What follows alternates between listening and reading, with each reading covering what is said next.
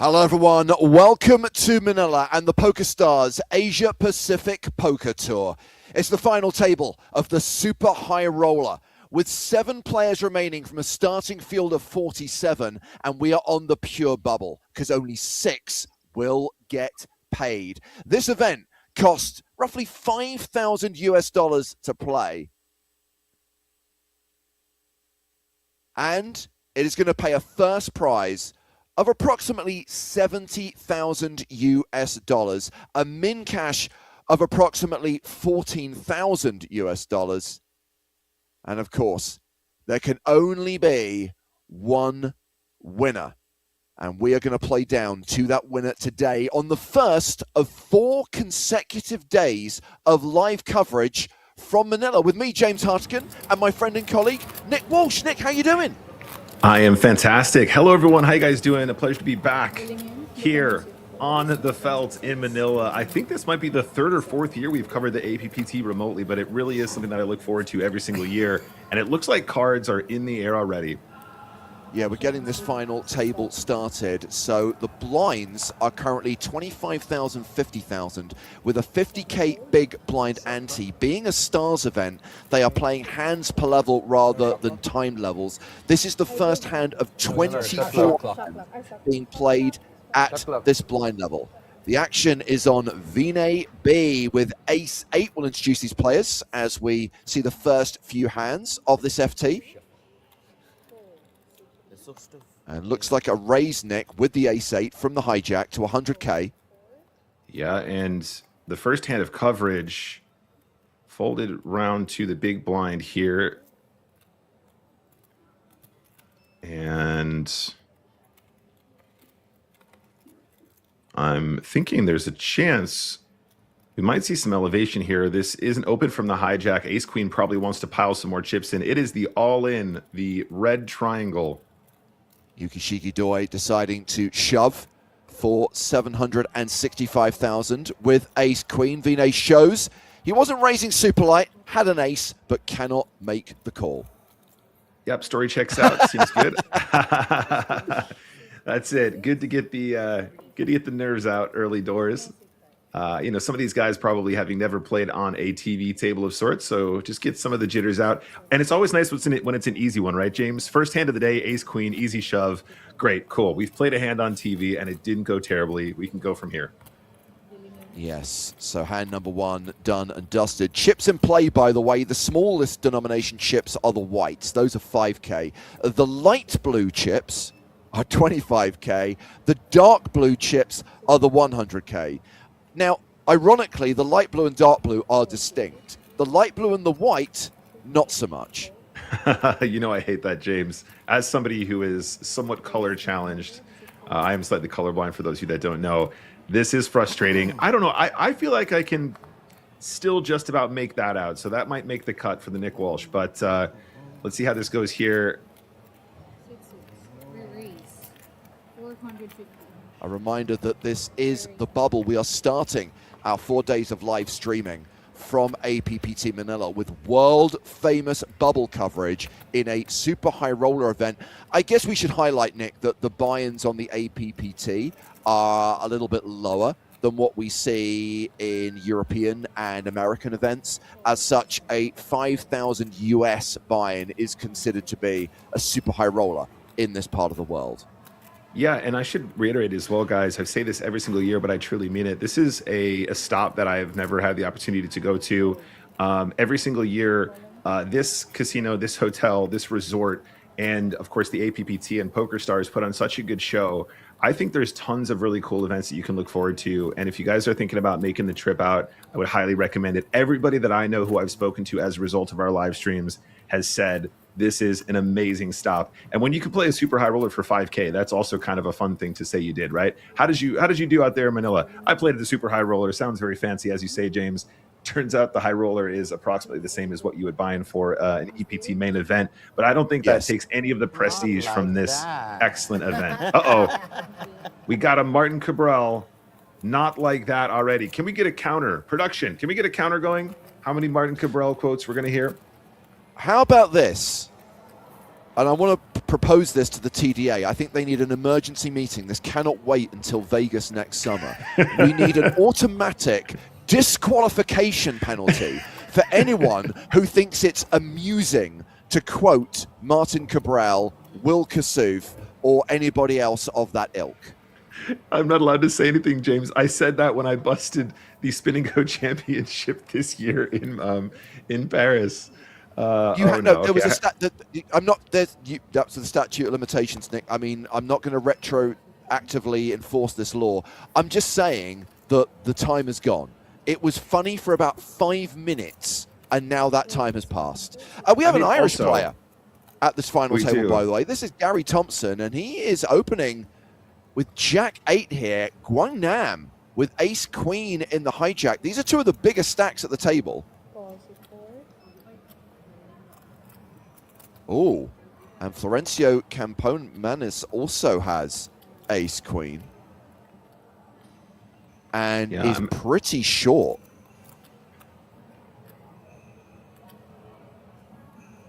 I just send it here. Okay, it does send it. It's a virtual all-in. Note that he has kept one chip back.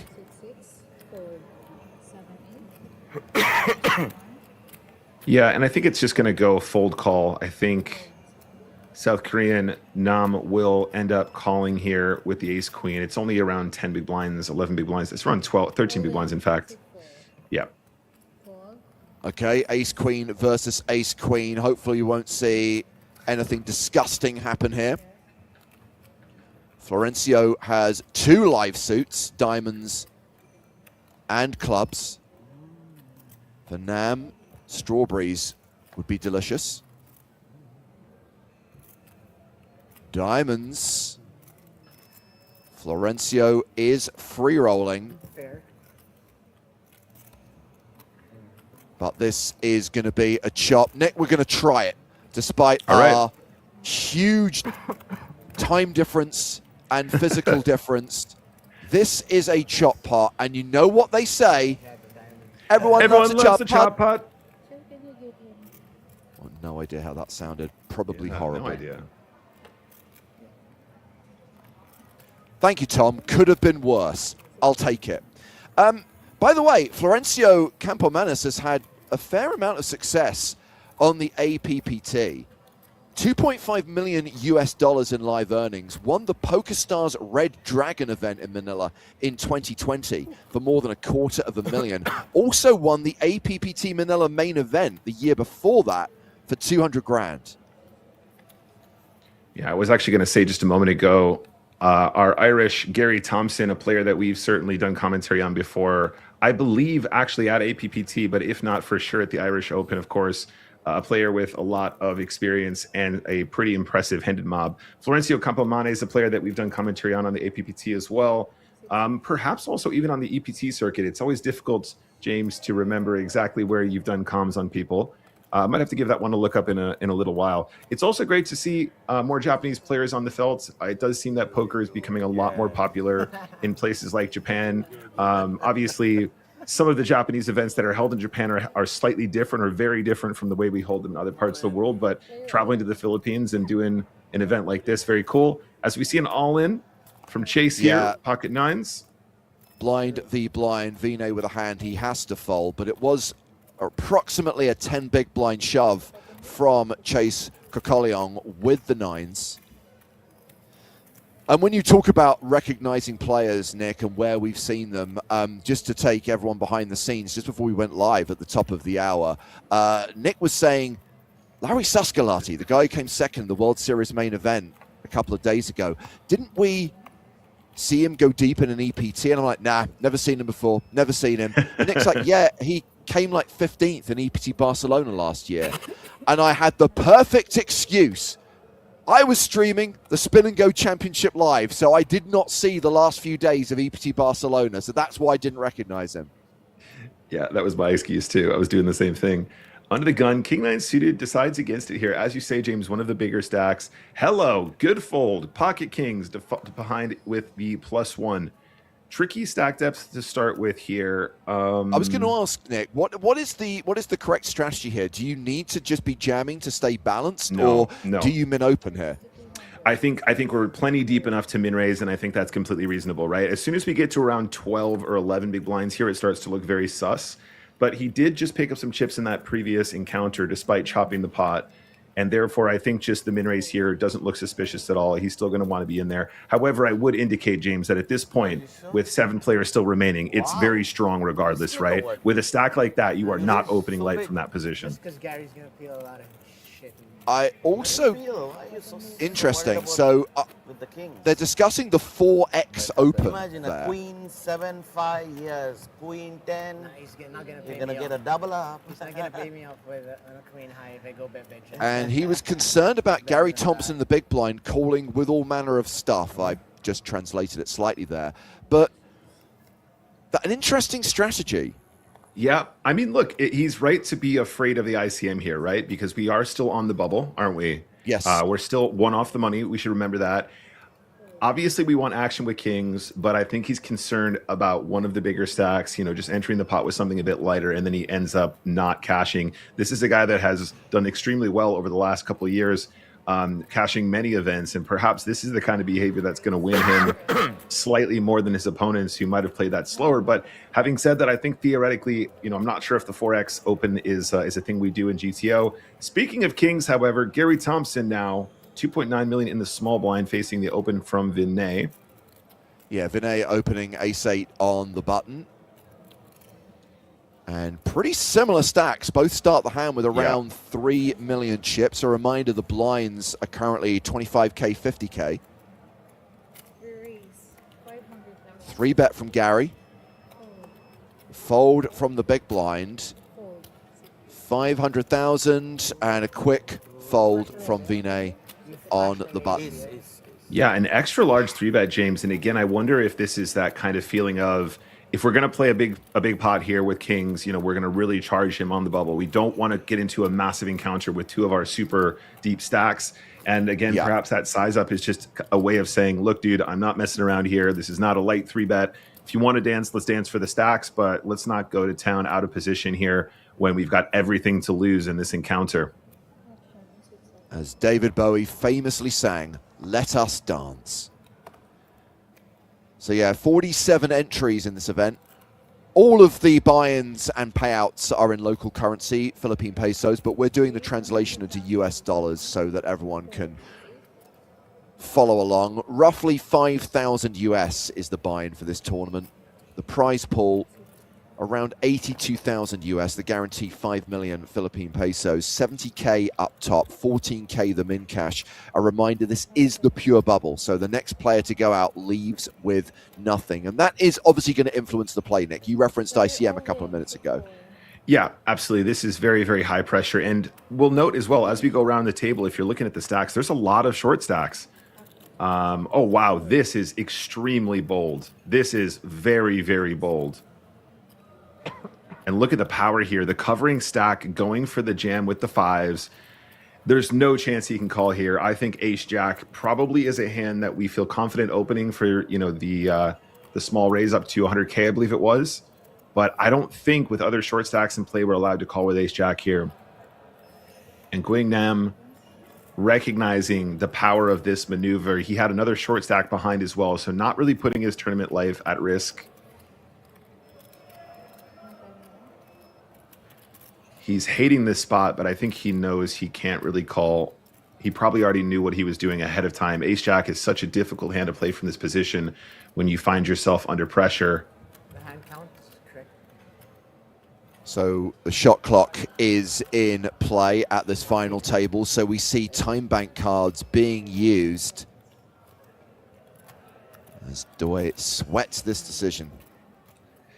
Started the hand with around 20 big blinds, James, and I don't know about you, but on the direct bubble, I feel awful about putting 20 big blinds in. There are definitely other shorter stacks around the table right now as well.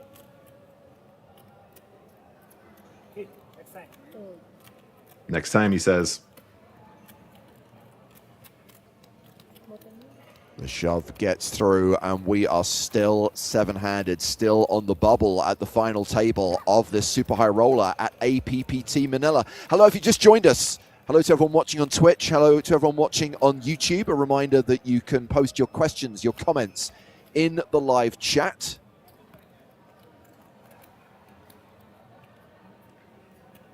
V Trudell says, random APPT stream is random. Hello all. Well, it's not random in the sense that there is an event taking place in Manila right now. And as you alluded to, Nick, we have been streaming not just the APPT Manila Festival in the summer, but also the APPT Championship in Manila, which takes place in the fall. That's been the MO for the last couple of years. Should highlight that the top 2 players in this tournament, whoever finishes second, whoever wins the Super High Roller, will get packages to that APPT Championship in October. They get entry to the main event and accommodation. It's a package worth around $3,500 US. That's not bad. Bit of added value.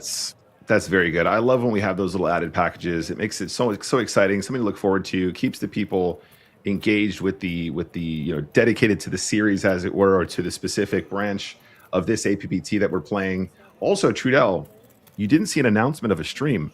You must not be following me at Nick Walsh TV. You must be kidding. It's been all over my social media.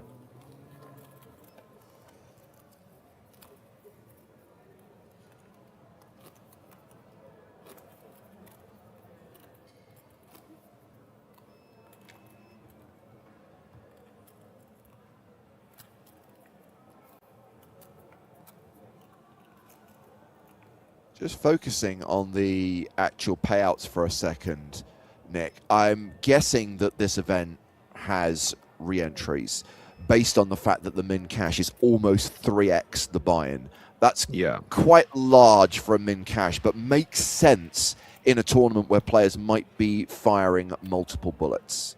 Yeah, well spotted there, James. You're absolutely right. And, quite top heavy, which is, of course, quite standard for live events these days, but unusual to see such a large min cash. You're absolutely right.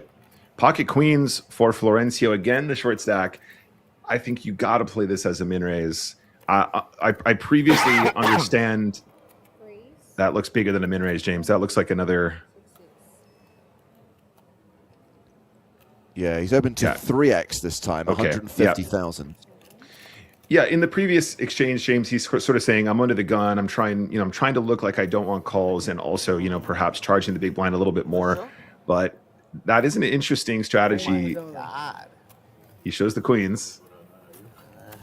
But it does seem that he's somebody who's really, really been brutalized by the bubble before. 2 big spots to win big pots, decides to size up and take it down pre-flop, but staying alive just before the bubble. No one wants to be brutalized by the bubble. Well, if this stream has taken people by surprise, I don't want people to not know about EPT Barcelona. I'm sure it's on most people's radar. It's an event that's been running since 2004, and we've been streaming it every year since 2007.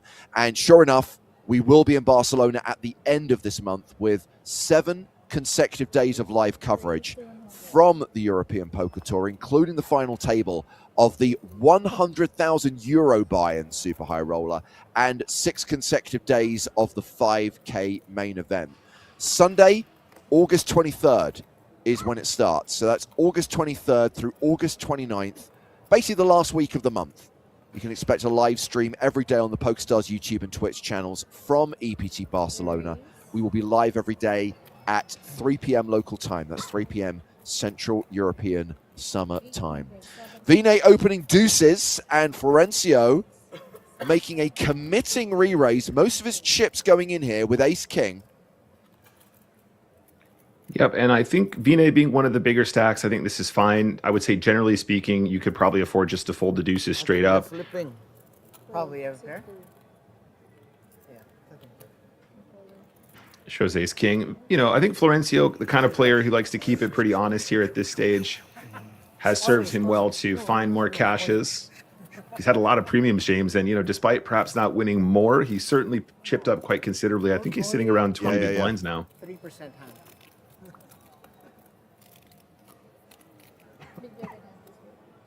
Yeah, I'm very much looking forward to EPT this year, guys. I mean, Barcelona is such a special stop for so many reasons. It is really, really sneaking up on us. I mean, I think we're only, a couple weeks away now. I've been trying to get on the health kick, James, as well. I said no drinking until Barcelona. I'm going to be in the gym 3 times a week before Barcelona. So far, so good. But if you guys How are about we thinking extend about that through Barcelona? Not the gym bit, but maybe we can get through 7 days live streaming with you being sober. I'm completely down with that 100%. I'd love to keep it going after that. It's been fun. Shout out to Philip the Razor, who says, I'm extremely happy the stream is back. I've missed you guys. And get this, I've been killing it since you guys have been off air.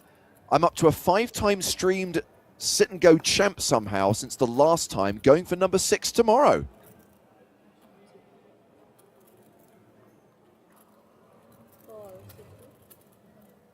Let's go.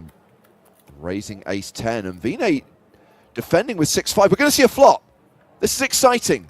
I like flops. Flops are fun. And it's a pair of 5s for Vine. Yeah, Not I think much this is for Gwingnam. This is definitely the kind of board where Vinay's allowed to do some leading. I mean, this is also a little bit, it feels uncomfortable, right? Generally speaking, we want to check to the initial opener, but when we have a hand like this, it's almost impossible to be dead. In fact, we're going to end up with mountains of equity when we have a hand like 6-5. It's also very difficult for your opponent to really play back at you during this, high ICM moment, right? Even if your opponent turns up with ace king here, if you have a little lead, you're going to really start to lock those hands out. Hands that have tons of equity. On this occasion, I think it's just going to go bet fold.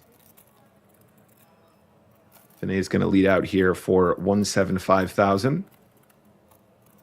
You are drawing very thin, my friend, and Gwingnam is going to fold. They don't move. They didn't move here either. Never great to be drawing to a chop, is it? No, it is not. And I think that the check is going to be perfectly fine. I don't think that's a mistake at all. Just interesting to sort of muse on some of those moves that the really, really talented sort of late game, high ICM moment players will try and employ there. If I'm not mistaken, I think that's one of the really good ones. A pair with a straight draw. Like, James, put yourself in that position, right? Imagine your opponent has aces. You're actually doing so well. You have live cards to 2 pair plus the straight draw. It's just like one of these really undervalued sort of it's a spot that people don't realize has as much equity as it does, and really good players will try and exploit that and also try and deny as much equity as possible to players with overcards. So cutoff here, this player has about 13 big blinds. I would say this is probably a very reasonable raise spot. I don't know if perhaps he's considering a bigger move than that. I would say for chips, you could quite easily shove this, James, but I'm not sure on the ICM implications. He is one of the shortest stacks at the table, if not the shortest. Decides against it. Wow, okay. Playing it very snug there. Here's Chase now around exactly 10 big blinds, just a smidge over. You can play this as a shove. I don't know if he wants to do it on this occasion. Let's see. There it is. Sometimes you have ace king. Sometimes yes. Queen Jack for Vinay in the small blind. If you have ace king, then of course you have ace king. Yeah, he's going to consider it, but I think this is almost definitely a fold. I have ace king. There's a lot of benefit to keeping those shorties on the table as well. If you're Vinay and you're that big stack, you can really apply a lot of pressure to the other middling stacks here with players with 10 big blinds still sitting at the table. Very visibly so as well, right? Sometimes the chips are a little bit misleading, but on this occasion, we can see very clearly that Chase is one of the shorter stacks, and everyone at the table will be aware of that. So Vinay has more than $500,000 in live earnings. He actually had a final table at the World Series of Poker this summer, came 6th in the Mystery Millions for $225,000 US. Nice one.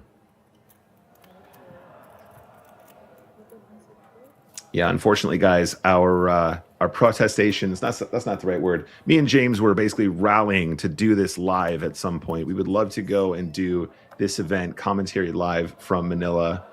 So just to be clear, Nick, that was the championship, right, in the fall? Because Yes. it would be inconvenient, right? Just ahead of Barcelona, it'd be pretty inconvenient to have to schlep all the way to the Philippines. However, come October, come the championship event, that's when I know that's what you've been petitioning for the last couple of years.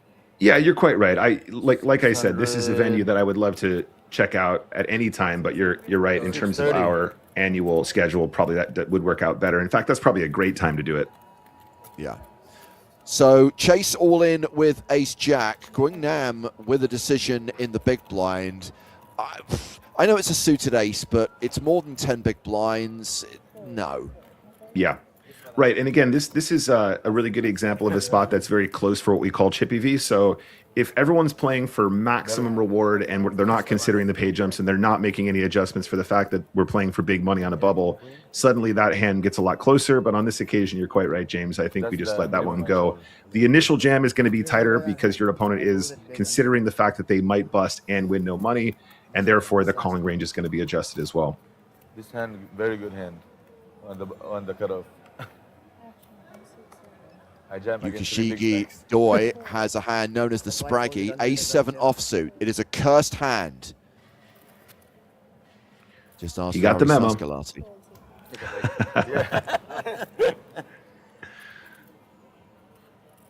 King 7 for V8. So here's an example. Vinay could get kind of out of line here. He's one of the biggest stacks. He does have another big stack directly to his left, though, so I don't blame him for missing that one out completely. You should see a lot of raising here from Gary Thompson, though. This is really, really good for him. You have a player to the left who is deeper stacked, and then you're raising directly into one of the short stacks who has to play very, very honestly, and you're going to pick up a lot of dead money just with that raise there. Feels great.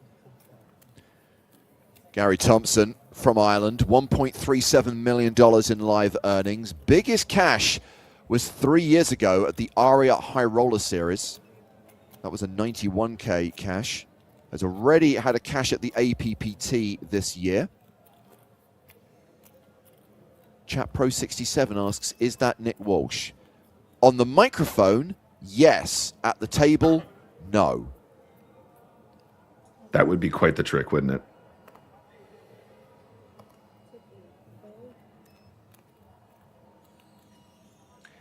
James, was that comment coming from the global PokerStars? YouTube, excuse me. Yes. This is why I'm confused. You're seeing comments I'm not seeing. It's because I'm geo-locked to the UK one. That makes more sense. Well, fine. If there's any good commentary on the UK channel, you can read that, and I'll stick to global. Yeah, all good. Speaking of which, Brombagen, Duckzilla, shout out to you guys over there on the UK YouTube. Thank you for keeping us company.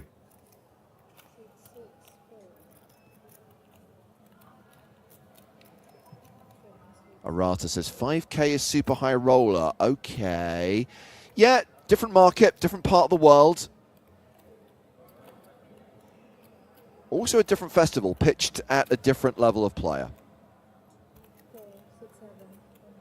Ooh, here we go. Hijack open, pretty hand, defend big blind. This feels good so far. Yukishige, I think, is probably calling correctly here. It might be a little bit close with ICM, but does continue with the suited four. Yep. Playing in flow, checks to Vinay, who's missed this board. Yep. And James, you know, we're continuing with these pretty suited gappy connectors because there's a lot of opportunity to make big hands. But now we suddenly find ourselves here. And honestly, I don't know the correct answer. Folding is out of the question. I think that the call feels very natural. I think check raising under ICM is probably not good at all. I think that's very dangerous, although it would maybe shut it down right here, right now. Having the backdoor diamond is very useful. So Vinay binks an 8 on the turn, which makes him a 9-1 favorite in this hand. Yeah, and you know, I don't think Yukishige is going to have tons of 4x and deuce x, so I think checking the turn feels good to me, just in case we are going to run into, you know, the queen x suiteds. Good check there, I think.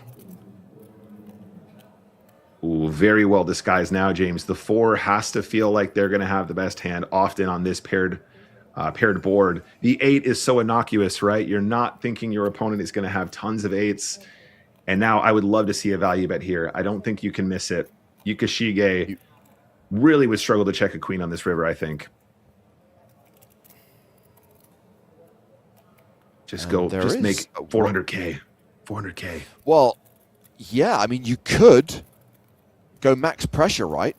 Doi's got 465K behind. You could just basically put him to a decision and see whether he's prepared to hero for his entire stack on the bubble with a pair of 4s. It looks like he sized down. I think this is very like sort of natural. It does feel good because betting small feels like you're getting more calls from weaker hands. I think on the flip side of that, having a bigger bet here, I think, is kind of more effective. You're going to get paid for more when called, but also it looks a little bit more bluff heavy. So I really understand the size down. I think the size down is fine because you do feel like you're trying to get a hero call from a 4 or a deuce. But I think the bigger size is probably going to win you more in the long run. Brutal spot, James. Real tough.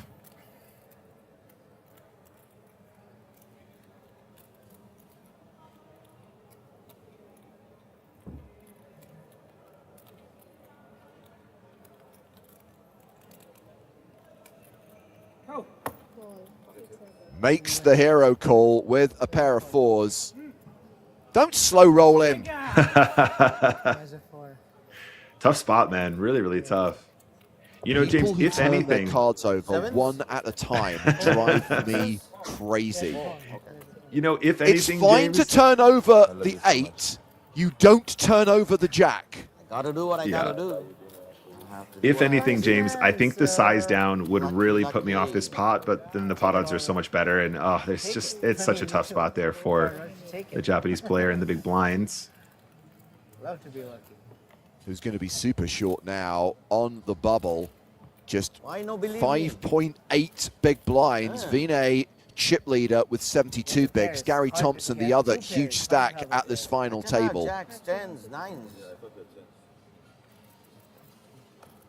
Yes, Perso, it is a fancy casino. That's what we were talking about. Yeah. Would be a fun place to visit. I imagine the rooms in the hotel are very nice. Yeah, and this is just one area of the casino. Previously, James, if you recall, we were doing live streaming from the Thunderdome, I was calling it. They have this sort of giant glass dome that sits on the bay in Manila. Yes. And it was basically poker tables surrounded by like infinity pools. It's absolutely stunning. Doi shoves small to big with 7-5. Look at this. It's going to work, but Gary, can I have 100? Look at this. This is rowdy. I don't know about this. Sure. If you don't mind. Thank you. It's gonna work, but this seems a little bit too spicy for my taste. Nice, we gets love it some done. spiciness. Love some spiciness. Was it 6? I thought it was close. 6 queen? No, I thought it was close, so I asked him if it was close and said no, it wasn't close. It was just annoying. 2-6. Oh man, playing with fire, James. I don't know. I'm still feeling uncomfortable about that move just then. I don't know if I like that at all. What's that all in with 360 or 260? On the bubble as well. I'm going to be polite and say it was an optimistic shove rather than a tilt shove. It got the job done, and that's what counts. Come on.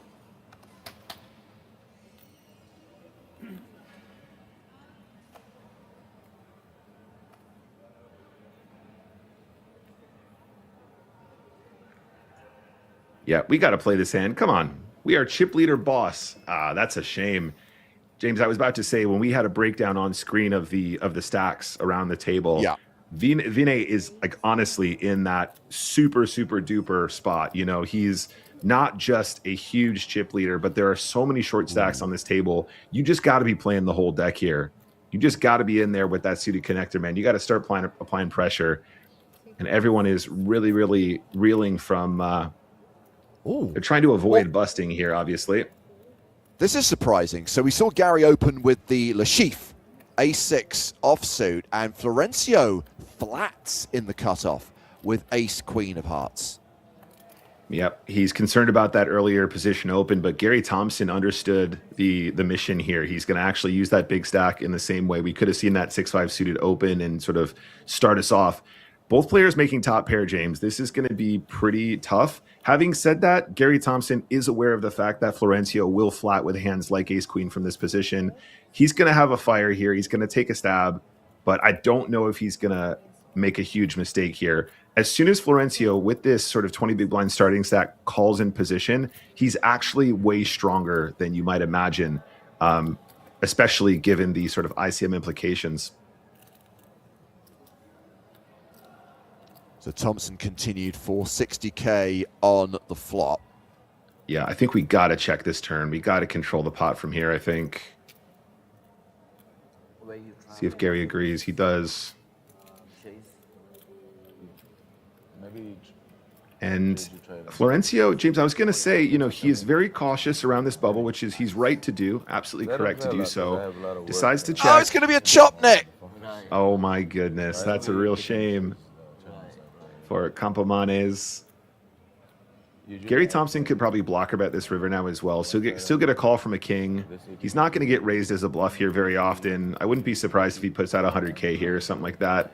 Checking is probably also very reasonable. Yeah, of course. WSOP I've never gone because Never been. I think I'd like to see 100K. schedule is not for me. You can come and play some Yeah, that's nice 10Ks or the.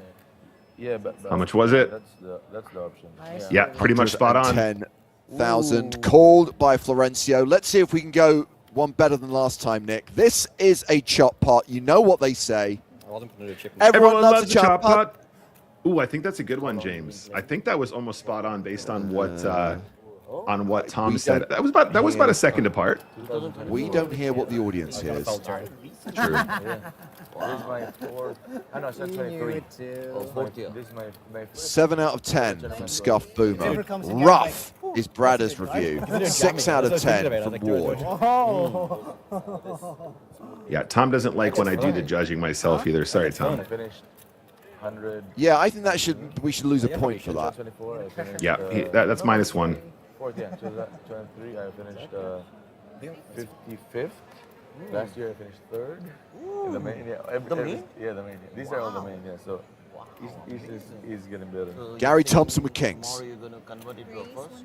I don't know, James. Boy, look I'm gonna at put it out that. there. I think Gary Thompson is in a good place right now. I think he's playing good poker. He's obviously a very talented guy in the first place. He's the kind of player that comes to a final table like this with a big stack and just makes it his own. I don't know, Nick. I think Yukashigi Doi is going to double up through Gary Thompson.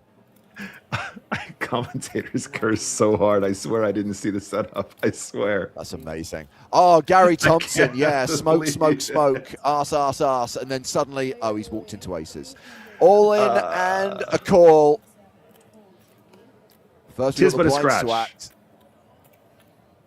Now we're going to get the call from Gary, and Yukashige Doi will be at risk here on the bubble, but is a huge favorite to get the double. 80%. What? This is so TV. Oh, wow. 80%. Never tell me the odds. Have these guys never seen aces versus kings before? King's aces.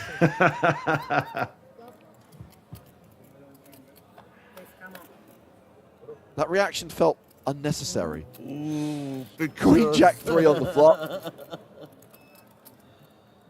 Youth. 10? Don't call for cards. No, 10. Youth. 10. No, Aces? Don't call for cards. never call for cards when you're ahead. 4 line. 9, no. This 4 side. No.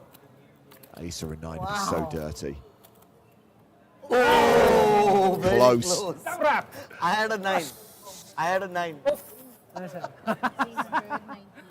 a double up for Dor. King's aces bubble time. Oh, James. sweat. He shoves 7 high, blind v blind, gets the pickup, wakes up with aces versus kings. This guy has a chance. He is back in it. Oh, that's Still 7-handed, still on the bubble at the final table of this APPT Manila Super High Roller. Hold'em Hustle says chop pot or chopped pot. As the author, as the creator of that meme, I can tell you it is chop pot. Everyone loves a chop It's been a pot. while. Sure, It's been a yeah, while. been Much longer, right? a few. There's been a few breaks as well. 30-minute. There have been breaks. at least 2 different t-shirt That's what the designs 3X with that slogan on it, and I didn't get a penny from their sale. Yeah, it does. Insane. Unbelievable. To be fair, one of them was given away for free. I mean, I'm still reeling Hard to from the get fact royalties on we. Super long Great. bubble. I'm still reeling from the Right? fact that the allegations that Because 3 that buy-ins, 6 Joe plays 3 Stapleton buy-ins. did not, in Usually fact, 4.5 invent. too. It's only a chip in a chair, and reality is really And the short shaken stack for me playing after that. hands too. like, oh, since a while ago. Hands and holds. So Vinay completes with Jack 6 in the small. Gary Thompson 9-8 in the big. Didn't actually think Kings was behind there. Ace 10-7. That is an open-ended straight draw for Gary Thompson. Right now, Jack High is the best hand. This is a post-flop flip. Poker's hard, man. Poker's Yeah, and I'm interested to see if Gary wants to bet here. I think when you have this set up against the two big stacks, I think the check is probably preferred. I would also argue that when Vinay checks ace 10-7, it's more likely that he has showdown because it's a board that a lot of players will like to just stab after the limp. It's a board your opponent probably isn't going to hit, having not raised blind v blind. Having said that, ranges look very different than they would earlier in the event, of course, because the two big stacks are going to avoid playing huge pots against each other. Now on the river, Vinay checks again. Jack high. A pair of eights is good.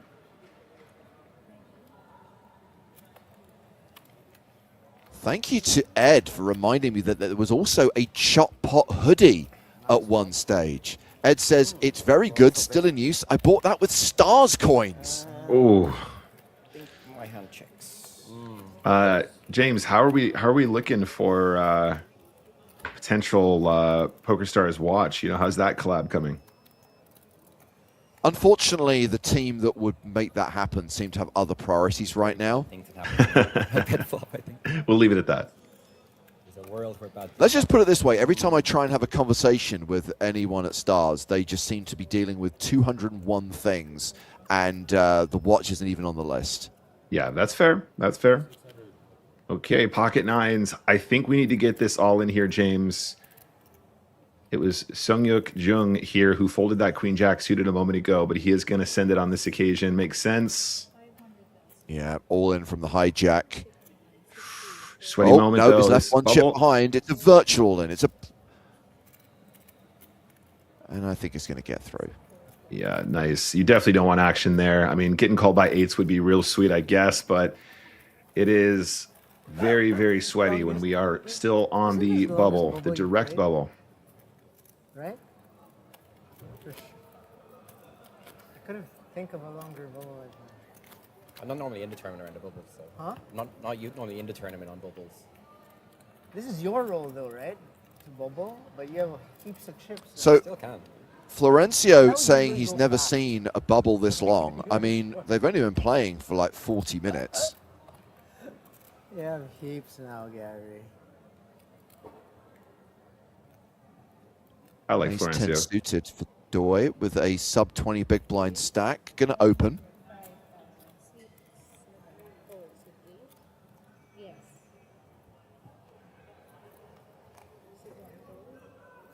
Raises to 105,000. We see King Queen folded there.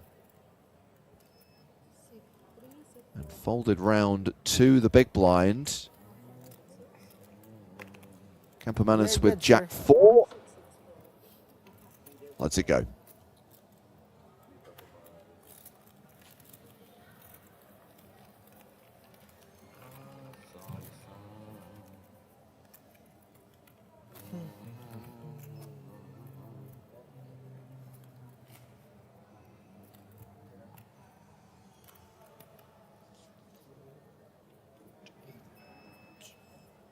Is that your wife?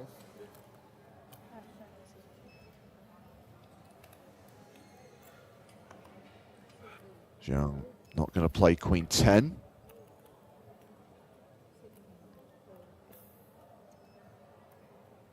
Kings for Vinay. Wow. Seeing a decent number of big pairs. Yeah, absolutely. We've had tons of premiums since we set out. Big blind, Mike and a raise. Oh, little smile there. Couldn't be more direct.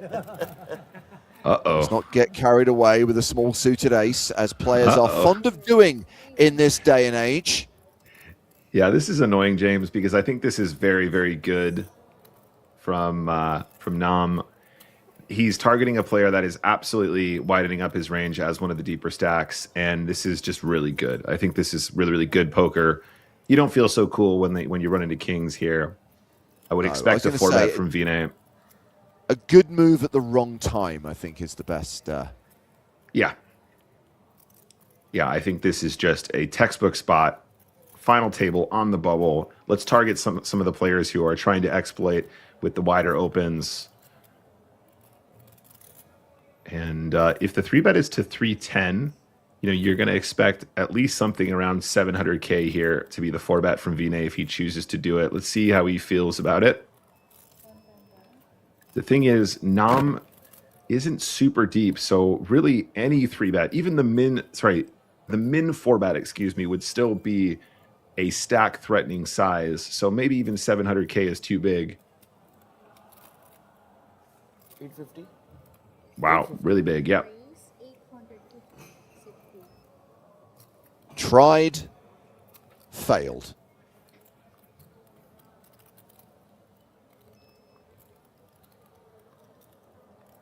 Make it look good. Make it like I've got a decision here. I can tell what's going through his head, James. Oh, I hate when this happens. I'm sure this was a 3-bet. I need to look this one up later. They always have it. My 3-bets never get through. Make it look good. Make it look good. Folds the ace-3 and more chips for Vinay. Closing in on the 4 million mark. Has chipped up nicely. Started the final table as chip leader and continues to accrue chips on the bubble. Ace-3 suited. You're close. Slap him. Stop reading my cards. Ask him to pick one, and then Chase. if he picks good, then Coquelin will be first to act here. Queen 6. Folds.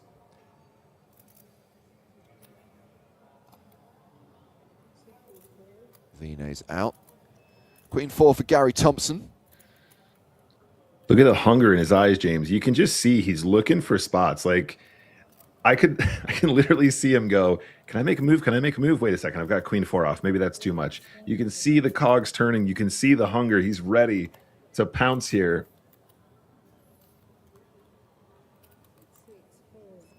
Wow, Camponis. Wow. Folds ace-6 suited on the button. Wow, I don't know about that one. He's being very cautious, which I applaud, but that's very snug for me. We can see it would have been raise, take it down, right? 9-5, 10-5. Yeah. Goodness me. Kay Burren, watching on YouTube, says, I am visiting the EPT. See you soon. Yeah, we referenced it earlier on. EPT Barcelona kicking off in just a few days. It's weird. Yesterday, Nick, I recorded an episode of the Chip Race podcast with David and Dara. I will be the guest on the next edition of the Lock-In, which I think will be released on Sunday. But those guys are like literally going next week because, of course, Barcelona runs for like more than a couple of weeks when you include the CEP and the PokerStars Open at the start of the festival. We won't be in town until the last week when we'll be streaming the Super High Roller final table and the main event. The streams start Sunday, August 23rd. But, Kay, I will be there from the 20th. Say hello if you see me walking the corridors of Casino Barcelona. Ace-7, all in. Yukashige Doi takes a stand with the Spraggy. Ace. Yep, applying max pressure there, James, against the two short stacks behind. I think there's an argument that could be a raise instead, and it would have the same effect. At this point in the tournament, the small blind and the big blind are not going to 3-bet light, and I think they will just be forced to fold most of the deck. If you wanted to be a super ICM wizard, I think there's a chance that you could just raise that non all in, but I could be wrong. That's one for the lab. So Vinay hovering around 80 big blinds. The shortest stacks right now. Young with 13 bigs, Coquelin with 11 bigs. Not long, by the way, until the blinds go up. 24 hands per blind level. Right now we're at 25.50. In a few hands' time, they will jump to 30.60.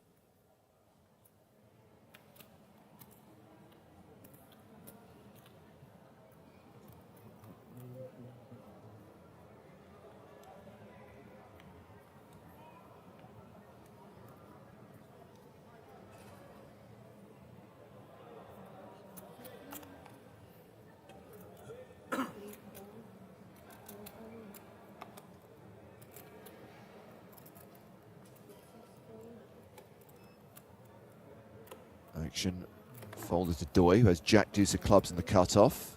Passes. Oh my God, how many times? Good hand. How many times? Clocky along in the small. I need your blinds, man. Really need your blinds. I love this poker banter. he just cursed on TV. I said no promises, right? Oh, man. You're a funny guy. This guy is good, man. Funny how? I like it. James, I just gotta say, I just think every time we do commentary on these events, the vibes are so good, man. People are just having a good So time. frank. Yeah.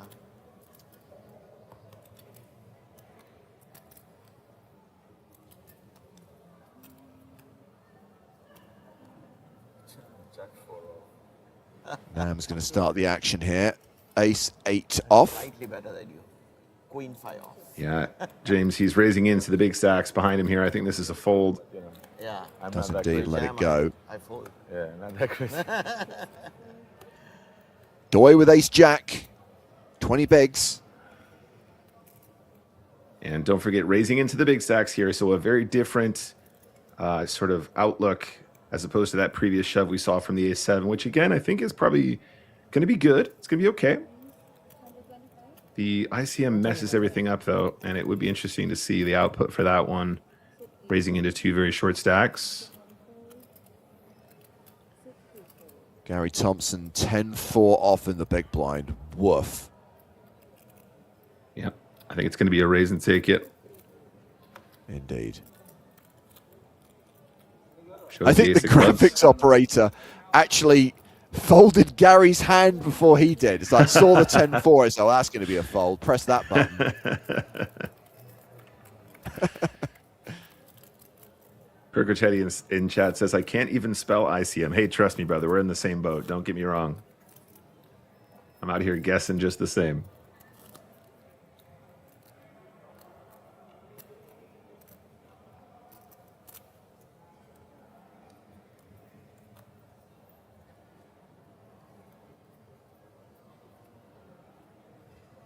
So considering this is a final table and only 7-handed, Nick, when the bubble finally bursts, do you think we will see a post-bubble bust-out bonanza? Is it going to go from like 6-3 in like 5 or 7 hands?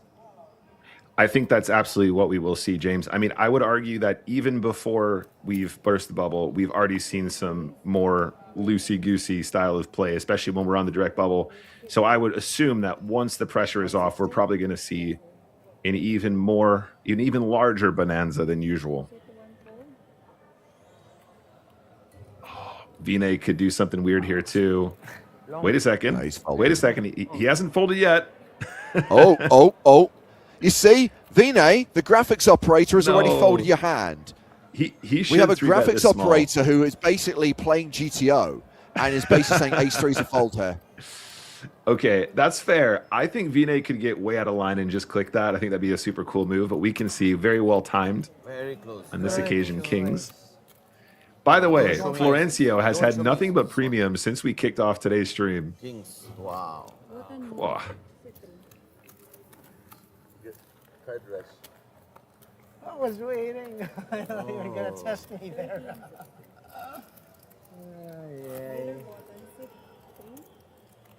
If there was anybody else who would have opened, I would have 3-bet. Yeah, I Only against you, I don't. believe, even after that I know my rush. limits When- against you. Sick read. Sick read. I felt that you were genuinely thinking about it. I was trying to count your stack and what happens And what how much size should you I could go size up. in. Yeah, exactly. Yeah. And can you actually Blinds fold are and rip? indeed up, Nick. We are now playing 30k, 60k with a 60k big blind ante.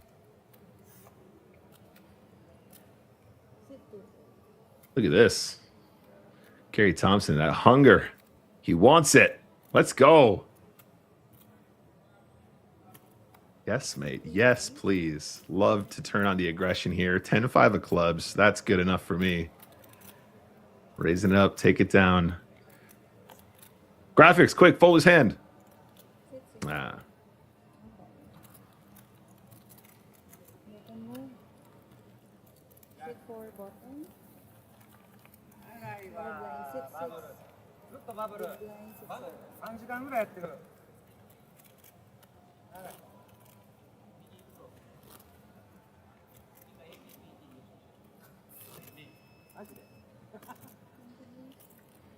No raise, okay? Oh, Shabik blind? I do blind raise. I know see card. TV see my card. I don't see. See now. Come on, come on. Come on. Come on. Wait for two guys first. Yeah, I'm just getting ready. I love it. Good vibes in the super high roll there. Oh, he looked.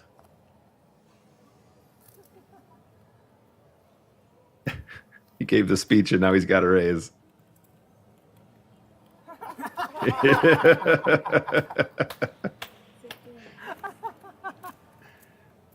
I love it. A surefire way to guarantee that the big stack is going to raise your big blind is if you make a big song and dance about the fact that you don't want them to raise your big blind. James, it's exactly the same as the people that try and look like they're going to raise because they don't want you to raise the river and they're trying to look like they're going to raise. It's just guaranteed always going to get you action that you don't want. Good card. 10-4 as well. Good card. I like Vinay's style. I reckon Vinay would be a cool guy to hang out with. So we've got live poker being played right now in Manila. We, of course, have APT Barcelona at the end of this month.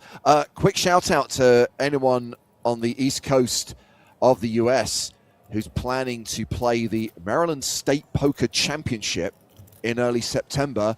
I'm going to be there.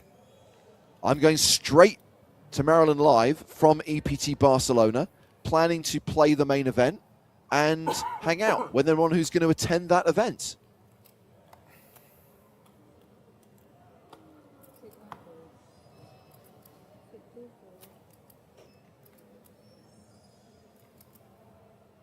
There's going to be added value at that festival, by the way, Nick. There are going to be 16 events on the schedule, and if you win an event, you go into a draw.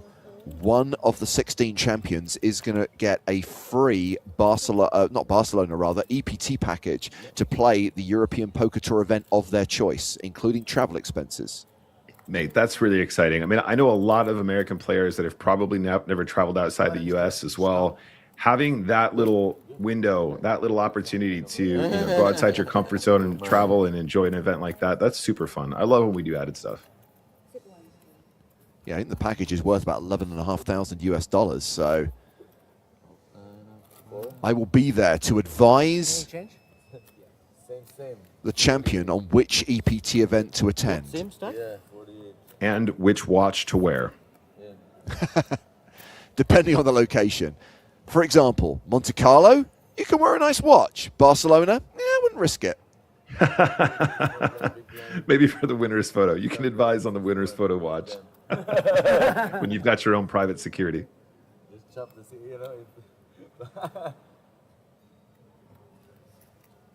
Look at Gary. Let's go. He has correctly identified that he can get involved with a wide range, and he's executing this perfectly. I mean, granted, yes, he ran kings into aces. That's inevitable. That's not a big deal. Not even a chip. Not even a scratch. He's still in the driver's seat here. Yeah, we're all in here. Come on. Gonna make it look good.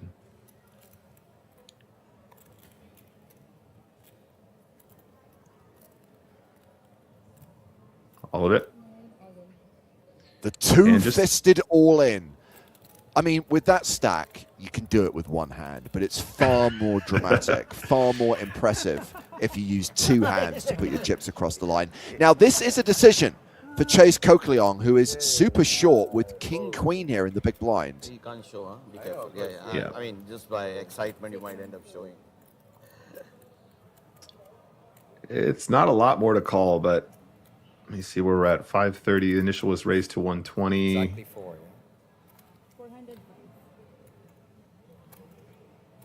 Yeah, math is hard here. It's very close. I think we're probably going to be willing to gamble. What'd you fold? So Gary Thompson makes the call with Queen 9. Does have live cards. Ace King He blocked ahead his though. out one and his out one. So it's 50-50. Jung, a 72% favorite to double up, but roughly 1/3 of the time, ugliness happens and he goes out on the bubble.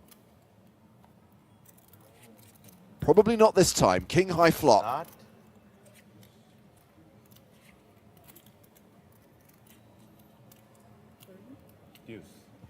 Jack. Okay, interesting. Oh, Stop calling for Gary cards. Oh, never easy. has gained outs. Now, some of the queens and nines folded, so he only has 2 cards he can hit, and that's not one of them. That is going to be a double up Yeah, but for Jung. Flush. told him to try. He's trying hard now. No, man, not with Queen 9 off. Okay. They're going to battle it out. So that means we are still 7-handed. That means we continue our world-famous bubble coverage here from APPT Manila at this Super High Roller FT. And we are thrilled to welcome to the stream Sebastian Huber from Team Pro. Seb, how are you doing? Great. What about you? Good, thank you. Great to have you here. Nick, speech in an hour, buddy. Thank you very much. See you in a bit. Good fold. Oh my God, here we go again. I'm very hyped to finally watch some APPT live coverage because I always wanted to go there. And let's see what's going on.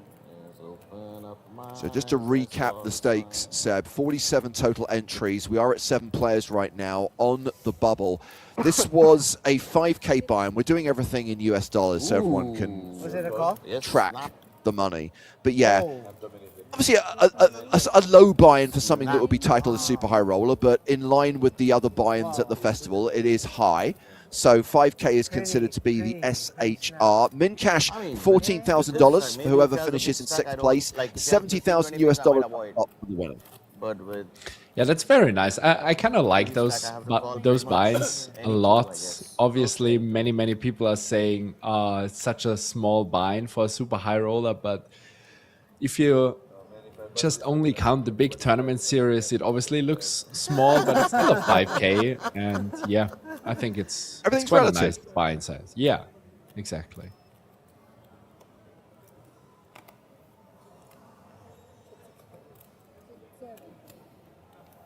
So here we they've go. been playing for around an hour now. This is the second blind level they've played on the bubble. And as you can see, as you just said, in our blind levels, like the structure is really cool. Playing on the bubble with 1 hour levels. This sounds like a really fun tournament to play. And here we go with the 10s. 20 blinds, getting quite interesting right away with the... Did he What? just fold? Yeah, he just open folded 10s. I mean, I guess one way of looking at it, Seb, is he just got the double up, right?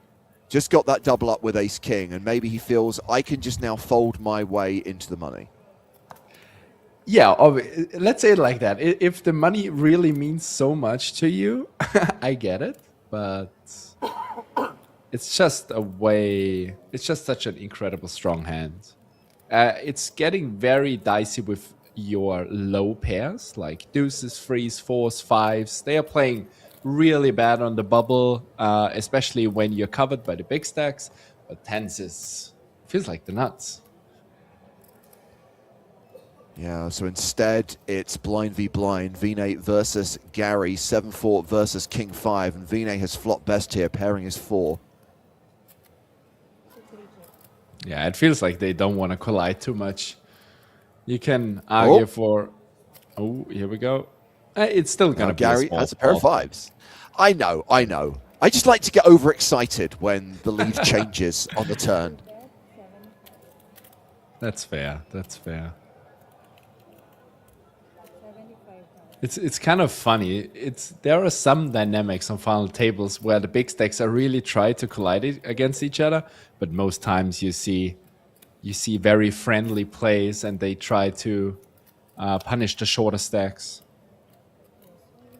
Barry Greenstein makes an appearance, but does not change the outcome of this hand. Gary Thompson's pair of fives still good.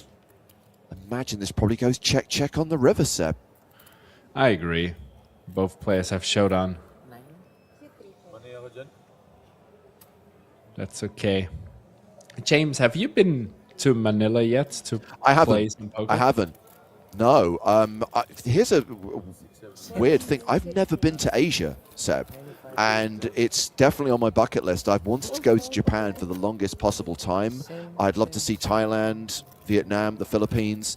So at some point, and it's something that my partner and I have discussed, we are going to do that trip. But yeah, if, as Nick and I have said for the last 12 months, if PokerStars would like us to be in Manila for the APPT Championship in October, let's talk. Let's talk. Yeah, I agree. I would love to play once over there. So I'm a big Asia fan, so I love being there. But I haven't played poker yet, so that's definitely on my list. Red asks, in the money when? Is this the bubble? Yes, this is the bubble. 7 players, 6 make the money. So 14K min cash, so a 14K bubble. That's 14,000 US dollars. It's quite a big min cash. Obviously, it makes it for people who are very scared, like the tens before, easier to be aware or to get into the money. And the big stacks can just get away with everything now. Like the button should probably open. It depends a little bit in what stacks he's open raising, but he can get away with everything. He can just mess around. Always interesting to see a player come into the final table as chip leader and utilize the bubble, shall we say, to accrue chips. These are the payouts in Philippine pesos. 14,000 is the min cash, then 18K, 23K, 31K, 45K, 70K in US dollars for the champion. Plus, I'm sure there's a very nice trophy. And as we established earlier, the top 2, the winner and the runner-up, will receive packages to the APPT Championship here in Manila in October, including entry to the main event and accommodation. Now you have seen Pocket Eights goes snap folding into the bin, and obviously it's still too tight, but you have seen the payouts, the min cash. It's almost 3x, so it's getting really crazy. Yeah, Florencio has to be very tight now with the super shorty.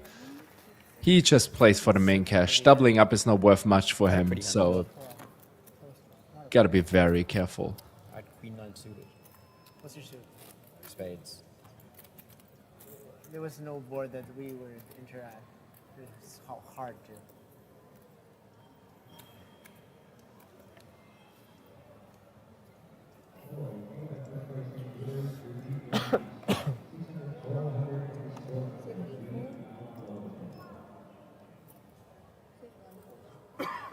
So the shorty has 5, a bit above 5 blinds.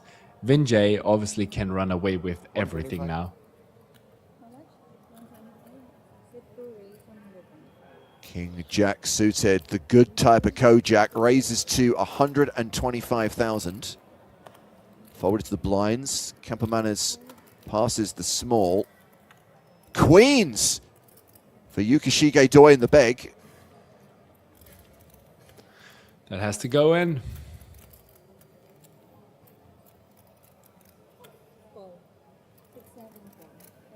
Just calls? I think with that incredible... Wow, what a flop.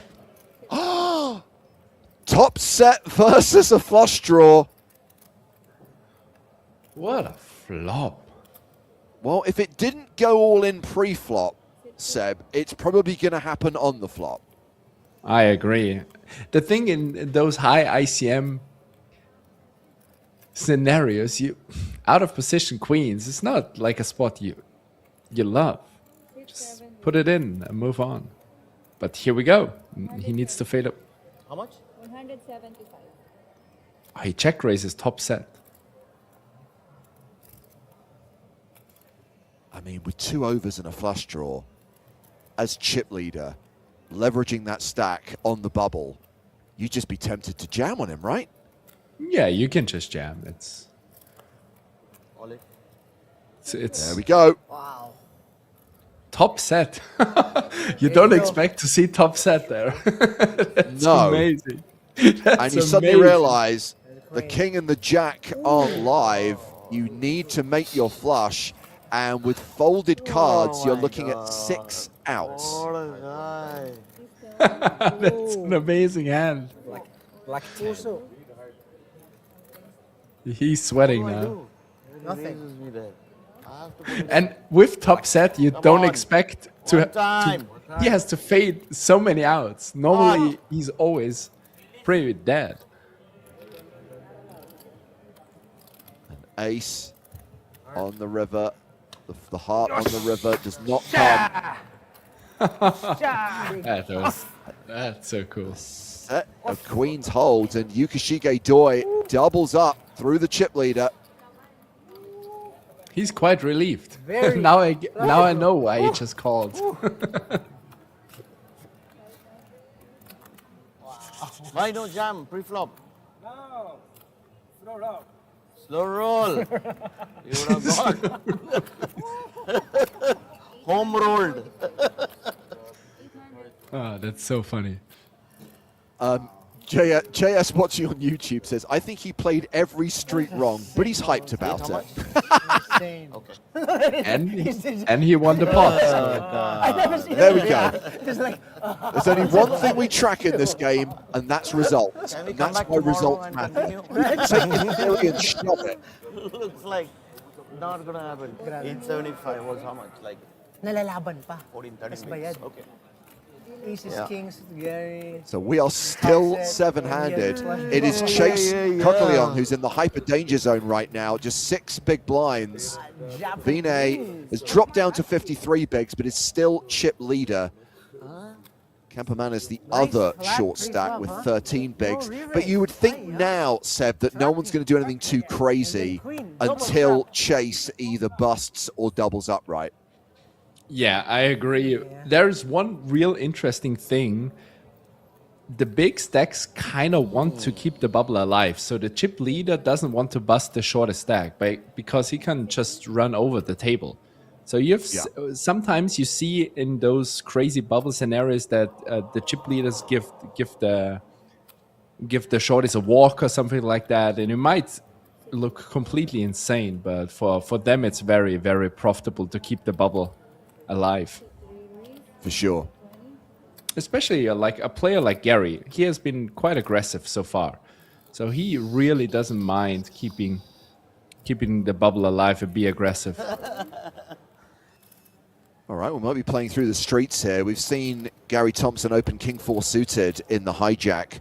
Guingnam flatting with Jack 10 of diamonds in the cutoff. Doi will fold the small. And it is Jung in the big with Queen 5, who will also fold. We are going heads up to the flop.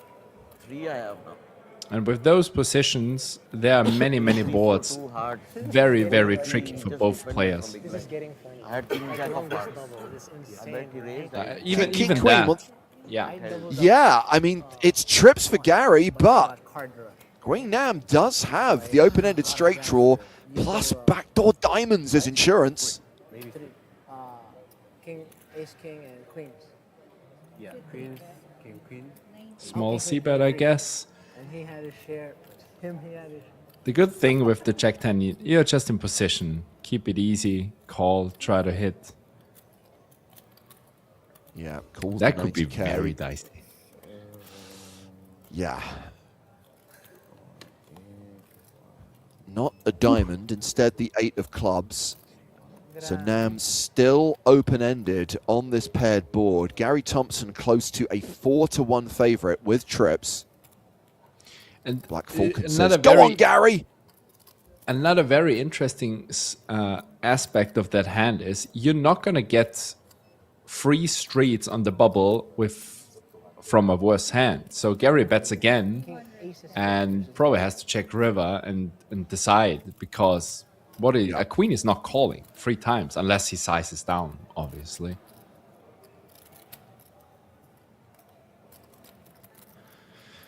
In ICM with the stack with the Jack 10, it's getting already very, very dicey. I wouldn't mind to see a fold. Only an ace and a 9 is good. And if the opponent has ace king, obviously king, queen, queens, you're already dead. So I like the fold and you're going to move on.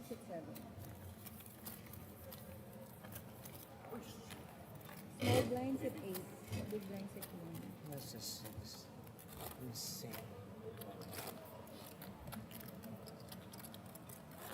So Gary Thompson accruing chips there as we continue. World famous bubble coverage from APPT Manila on the pure bubble in this super high roller. 14,000 US dollars if you can finish in 6th place. The next player out leaves with nothing. Yeah, Vinay. Vinjay here. Just Yeah. perfect spot to open raise any ace. He can just pressure everybody. Has the slight chip lead right now. It's very close between him and Gary Thompson.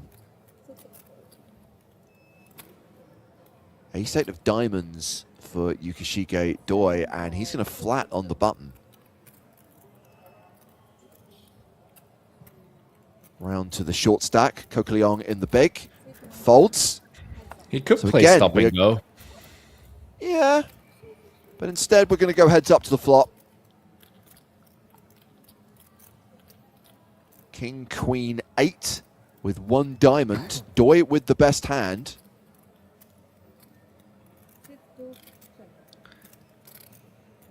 There are a couple of things to consider for Vinjay.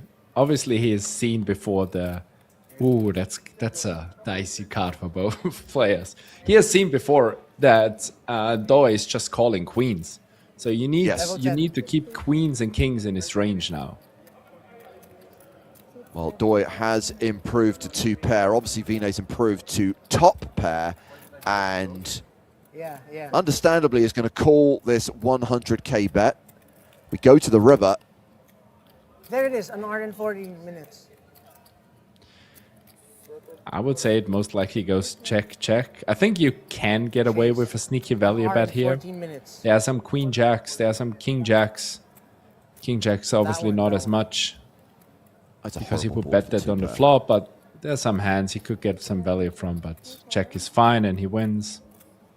Aces and 8s. The proverbial dead man's hand is going to win the pot, and Doi adds 375k to his stack.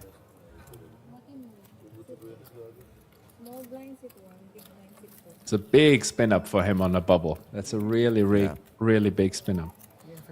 Going back to that other hand between Doi and Same risk, Vinay, right?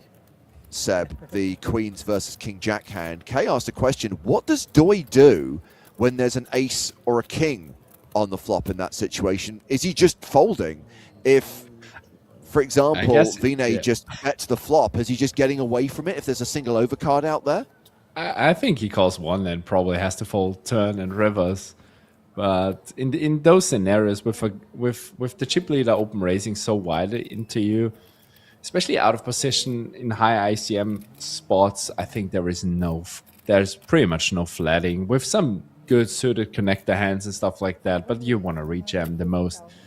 Obviously, it worked out for him very well, and now he gets aces. And raises to 150, gets folded. Come on, come on, come on. I give you enough chips. Now be quiet. We'll talk later. Don't be greedy. Don't be greedy.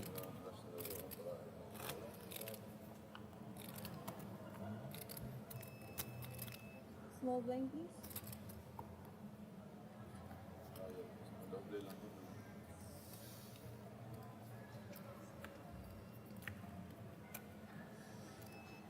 For the shortest stack, it's very tricky. Before he had 9-4 suited, he really needs to find some sort of a double up. He has pretty much the shorter the stack goes, the more people might try to take him out together, like they try to play like a satellite. So Sheriff in it's getting worse and worse. He has Share what? not a lot of hope to New sheriff. get any collision. Like 9-8 suited here, it's kind of tricky. This is, yeah. 1, 2. Hard rush, right?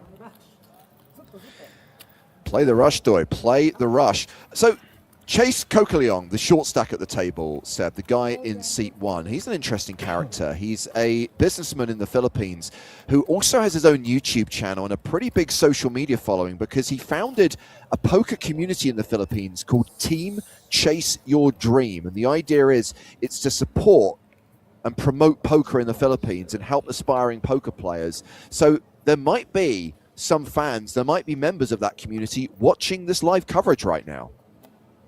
That's actually an amazing story.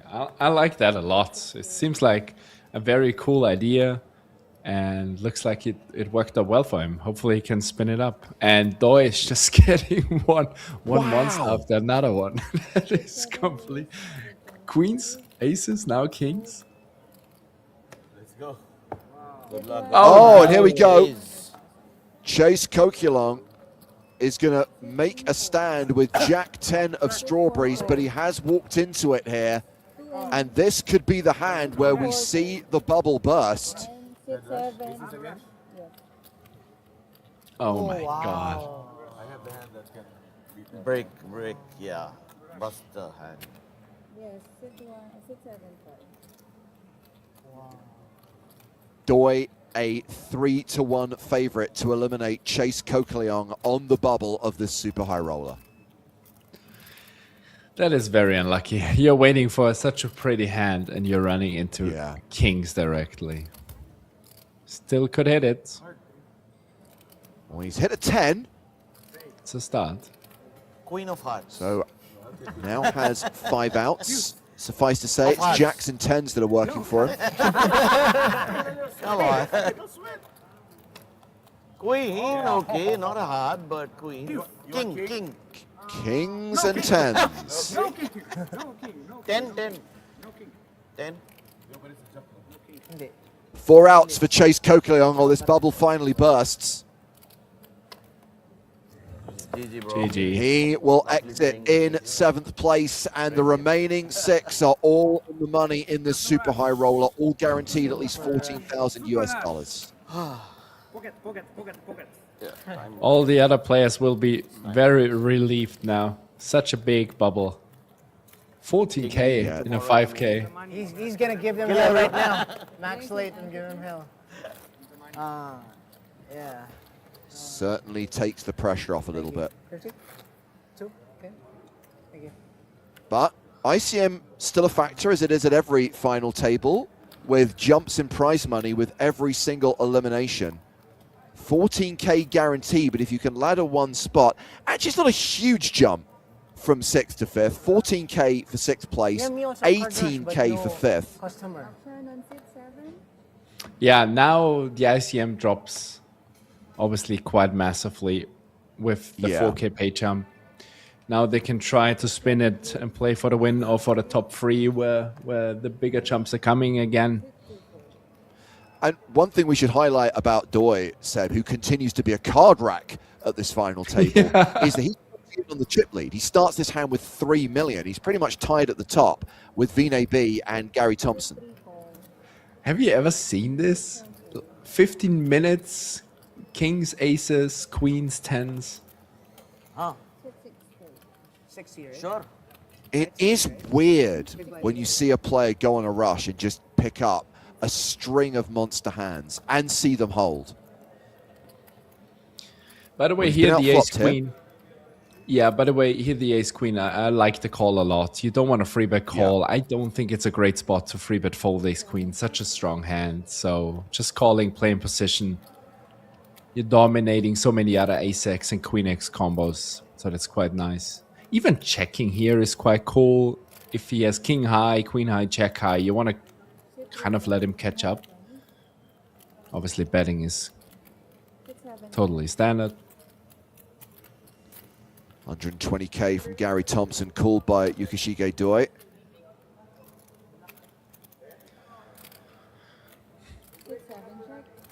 Thompson. Now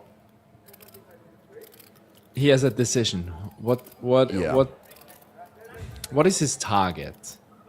If he bets twice on the board, he obviously folds out pretty much everything besides another ace. How many other ace-X does Doi check on the flop? He bets half pot-ish.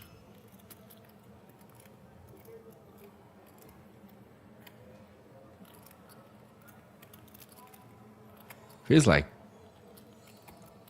Doi's hand can go either way. He beats some bluffs, some king queens, queen jacks. Obviously, his opponent has a lot of ace-X. Folds Yeah, face good up, fold. but showing that he's continuing to pick up huge hands. Showing everybody is only open raising tens plus and not ace king. To be fair, he did raise with fours a couple of hands ago. That's true. That's true. Only pairs. Only pairs. Good fold. That's cool. To do something in the break about this guy. Come on. From 300 to 2.5. You. What, 300? He had 300? Yeah. When he had aces versus kings. Zeno Blob asking when is the next EPT. We've talked about it a few times. EPT Barcelona kicks off in around a week's time. What a About comeback. 10 days' time. 290. And we'll be streaming the last 7 days of the festival. Super High Roller final table, 6 days of main event coverage. Starts Sunday, August 23rd. Of course, straight after Barcelona, Seb, we've got WCOOP. The dates confirmed in the last few days. Full schedule to be announced soon. But as you'd He's expect, taken over. the weekend after we Slow get down. back from Barcelona, Sunday, September For your 6th big is when blind. For WCOOP your big starts. It blind. runs until September 30th. Interestingly, I note that the first Sunday of WCOOP will also be day 2, phase 2 of the Sunday Yes. Million anniversary. And I am not in day 2 yet. So it's gonna You've be a got plenty pain. of chances, buddy. You've got pretty much a month to go. But Barcelona is in between. So obviously true. I can't play from Spain. I need to qualify next week or the next couple of days. I need to find a stack. So we haven't confirmed our streaming plans for WCOOP yet. I imagine we'll probably cover the last 2 days of the main event at the end of September. I can confirm that we will be streaming the final day of the Sunday Million 20th anniversary. So that will be Monday, September the 7th. And that's gonna be a big one. So Gary open raises again 10-8 suited, sounds good. Doi is defending the 6-8. Well, Yeah, it could Very nice, Steve. Huh? get interesting, but in Gary's position, bluffing into the big blind, who's all over the board, might be a bit dicey. Inside there. Oh, I mean, like, you where the, see where the cash games. are. He has a kind of a cool hand to do that, though. And then now Oh, they were having it inside there. yeah, the streaming. The streaming. Okay, check, But it check. was a little dark. Yeah, this is so nice. Yeah, It's yeah. in the open, man. Yeah, open. Yeah. And no straight on the river. Instead, Gary retakes the lead. He did get outflopped by a pair of 6s, but now has a pair of 10s. The championship, they always have it at the Coral Lounge, and every And we see a block July, bet this here, one, they always I have it. think. Do it here, man, the championship. 75, 200? No, it's enough. It's enough. I think it just coincides with something. 160, yeah. Or maybe they're just following tradition. That's Very interesting for Gary if he wants to raise this one. Because there's this nice, like, Obviously, Doi does this a lot with 7x, 6x, 5x. So beautiful. He could induce, if he has a straight, he could block bet re-raise, but he just calls, yeah, that's the standard one, and wins a nice pot. Doi lost a significant chunk of his stack there, down to 2.3 million. Gary Thompson, chip leader at the 6-handed final table with 3.8 million. Yeah, the swings are quite big, blinds are quite high, you need to be careful. Obviously, the short stacks love to see those kind of things. They want the big stacks to collide. leathering up is good for them. Yeah. But yeah, Gary looks like he's in a good spot. He plays aggressive. It seems like he feels very comfortable on the table. ठीक है? First answer. Sorry. I would even assume that Gary starts open raising any ace, pretty much any ace from that position. Yeah, not this ace, though. This is the Spraggy. This is a cursed hand. Spraggy. I feel like it's only for one player cursed, so I think You it's say fine. that.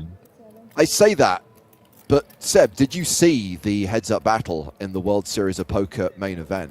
Larry Suscalati gets it all in with ace-7 offsuit against king-6, 6 on the flop, 6 on the turn, and he is the runner-up in one of the biggest tournaments of the year. So it's bad for everyone.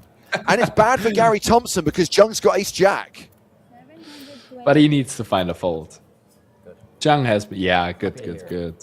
The queen 9, I've seen the queen 9 before from Gary. Understandable. I still think it's a little bit of a light call, but Very sad versus smart.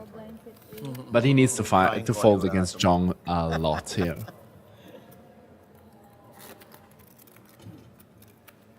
Queen Jack kind of hand, Queen 10, Queen Jack, something like that.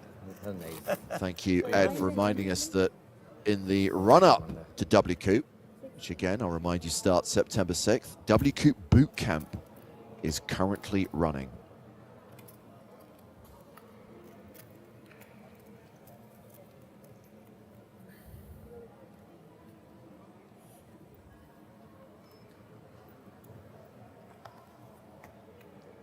So 3-fold.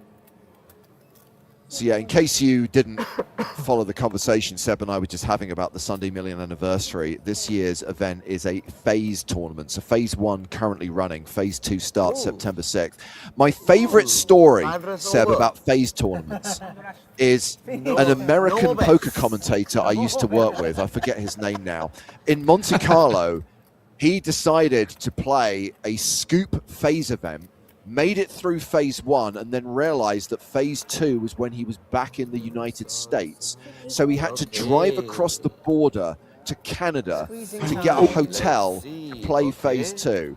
He min-cashed, which barely covered his expenses for the trip he'd had to make to play that second day. How much?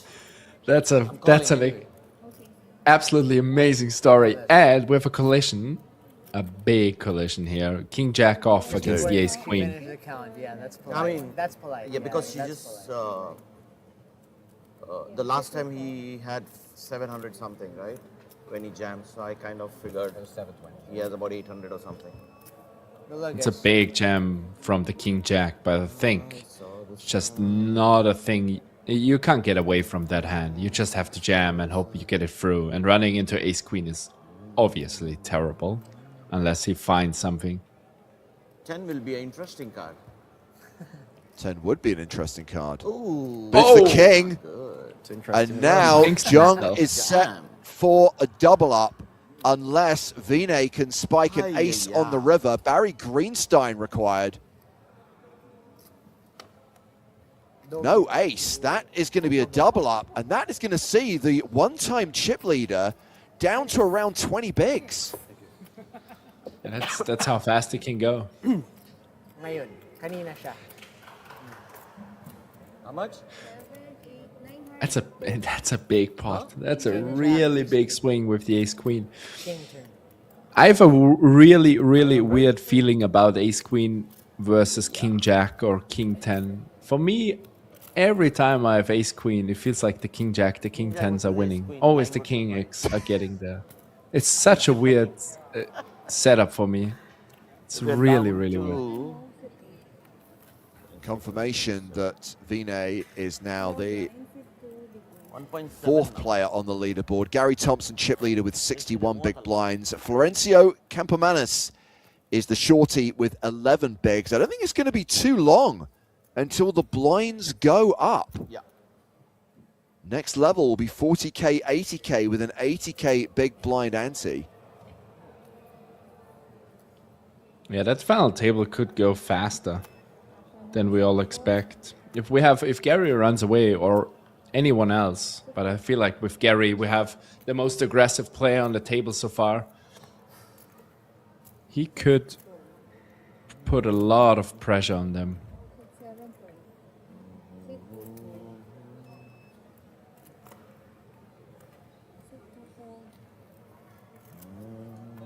4. 6 So yeah, I haven't been keeping track of how many hands they played at this level, but we're going to be at 40-80 pretty soon. It is approximately 1 hour, but because they play hands per level at a final table, it's 24 hands. The idea is it's meant to equate to approximately a 60-minute clock, but sometimes they play a little bit faster, sometimes they play a little bit slower. Yeah, I feel like they're playing a decent speed for big fight. I have no complaints about the pace here, Seb. No complaints Yeah. at all. And the shot clock helps with that, of course. Yes, I agree. Wail it off to him yesterday. Finally, Doi is not open raising a pair. You increase your size Still a good hand. like 30% shorter. You say that, but you were the one talking about how it always loses to King Jack and King 10. Yeah, if he doesn't run it into King Jack, it's fine. You're gonna win. Some people referencing that its nickname is the parking lot or the car park. Back in Doyle's day, it was called walking back to Houston because you didn't even have money for a bus ticket back home when you lost with Ace Queen. That's good. By the way, I like the fold a lot with the ace-6 off. One guy is shorter. If you defend, you're dominated just very, very often. Even ace-high boards are very tricky to play. You're gonna face a lot of heat on ace-high boards with just a terrible kicker.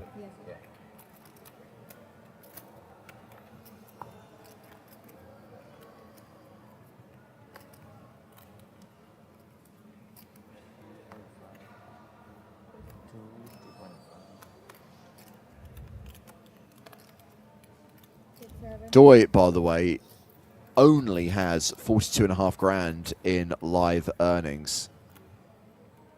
Biggest result was on the Red Dragon Poker Tour, one event in Jeju this summer for 22K. So he could actually more than double his hand and mob. Yeah. Not bad. Gary looks tempted. Yeah. Here we go. Here we go. Just jam it in. Jack 3, a hand which I guess we should now call the Suskalati. So we need to have, obviously, the exact stacks. I think we have sub 20 blinds. Fold, fold.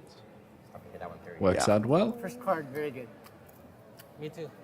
King. All right, guys. 20 minutes? 20? Okay. Well, the players are taking a short break, but we are not taking a break. The advantage of us being on a long delay due to the time difference between Europe and Asia is we can remove those breaks and come back at the start of the new blind level, 40K, 80K with an 80K big blind ante. Pressure on Florencio Campomanes, just 6.6 big blinds. Gary Thompson, chip leader, but has sub 50 big blinds. It has got substantially shallower, Seb. Yeah, the blinds going up on a final table hurts, obviously, even the big stacks, because if they lose, we've seen before with Winjay, if he loses a big all in, he's out of the sun in the middle of the pack, and now we have kings here under the gun. How much? Oh no. I don't know. Wow. Winjay is a... Yeah, it's a perfect hand to shove for 20 on the final table. You don't want to cold call too much. You don't want to... Oh, he finds the call. What does he... No, he finds the call. That's amazing for him. Yeah, it does. And now we have Gary considering a squeeze with 9-8 suited.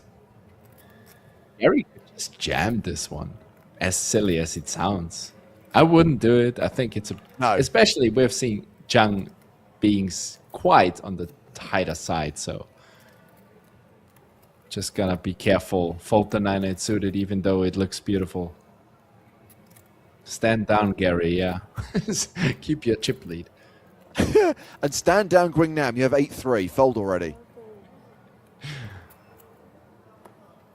Campomanes, the short stack, 10-8 suited in the small. Passes. And Doi, 6-3 in the big blind, will fold as well. So we are going to see a flop. With the other stacks, it's... And being against Zhang or top set, I think this is a pretty good save from him. Because you have two easy ladders with very short stacks and a very tight opening range into the bigger stack. So that might be a very good smooth call.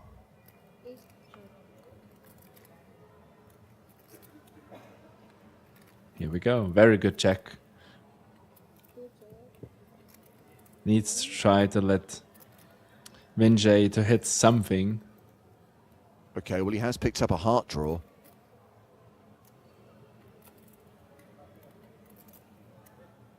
Now you gotta charge him. Oh. He checks again. Oof. You do not have a lock on this. And Oh, he gets there. I mean, the ace is not enough, but being a heart, that is the nut flush for Vinay. Oh no. And now he now- bets. Block bet. At least he bets kind of small. It's kind of bad. If you So now your just bet opponent when you're moves all behind. in, and what do? Obviously fold. I don't see... It's so easy for Vinjay to have just a good flush. So it seems that the graphics have not, the flop reader, the board reader has not caught the river card. It could be that the ace of hearts, the chip is dead inside the card and the deck needs to be replaced. But there is the ace of hearts on the river, which has given Vinay the nuts. Now it's a very interesting question what size we want to use. The thing is, Zhang could easily check jacks, tens, eights with a heart. So he can go quite big here. He decides to do 600 and something. And quite a quick fold. Yeah, I think you gotta bet. You gotta bet turn. Yeah, I mean, I can understand the check on the flop for deception, Seb, but checking the turn feels... Am I just playing results? Am I just saying that because I could see the other guy's cards? But checking two streets seems... At best, we're missing value. At worst, you let him get there. Yeah, the funniest thing is he actually lost less, I think. Because if he bets big on a turn, he loses more. True. He loses more. True.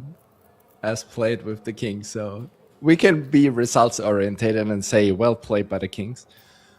Or he just bets flop and turn and wins the pot anyway. So always depends on the perspective. But yeah, I agree, obviously. With you, you gotta bet. You gotta bet at one point, not let them hit a flush in a cheap way. So not getting them free cards. So a few people asking about the delay. So this event, what is the time difference between there? Asia's ahead of us, right? They are probably 8 hours ahead of us, but... Right. So this event did start today at 5:20 in the evening local time. So had we streamed it live, as it were, it would be 11 in the morning in Europe. Okay, close to 4. So we've extended the delay to broadcast it at a more friendly time for the European audience, and I guess anyone watching on the east/west coast of North America. But it's as live. This think it's final a very- table Yeah. It's a very played cool on the... time. Yeah, exactly, and crucially played on the 7th of August. It's not like we've saved this from a few days ago. Yeah. So we all can have fun and watch the final table together. Yeah. Okay, apparently it's a 7-hour time difference. Close. I think 7 hours from the UK, but I'm always equating everything to like Central European time. Got it.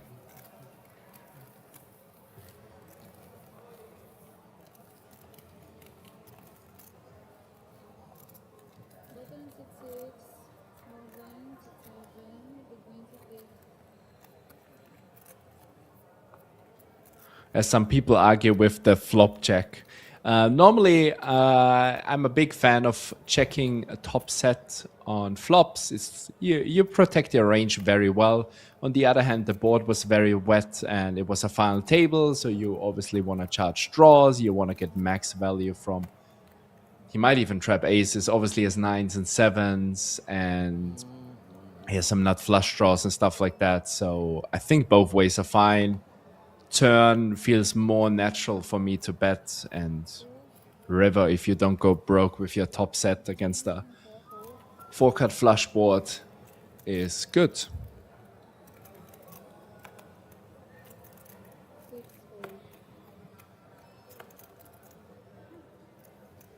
And pre-flop, one of the questions- ace queen. Yeah, one of the Sorry, questions James, I asked Nick during the last hour, Seb, was basically about whether after the bubble burst things would like speed up a little bit, that maybe we'd see a flurry of eliminations.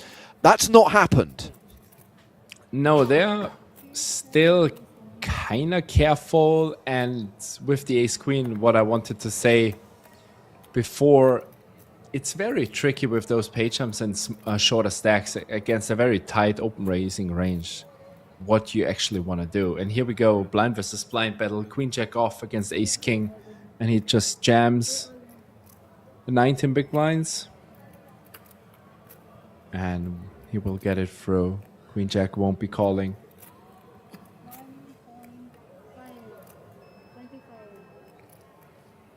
1.5, A little bit of Hollywood. Hopefully he's not considering calling here.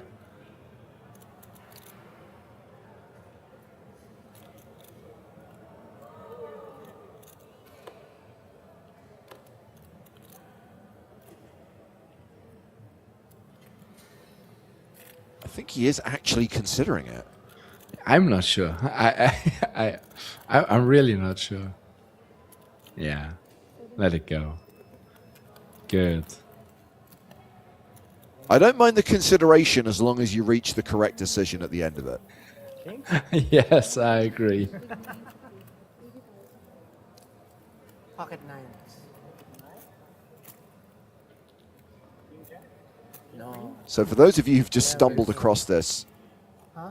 a reminder that this is the first of 4 days of coverage from APPT Manila. Today, If he has we're bringing pocket you the nines, final is it quick? table of the Super High Roller. You have pair? The main No, event no. High card, high card. from Queen jack. APPT Manila will be our focus for the next 3 days. Day 1 tomorrow, Saturday.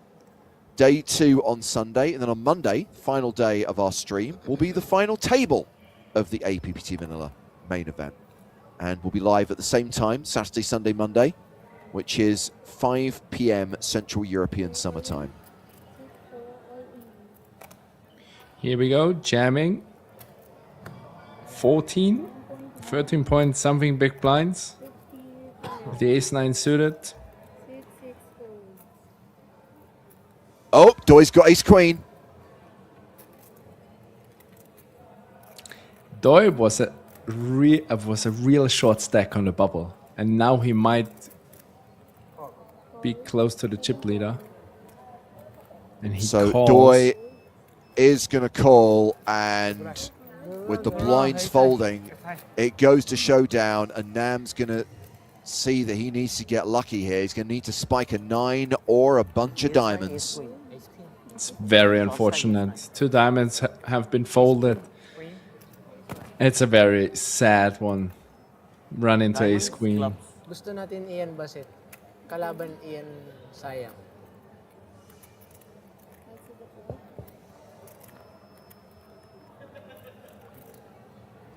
Oh, ace high flop with two Diamond diamonds. siya. Showing short. Not bad, having near enough 40% Kailangan natin equity, walang near enough a 40% chance of survival post flop. That's a huge flop. Ooh. 3 of hearts. He's going to need to see a 9 or a diamond on the river, or he busts in 6th place. I also had 2 diamonds. He's out. GG, bro. That's going to take us down to 5.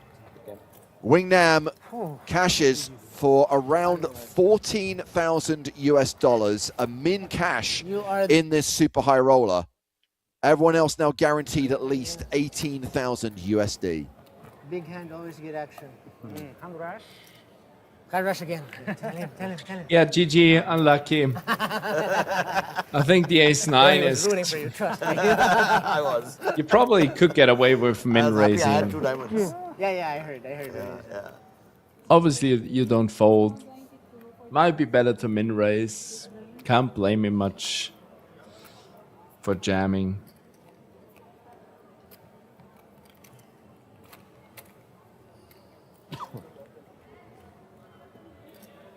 Chip You'll ask him leader. Is the top prize. Very close. First place pays approximately 70,000 US dollars. Okay. 3.9? You have 3.9? Yeah. And Florencio loves his spot. He led us up one time. He has no chips. He's waiting there with Oh, yeah. 490k. Ooh. That's a good point, Seb. He was the super short stack, right? And he's just laddered Now on he needs another to- 4 grand. Find a fold, I think. No, he doesn't. Interesting. Under the gun open. It's the thing is they're playing with big. Are they playing with big blind annies as well? Yes, they are. So he has to pay 160,000 chips next hand, and so he decides to go with the 10-9 offsuit. And Vinjay obviously calls with the ace jack. Boys have fun. Doesn't want to jam. So Vinay flats, meaning that we are going to see a flop. Campamanas with 40k behind and doesn't have much here. Backdoor It's straight such- flush draws. It's such a silly spot. You know you're dead with ace jack. I think if he folds and wins, he gets the big blind ante as well next time. It's so silly. All in. Oh, it went check check, Do I have and outs? he hit a Yeah. 9, and they're gonna get it in. Oh, okay. I have 1 pair. Yeah, Oh, check, good. check on the flop, the 9 on the turn. Oh, you're good. So Campamana's all in and at risk and needing a 10 or a 9. Very weird hand, very strangely played. And the net result could be back-to-back KOs. We could be down to 4 after this. 4-sider. 9-10 is 4-sider. Yeah, pretty much. Ace 8, deuce 9. River to open.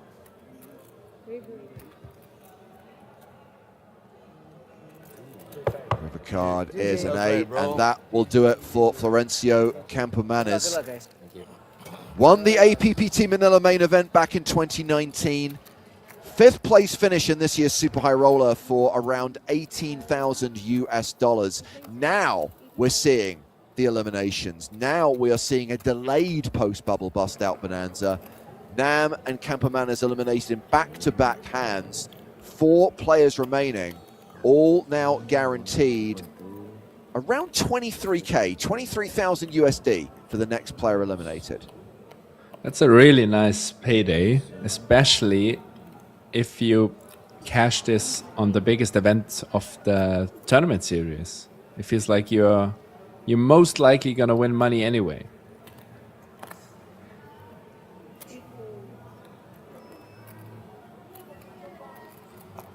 So Vinay chipping up a bit, back up to close to 3 million. Gary Thompson still chip leader with 3.7 million. Ace 8 in the small blind. Now we need to know the stack in the big blind to see what's best. We raised to Waiting. 480,000. Another big stack. 20 total. Doi has 3.3. Doi, the second biggest stack at the table. Queen Jack in the big.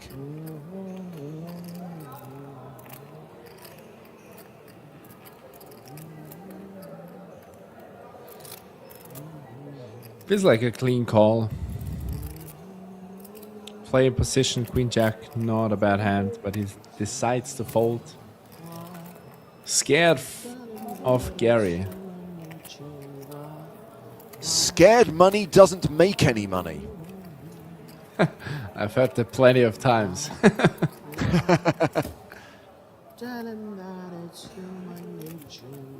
Looks like a very nice venue.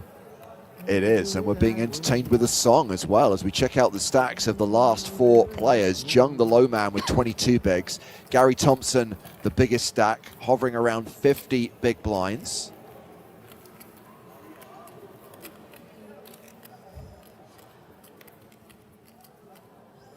Yeah, they were explaining earlier on, Seb, that this is such a huge venue that they have different events in different rooms. So this festival, this APPT Manila festival plays in this venue.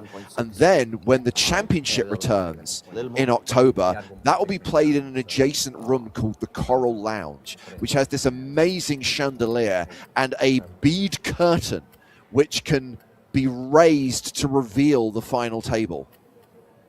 That sounds so crazy. That makes me even want to go more to those events the next couple of years. Sounds like a really cool venue. Oh, now I'm excited to see. I would say Gary is playing 100% this hand. And he calls.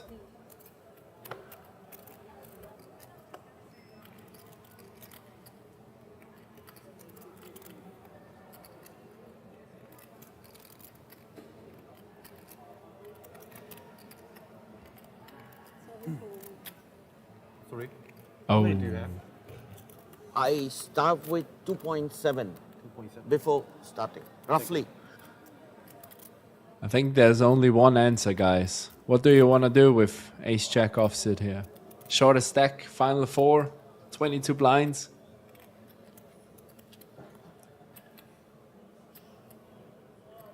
Might not be the right play, but I'm probably squeezing here. I'm probably just getting it in. Yeah, just jamming as the shorty. Playing four-handed. Yeah. Nicely Makes the done. move. And we can see it's probably going to get two folds. Ace 3 can't call. Queen 10 can't call. That's a big Nice. A lot of pickup. dead money out there. It was a nice, Yeah. nice pickup for Jung. Broadway, suited Broadway, something. What's that? Suited Broadway. Me. It's a really big puck. It's At Ace a 3. pickup. It's a very important thing for the short stacks on a final table. You need to get your shoves right. You need to win those dead money in the pot, and you can chip up nicely and come closer to the other guys. But even though we refer to him as the short stack at the table, really he is the shortest stack. He isn't actually that short. Now we've had a couple of eliminations post-bubble. No one is at immediate risk. There's no one there with, like, you know, a sub-10 big blind stack. There's no one sitting, hovering on like 5 bigs. And that's the cool thing of that tournament. Your final four, you've been playing for quite a while on the bubble, on the final table, and the stacks are still very deep. So they get a lot of play and just a good structured tournament. That's always very important, because sometimes it can happen if a bubble takes forever. The final table, people can get very short, and it's nice to see here.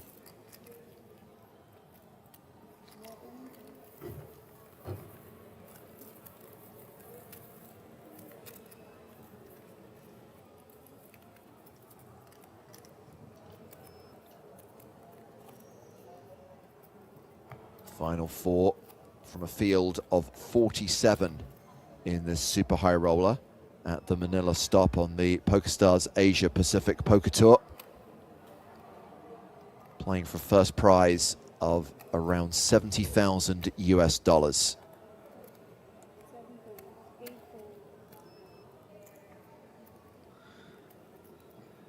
Round to the blinds. Vinay with the Spraggy in the small. Ace-7 offsuit.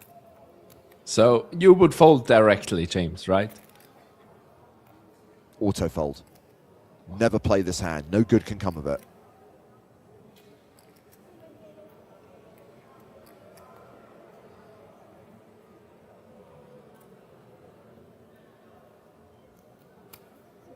Vinay may not be aware of the legend.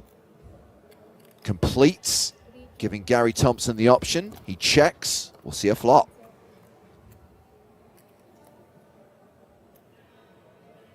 Six, Okay. 5, 3.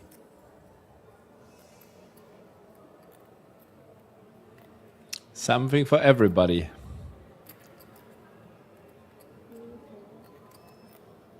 Vinay checks. So in my eyes, Gary is a bit more all over the board. I think Vinay is not limping in really, really bad hands. Something like 6-3 offsuit, 4 deuce offsuit, 5 deuce offsuit. So Gary has all those hands in his range with the check back, and he could go crazy on any turns. Well, they Let's both see. pick up heart draws on the turn. Gary with the better draw. Vinay having check called the flop with what is still the best hand, by the way, ace high. Let's see if we see some explosion here. The one thing he needs to be a bit careful with is Vinay is definitely limping lots of suited hands. So it's quite okay to have the 8 of hearts in his hand. That makes the bluff quite good. And we'll see. It's a very small bet. 170,000 into 400,000. Yeah, not even 50% of the pot. And Vinay folds. Should have just given Gary a walk. Would have saved himself a lot of chips. The legend of ace-7 offsuit lives on. And on that bombshell, I'm going to hand over proceedings to Mr. Nicholas Walsh. Welcome back, Nick. Hello. Thank you very much. I am here. Hello, everyone. I've been watching along in the background. This has actually been a really, really nice FT to follow. And if you guys were unaware, this is the first of 4 streams we are doing this weekend and into Monday. Friday, Saturday, Sunday, Monday, we're bringing you action from APPT. This is the Super High Roller. And of course, we'll be covering the main event in short order as well. Hello, Seb. I haven't spoken to you in a while. Hello, Nick. How you doing? What's up? I'm good. I'm good. Are you excited for Barcelona coming up very swiftly? I'm very, very excited. But as I mentioned before to James, I need to make phase 2 before I'm going to Barca. Fair enough. I won't have time afterwards. So that is fair. That is fair. How is the baby? Very, very well. Everything goes quite smooth. We've been on a little trip, so I had to rush back home today in the morning, and there was a lot of traffic in Austria, so I was kind of scared to make it, but it was all good. She's doing well. Nice. Thanks, one. Mate. I'm great to hear it, mate. All right, so we did see an open here. It was Vinay on the button, ace-3 suited. This time, Doya, decides to defend big blind. Now, I couldn't help but notice just a moment ago, Seb, we had the blind v blind raise, and he folded queen jack in position to a 3.5x steal. And that, to me, smells of fear. Doi does decide to defend here, but it's interesting because I feel like the queen jack blind v blind was probably a better candidate than the king 10. I mean, they're both good spots, obviously, but interesting to see. Yes, especially in position. It's so much easier to play. These are really annoying spots, right, Seb? Yeah. He kind of has the hand that probably should continue, but it's just so difficult to know how to play turns and rivers. Yeah, it's for most players the short hand that the less players are on the table, the more they struggle to find those king high, queen high, even jack high and 10 high floats on ace high boards or king high boards, because it's quite tricky. Your range is pretty much most of the time dust, with a couple of strong hands, but the rest is very, very weak, and it's very easy to overfold in those spots. Obviously, with ICM and blah blah blah, it's getting more and more tricky. Correct. But yeah, I would attack as well into Doi's big blind Yep. a lot. Absolutely. And you guys, if you weren't following from the start, Mr. Doi was actually all in for his tournament life with 7 high earlier, blind v blind, did find aces versus kings. That kind of kicked him into overdrive. And since then, he has been climbing. Vinay has another hand he can play here, ace 9. I know it says under the gun here, gang. I think this is cutoff, though. Yeah, that's right. So opening the cutoff with ace 9, Gary Thompson, I think, has been a real ninja on this final table so far. Seb seems to be the player with the most aggressive style. Yeah.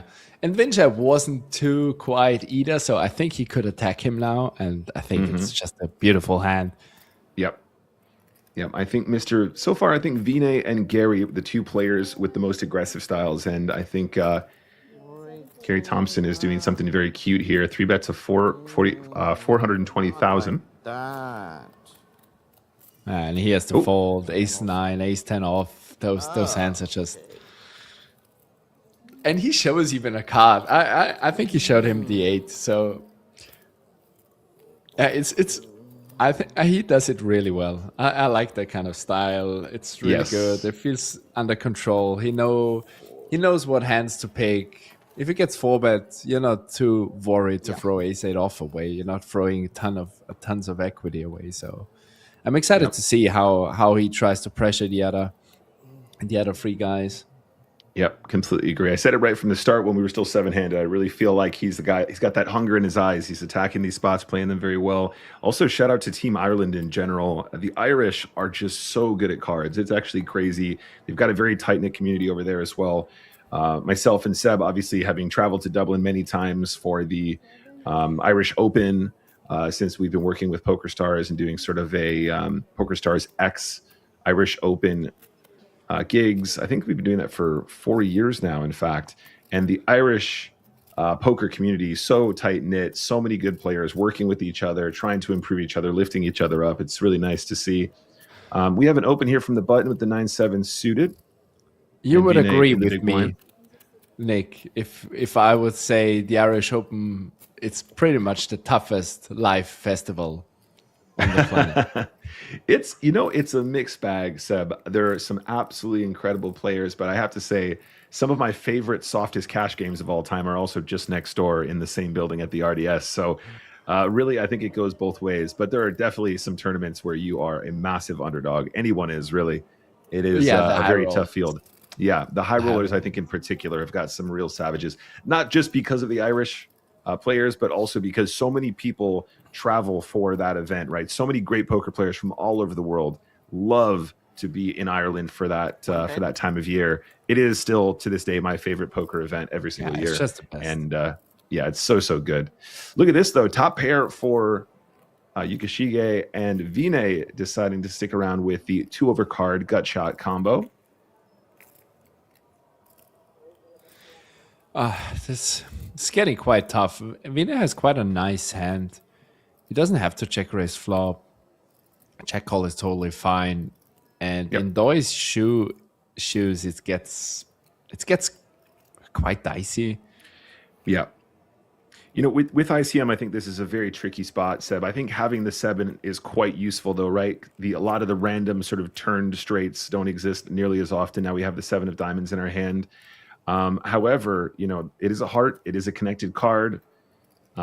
We can see Vinay now ending up with a double gut shot and 2-over cards, which are still live at this point. Oh, sorry, the 10 no longer live, excuse me.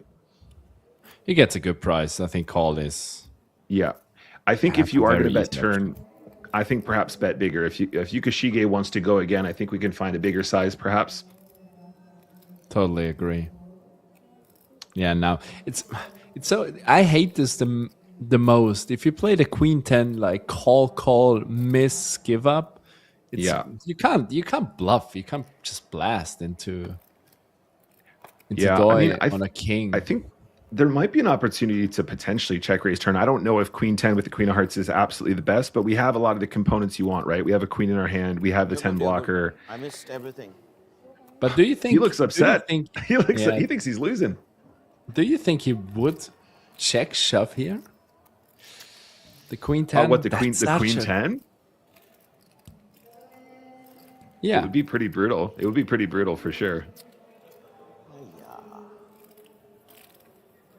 I think the other issue you have there, Seb, though, is Yukishige so far has been on the snugger side, right? So perhaps Yeah. not the player to find super light turn bets, but of course, the lighter the turn bet in this situation, the better the check raise or the check shove plays, right? You know, if you check raise with the Queen 10 blocking the 10x straight and the hearts, and your opponent is going to be really aggro, then I think it works a lot better. But in this occasion, you know, I'm kind of with you, Seb. It feels sad to just check call, give up. Perhaps maybe an opportunity to check call bluff if you miss. I'm not sure. Maybe the check raise turn is better. Yeah, I agree. Check raise turn sounds like if you want to mix it up, I think it's. I think you're gonna fold out most 9x or a lot of the 9x there. Looks, I mean, it looks if so you incredibly can strong. if you can put a set in a bit of an ugly spot, I think it's kind of a good yardstick, right? If you can Yeah. make a set really hate life on the turn with a check raise, I think usually it's going to end up being a cool move against the whole range. Now Vinjay is the shortest stack. Starts limping the 6 for offsuit. Here we go. This is a perfect one. GBR breakdown, the ever-present genius in our chat. I think there's a lot more power in check play. Raising is overrated in the modern game. Excellent chat pro comment. Thank you, GBR. Appreciate your contribution as usual. Thank you very much. Very nice. All right, on the flop now, Trey 10, advantage Gary Thompson.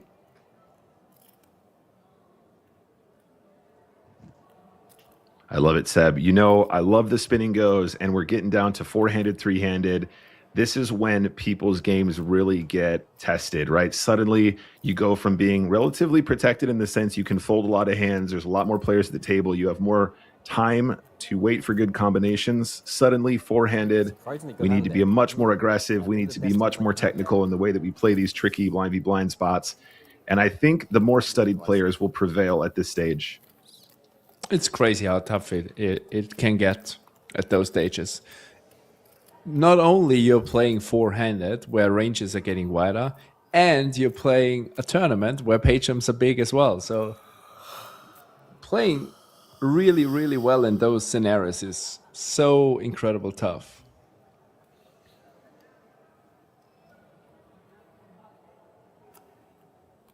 It's Gary has such a beautiful spot here. He has such a beautiful spot on the table. Winjay folds the check 9 off on the button. I think you can open up your range a little bit as the shortest stack. You have nothing to lose anymore. Yep. Check 9 off is And- obviously not the greatest hand. And I don't want to sort of bang on about that one specific hand that we're talking about, but you know, a moment ago we saw Gary Thompson stealing blind v blind and actually getting Yukishige Doi to fold a hand as strong as Queen Jack in absolute position.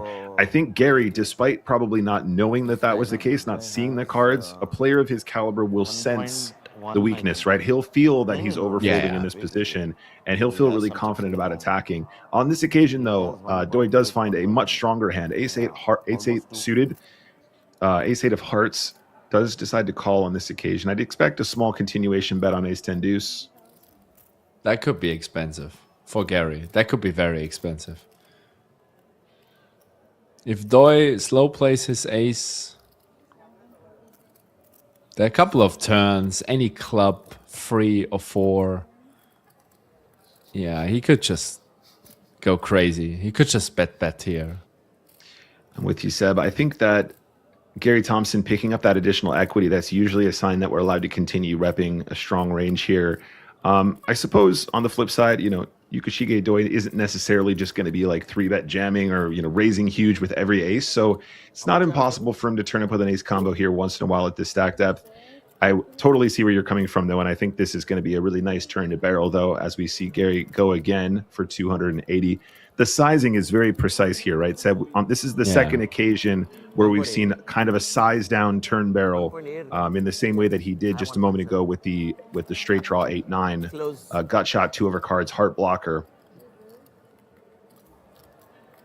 And with the snap called. call, I would be a bit scared now, but for me, it feels so many times, it feels quite tough to be one of the most aggressive players on the final table, and out of the sudden, you need to find some kind of stops. You can't fire just everything. And Gary obviously can be aggressive here. And he might be, honestly, I would just pull the trigger here. The question is, what do you try? You basically need to try to fold out a 10, and you have to go massive. Yeah, if you want to fold out an ace, you probably have to overbet. Yeah, it's also a case where the missed diamonds obviously are still a component as well. So you're caught, right? Because you want to use a size that's huge to get a 10 to fold. But you also don't want to oversize because they could just have missed diamonds. So 550 is the bet anyway. I would even say, obviously, Doyle might fold once in his life a 10, but I think even a 10, you're not going to get a fold with that sizing. Wow, and nice hand. I like the bluff. I would be really interested to see what sizings we could choose. Yeah, that feels quite standard. Probably a little big on the river, but feels. Yeah, I'm with you, Seb. I mean, there's a component here, right? You're chopping against most aces if you have an ace, right? Except you can't suddenly have ace queen, ace king all that often when you flat pre-flop blind v blind, right? So suddenly we are allowed to represent some very, very big hands and put some other aces in a bit of a weird spot if we decide to size up there. But of course, like we said as well, missed diamonds are still a component. Really tough one. I'm with you though, Seb. I think the triple is very good. And the funniest thing, as you said, with the missed diamonds and everything, I think against Doyle we could be just completely. You can be completely unbalanced. You can just do some really weird stuff. You can just shove some weird hands as a bluff. Yeah. And yeah, I think at this try point, to go for values with different sizings or something like that. Yeah, I think at this point it's safe to say that Doyle probably doesn't make it to the river with a deuce, so the trips aren't a component. He might call a 10 twice, but he's probably not calling a river barrel. He might have an ace, but it might be weak enough on that sort of chopped ace board where a really big bet will still put them in the blender. Super interesting one for sure. As we move on to the next hand here, Gary Thompson does raise to 160. On the other note, one final thought about that hand. On the other note, he's very confident in that final table, so you don't need to push that kind of hand in that spot, especially with Doyle being able to have quite a strong range, even though he checks it back. As you can see, check 5 suited. I like it. Open raise, be aggressive. Yeah, that's an excellent point, Seb. I mean, he definitely is. He's negotiating these hands very well. He obviously has a big edge in less, extreme spots, right? He doesn't need to be taking these extreme angles in order to win this game. He could potentially, just fire a normal size there, hope that he gets a 10 to fold, hopes he gets the diamonds to fold. If it doesn't work out, just regroup and carry on doing what he's been doing so far. So in a moment, we'll see all the chip stacks. We can obviously scope them out as we head around into the next hand. We're still down to the final 4. These guys are playing for a first place prize of around $70,000 US. That's about 4.2 million Filipino pesos. So Seb, it's true to say the winner will become a millionaire. A big millionaire. A very big one. A quattro millionaire. Okay, back to the grind. Doyle is now in the chip lead. Oh, here we go. That's for example kind of an interesting change of pace here. He decides to free bet. If I saw it correctly, he decides to free bet the queen check suited. Yeah, wow. I just feel like this combo plays so much better in position as a call, right? You can do so much damage with the queen jack of hearts, just slowing it down here and having a call, but does 3-bet. That is an option. I think it's, as you said, just theoretical, just a call. But with his image, how those kind of things turn out so far, kind of a fun hand to choose to free bet with. Sure.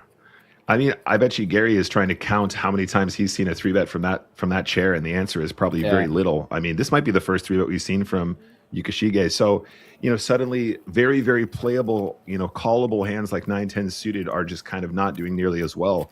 The 3-bet frequency might be, in the single digits at this point. So deciding against it, understandably.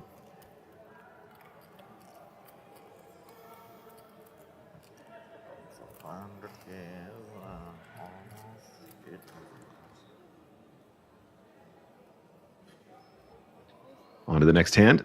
Yukashige Doi, 6-4 offsuit. I know it says UG, which, by the way, guys, production, I said this every single year for the last 4 years.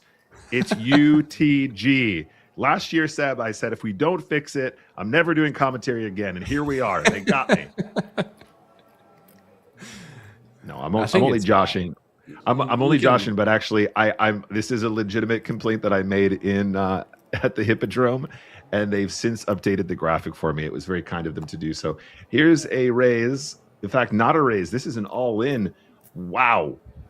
Okay, so Seb, this is what, 20 big blinds? Yeah. 20 big blind jam with the King 10 of clubs. How do you feel about that one? It's a bit brave, I would say. I would say he's raising it to the 2 big stacks. Like, it's going to make chips for sure. But I mean, I might be the other one has just min raising that one. Small blind has the same stack as him. Oh right, okay. I think that and Gary was in the big Doi folded UG, as you said before. I think you have some jams here. I agree with you. You're not going to jam a King 10 suited, but the concept of jamming 20 blinds there in ICM spots, I think they're like Ace 10 off, King Queen off. There's some. That was my first go-to, Seb. I was going to say hands like Ace 10 start to feel really juicy, right? Yeah. Like, the worst thing that can happen there, I think, is you raise and get 3-bet and you're forced to fold a hand like that, right? You don't have many answers, but you're going to print if you shove. I'm not sure about the range for sure, guys, but yeah, interesting choice of combination there. And Gary's slowing down here a little bit, opting for a call instead of a raise. If I was Gary, I would just keep piling the pressure on here. He's decided to slow down with a more sort of middling hand like Queen Jack, medium strength, but off to the flop we go, 4 deuce ace. In theory, he has to stay a bit more on the careful side, but I would do the same as you said, just keep on trucking. I was going to ask, does Doi, take this gut shot to town? And he is going to turn it into a bluff here. I think this is really nice. And those are one of those hands we said before. Queen Jack off, Queen 10 off. It's very easy to overfold to a C-bet on ace-high boards here. Yeah, it's like Queen Jack feels too strong just to sort of bluff at ace 4 deuce, but also, if you bet ace 4 deuce, you're going to win ace 4 deuce, you're going to win so often just on the flop. So it's a tricky balance beam there. A lot of players just defaulting to limp and then barrel flop, which is fine, but as soon as people know you're doing that, suddenly they can just call in position with such a wide range and they just put you in the bin on the turn so much. Yeah, I think it's a mandatory call if you check. And yeah, it's getting quite tricky if your range is not protected on turns when you have so much dust. Yeah, I feel the pain though for sure. I think there's a chance I might just check fold myself, especially with the final table here. Pay jumps every single elimination now. Don't forget, guys, 100%. All players now guaranteed around $23,000 US. He's always singing. Every time he has a good hand, he starts kind of. Hey, Vinay, if you're watching this, buddy, I want to be your friend. I think Vinay would be a cool guy to like have a night out with. He seems like a guy that knows. I think he knows how to have a good time. I think he'd be a good friend, a good party buddy. Here we go. I would just jam this out of the small. The big blind has a kind of a similar short stack, 20 blinds as well. Winjay hasn't been super tight, so I still try to steal here and there. And as I said before, King Jack is always winning against Ace Queen. Yep. No, I completely agree, Seb. I think this is a slam dunk 3-bet jam with the king jack. It's well timed. Ace queen definitely would have continued with a call if we had seen that. Anyway, we get to deuce 5-6. Bit of a quick check there for V&A. I think for my money, maybe perhaps a bit too quick. I think the small blind suddenly, with the opportunity to take a stab at this low board now, fires 125K. Very small, Seb. I think I can't fold ace queen to this small turn lead. It's so interesting. If you don't shove king jack, are you shoving pocket fives, pocket sixes, deuces? Well, yeah, it would be quads. Of course you would, Seb. Of course. You got to bet again now. Yeah, if you're going to have the small lead, I think you got to go again. 730 in the middle.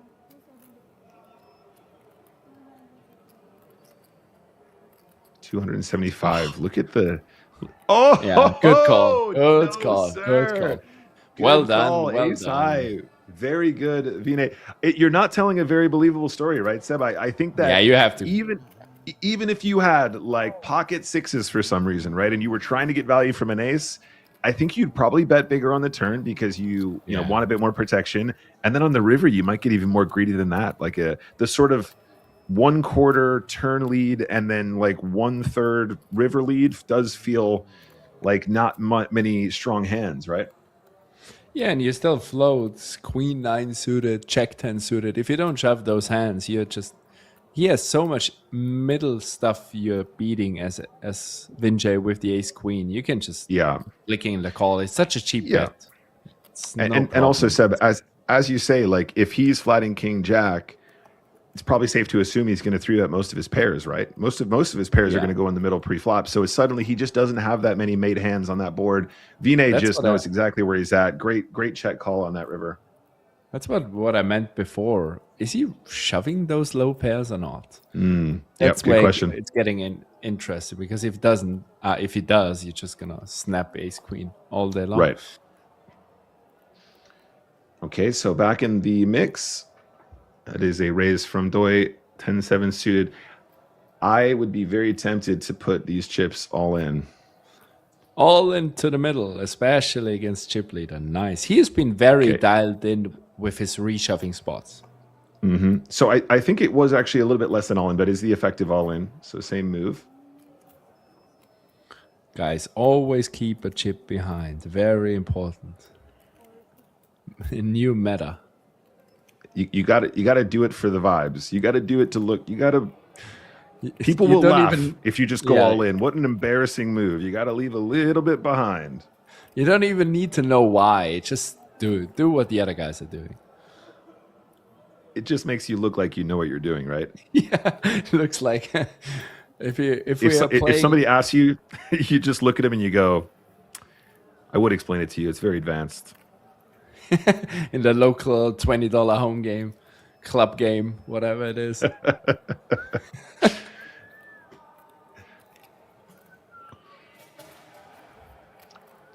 I can sell you a course. Would you like to buy my course? I'll teach you why in my course. only $9.99. It's called the Nick Walsh TV One Chip Behind Strategy. All right, 4.3 million. A7 should be an open here as one of the big chip daddies.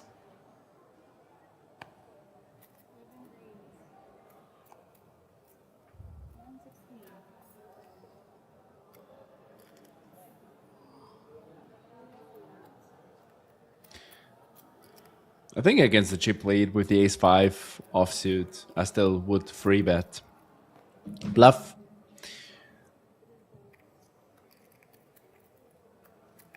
But he gets it through. Nice hand. He does indeed. All right, I want to address this. Lolgath in the chat says, when do you guys start your spin challenge with Spraggy? So, first of all, people were saying that Spraggy was calling me out on stream, and I legitimately thought they were messing around at first, but then we actually had a conversation. He explained what he wanted to do.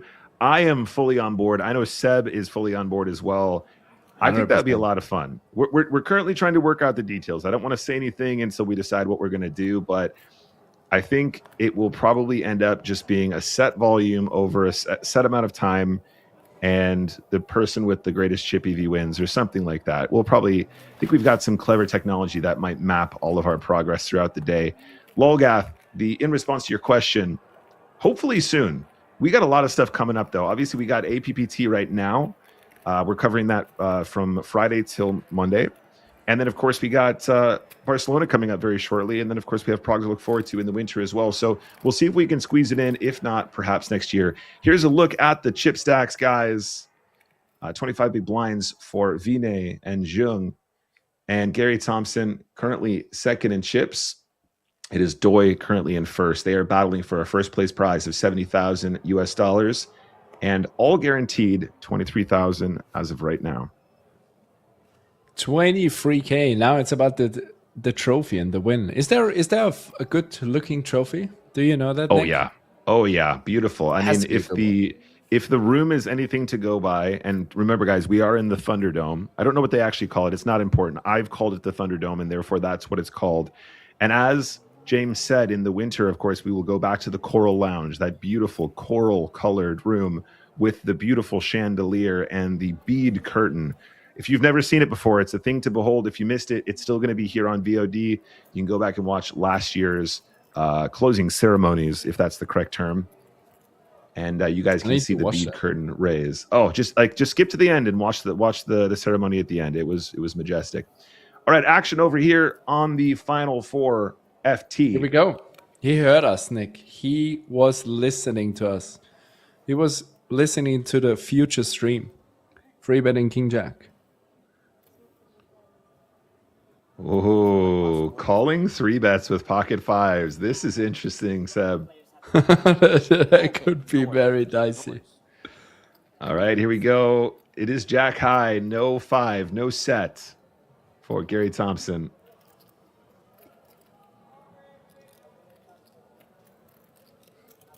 String bet. I just wanted to say the same. That looked very string bet-ish. I can't go back. I'm just joshing. It is a quarter pot continuation bet. Yeah, you're putting yourself into an absolute disaster with the fives. I think it was small enough to sometimes peel, but you're clear second in chips, so that doesn't make it great. Wow, Doi is loving life here. The very interesting part here in Doi's shoes, his range is meant to check here a lot. He has so much other stuff besides a jack, and if he has sometimes a jack, he obviously blocks his opponent having a jack. I think jack is checking here is really, really sweet. Getting some bluffs into him. I agree, Seb. I agree. Like, your thought process here. Your thought process is so good here, Seb, because again, like I like what you say there. You go, my range wants to check here so much, right? And a lot of times, what are you going to do? You're going to 3-bet ace 3 suited, and then you're going to bet the flop for 25%, hope they fold, and you're going to slow down. The slowdown, I think, is just ammunition for your opponents to really go crazy and catch them. But this time decides to go again, 800K. And the funniest thing here is, in Gary's shoes, he's like, oh, what is going on? He's only betting a check here. And he probably is not betting aces here, but he probably bluffs a lot with ace highs, king highs, whatever he has, especially ace highs here. So are my fives good? Can I call again? And he's never bluffing river. Yep, definitely confused, definitely unsure of what to do. Everything I said, obviously, is interesting, fun, and so on, but you have to find a fault here. It's so incredible tough to bluff on that jack. Yeah. Good. But yeah, I would have been so curious what happens if he checks there. It would be. Every time you show, huh? If it goes check, the river is on a blank. Gary is hating his life if he faces a huge bet.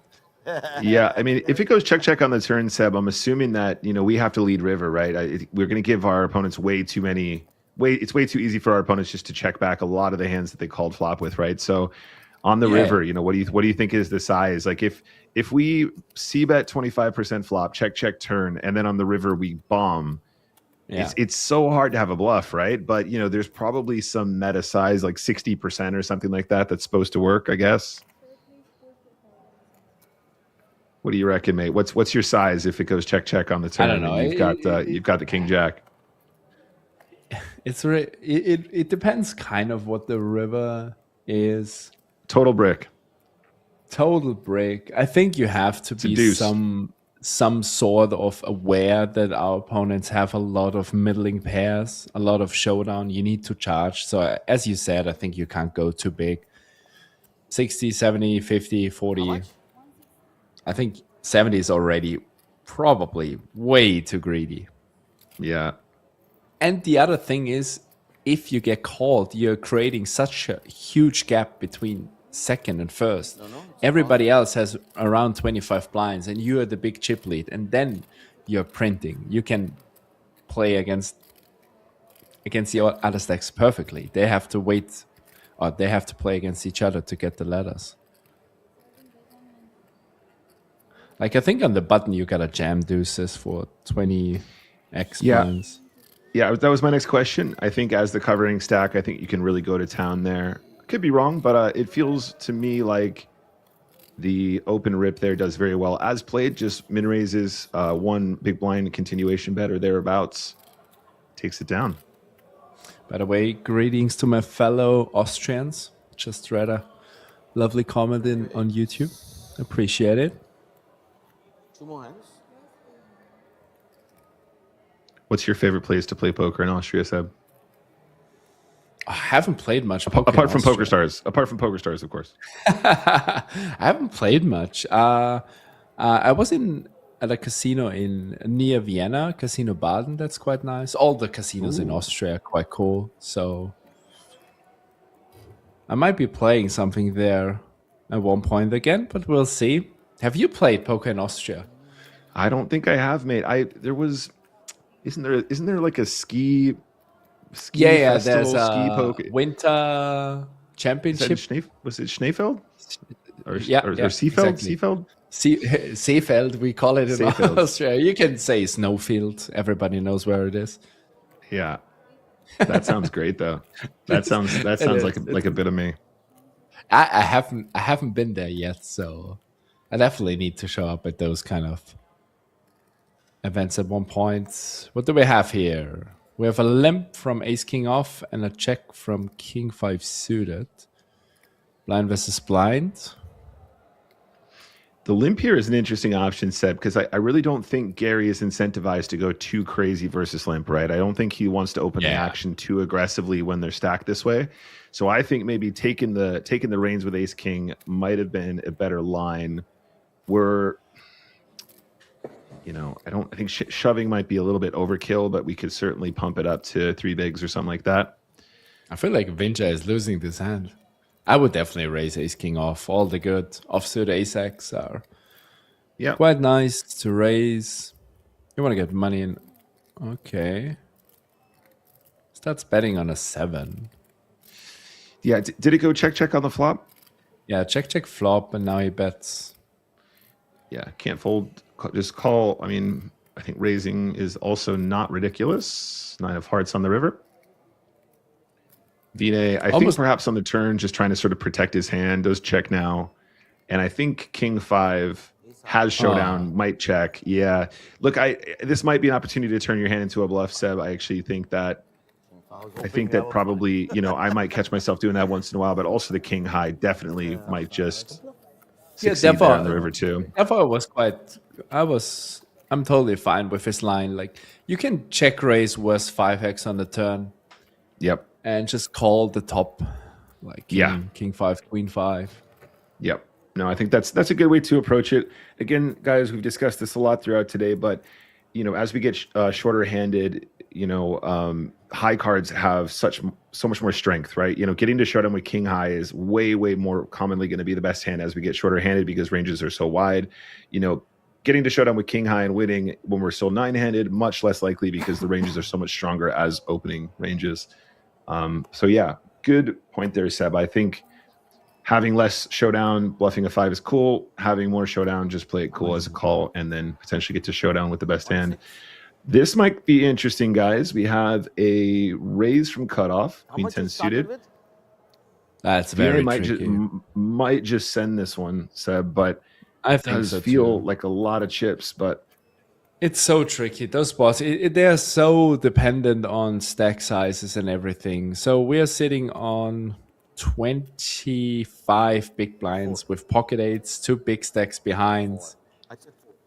He decides to free bet small. As long as you wow, don't very fold, you're not very gonna make small. any mistakes. I don't like the free bet, but it's so tricky. Yeah.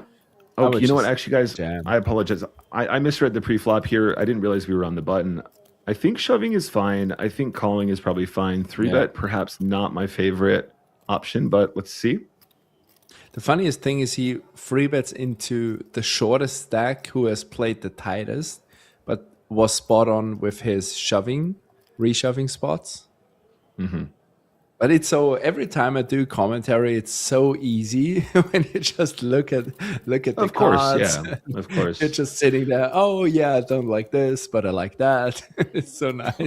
And Yeah, when you're playing, it's a position of you power. you feel so lost.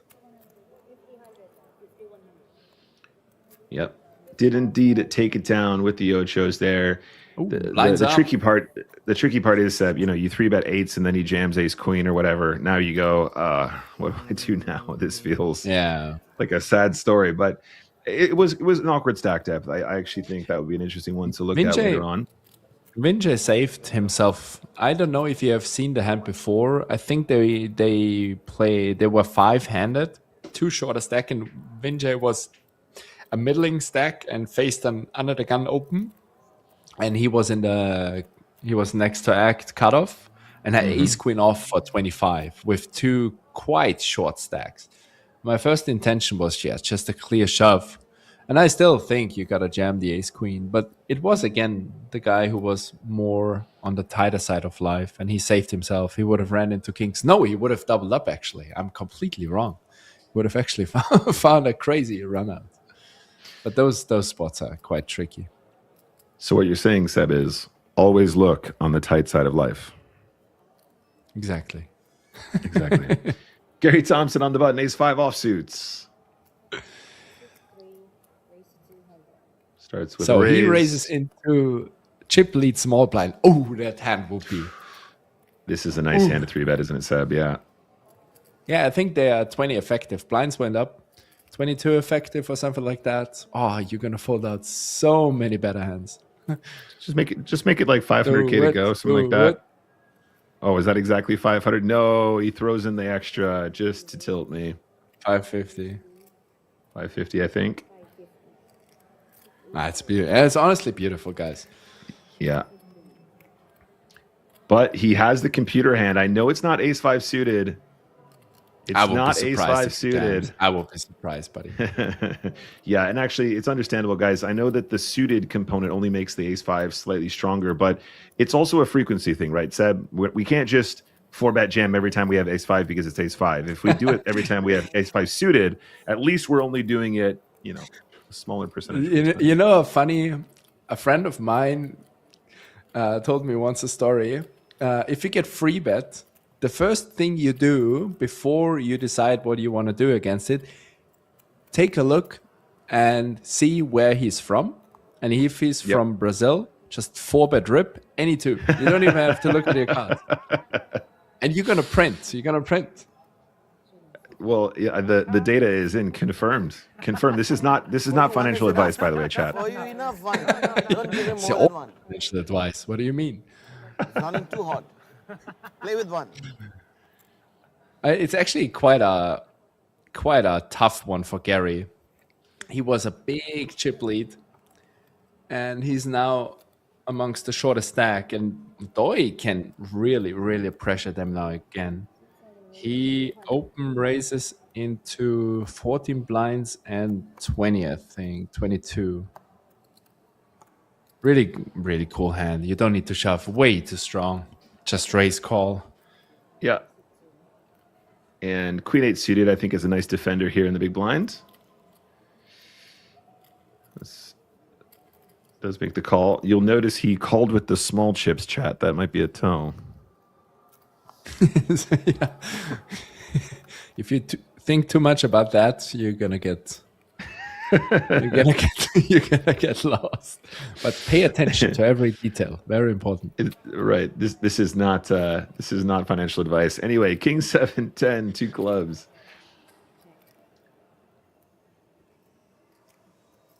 Yokoshige Doi continues. Looks like 150. No, 200. I think 150. Yeah. Okay, 150 it is. Good. Yeah, Doi looks in control now. Gary He folded is. I think as well. Queen 8. Yeah. He's been on the right side of fortune so far, but definitely showing some finesse, definitely showing some skills here. Has opened up the range now as we've seen him chip up, which is great to see. Looking like a chip boss now. That is a big stack. Nick, do you know if we have some W Coop final table commentary or something like that? Final table streams? So I'm not sure if it's officially announced. So take this with a pinch of salt, but I believe we'll be covering at least the W Coop main events, perhaps more. Because the final tables with the Lenas of the world, with the Patrick Lennas of the world, they're just so interesting to watch. I mean, I'm looking forward to the final table coverage of the Hubers of the world. Yeah, dusting it off. That's okay. If you dust it off at the final table, you're winning chunks. I'll be happy to see that. That's all right. That's true. Remember that time I almost won $1 million, Seb? I don't remember. I don't like to talk about it. Anyway, let's go ahead and take a look at this blind v blind spot. 9, 10, 8s. Advantage Vinay, 94% on this very connected board. I'm assuming we start with the check here. I think he wants to stick in chips. That looks like 100K. I certainly don't think you're making a mistake by having a lead there, but does decide to have a crack. Gary is not happy. It's been a rough ride for Gary. He's played a really good game. It's not over yet, though. Keep it composed, buddy.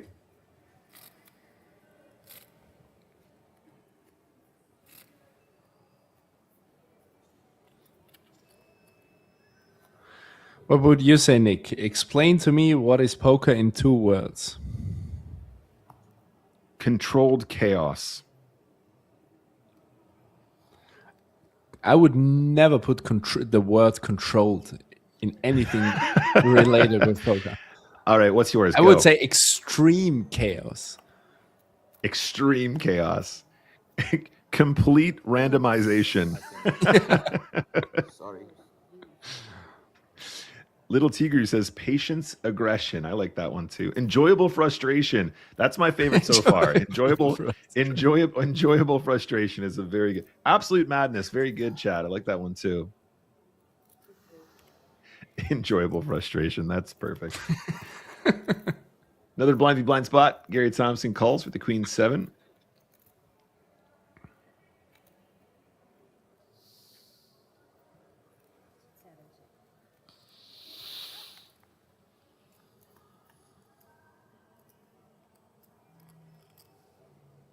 I got a good one for you, chat. Never lucky. Never heard that before. Yeah, I think I might start saying that. I think that might be like my new catchphrase, never lucky. Do you guys think it will stick? Trademark Nick Walsh TV, never lucky.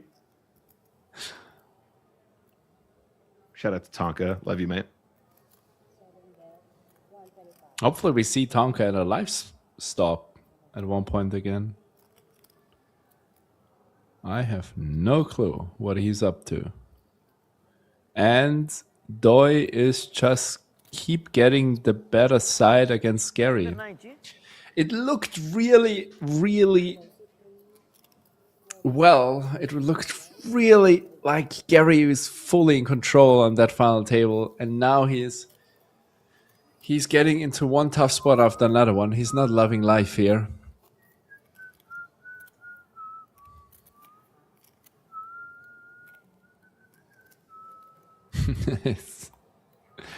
I love all those. I mean, he's whistling now and he doesn't have cards yet, so perhaps it's not a tell. Who's whistling? Vinjay or Gary? I thought it was Vinay. Okay, Vinay or Vin? Oh, the Vinjay doesn't make sense. Vinay, okay. Believe Sorry. it's Vinay B. Vinay B. Vinay B. Under the gun, which is the cutoff in this instance, raises to 200,000 chips. It's getting very dicey if you open raise too wide. I think Vinay is second in chips here with his 2.3 million. And Doi is not shying away of playing against him.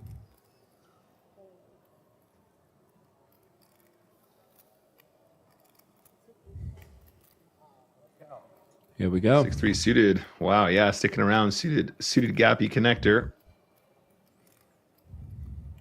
That is 2 pair for Doi. Little smile. Checks it over. I'm assuming 6-tray does the same. Vinay also checking with bottom pair. I'll check. 10 will be bad. Okay, Queen of Spades. We can see that it is Doi with 88% equity, but an opportunity for Vinay to potentially turn his hand into a bluff. I don't think he will. Does check. I'm not in hand. No cards. You can give me 2 random ones. Deuce of hearts. Take the 2 burns. Very likely that they all check again. Yeah. Nobody wants to bluff.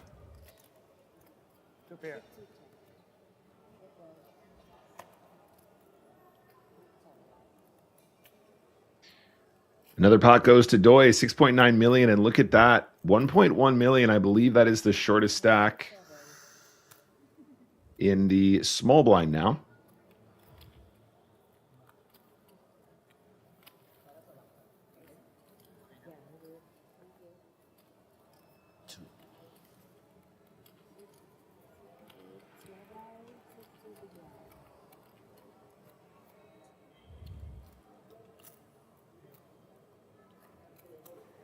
You can see Doi here.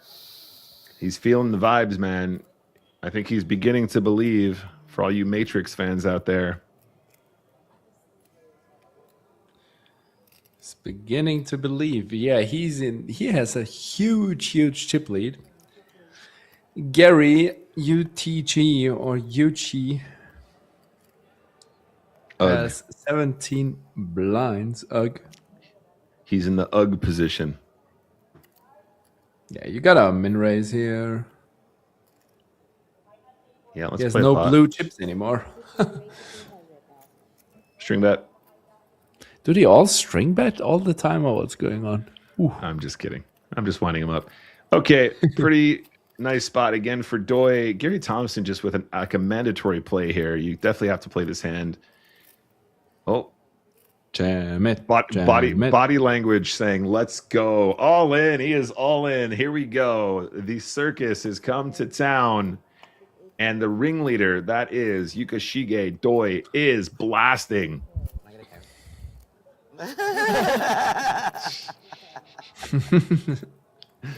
Spirits are high. Man, what a run of cards we've seen here. And Doi is putting them to good use as well, I have to say. 7.3 million. Gary Thompson now 1.5 mil. Finds himself under the 20 big blind mark now.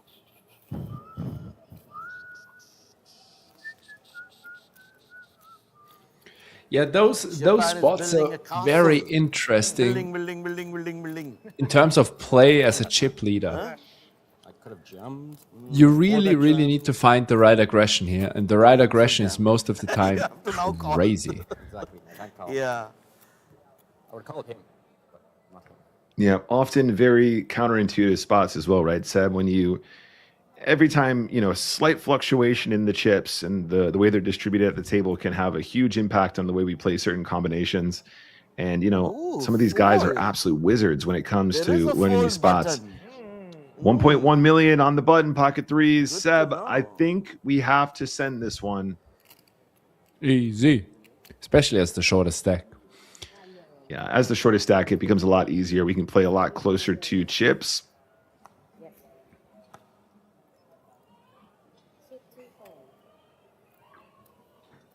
No? Keep you on No the dice. deuce. Keep you on the deuce first every time. And mine is the other way. I have a very good hand, king.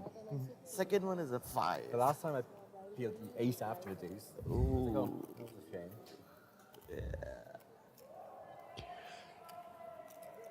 Best case scenario is, I guess, if that now we will see the chip stacks, right? Yeah, here we go. Yeah, here we go. Wow, that's Huge Yeah, chip lead that's- for yeah. Yukashige Doi. 73 big blinds, towering over the 18 big blinds from Vinay, and 13 big blind stack in 13 and in third and fourth position. Excuse me. Vinay is in a tricky spot as well. He can easily get 2 ladders, and those 2 ladders are worth a lot for his stack. It's quite complicated, that scenario. I think Gary has to fold all those kind of. What? He jams. And the Jack 6 is a jam. Oh my god. Doi wakes up with queens, and I cannot help but think this is a mandatory get in. Gary Thompson playing. Oh, it was the blind suited. blind jam. I haven't seen it was suited. Yeah, Jack 6 suited. Jack 6 Going queens. for the blind v blind Jack 6 steal. jammed, huh? He only gets Doi premium, is an bro. 85% favorite to take us down to final 3. I thought he jammed offsuit. Suited. Clubs. And he has one Right club. on the flop. Window queen. It is a queen. Queen Queen in. in the window. That is God. top set. 3% 5-3. equity for Gary Thompson. He has played a great game today, but this could be where it ends. He needs to see straighting cards on the turn. The bro. 6 will not do it. Gary. And it is GG. Gary Thompson can hold his head high. Very good performance from the Irishman. And Yukashige Doi at this point, Seb, huge chip lead. Was actually a short stack to begin with today, but has managed to spin it up. And we'll take a look in a moment, but I think the other 2 players, 15 and 13 big blinds each, something like that. Yeah, they both have 13. I think 18, now 14. they have 13 and 11 or something like that. But before, no, I think they both have. There was blind versus blind. They both have 13 exactly. Wow. What So a spot now. what are we doing now? Now Doi is on the button. What are we doing, Nick? Without Here's the looking conversation, into Seb. without looking into our card.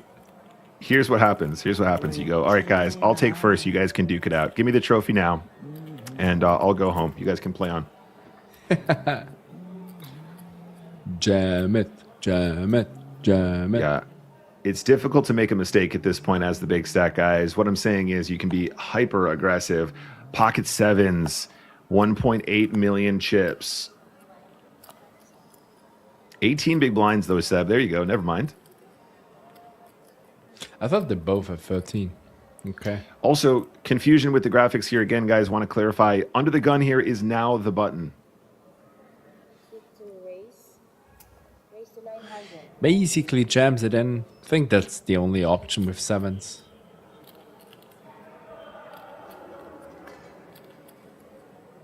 You think with the ICM, you just want to be committing more of your stack here, not trying to induce? Yeah, I think so. With Oh my goodness, what a spot. What a spot. Folds the 4s. Jung lets the Naughty pair boy. go. I think it's a good fold. Lucky boy, naughty boy. What I mean, would you call that? he's certainly not loving life with pocket 4s, is he? I mean, this is part of the issue, right? If we choose not that- to induce, yes. we're going to miss the opportunity to get it in against 4s, right? If we mid-raise there, I think 4s have to jam as one of the shorter stacks. In fact, the shortest stack of the final 3. Yeah. Wow. Interesting. See how things can change. So our chip leader now in position. This might just be an easy jammer, Seb. The suited connector, power jam. Power jam from pads. Decides to min raise. Also acceptable. As long as you're not fold, you're fine.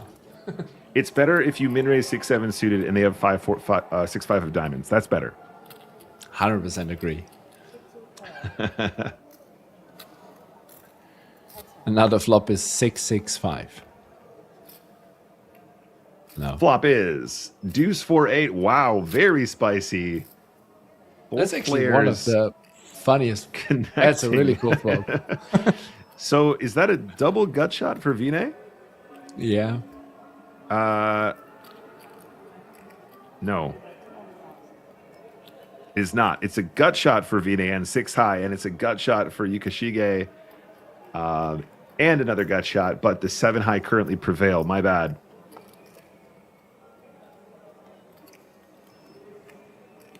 And the Queen of Hearts on the turn. I would feel pretty good about just continuing to bet here with the 6-7. We have the gut shot. Our opponent almost definitely doesn't have an 8. If they have an 8, they likely just play it fast on the flop. Yeah. So like 500K, something like that would be pretty cute here. I think he does have a tendency to size down, and I think that is good too. Yeah. Even less. I wanted to say. Like 400 something probably was nice. Show the bluff. Okay, goes for 550.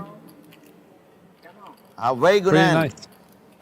So it is Yukashige Doi picking up another pot as we bring back Mr. James Hardigan into the mix. How you doing, James? I'm good, Nick. I love the fact that I sit down, see the tail end of the previous hand, and the first thing I hear is lucky boy, naughty boy. So Naughty boy. Vine bringing the verbals to this now 3-handed final table. Our thanks, by the way, to Seb Hubert for the time being. Seb will be back in an hour's time as we continue with this 3-handed action. I'm going to say, Nick, that an hour ago when I departed, if you'd asked me to predict who the final 3 would be, any combination would have had Gary Thompson's name in it. Thanks, guys. See you. Thank you, Seb. See you in a bit, buddy. Yeah, no, I'm with you. This is it's been quite the exciting it's been an exciting afternoon of poker for us, at least. It's evening for them. Also, shout out to everybody who's helping me in the chat. It was a double gut shot. I don't know why I second guessed myself for some reason. I just haven't done commentary in a while, all right? Leave me alone. Anyway, James, I know you've been following along behind the scenes. We just have a situation where Doi has a ginormous chip lead. He's looking at the lion's share of the equity at this table. Of course, still playing for a first place prize of $70,000 US. He just has all the chips, James. Yeah, so it could be over relatively quickly. All 3 players guaranteed 31K, 14K difference between third and second, $45,000 US for the runner-up, and then, as you just mentioned, Nick, 70K to the winner. There is a bubble of sorts in play right now, and I don't just mean the pay jump. Remember, the top 2 will also get packages to return to this venue in October for the APPT Championship. It's an accommodation package. It includes an entry to the main event in October. So it's a little bit of additional value. And whoever goes out in third does not get that Brucey bonus. Oh, I love a Brucey bonus.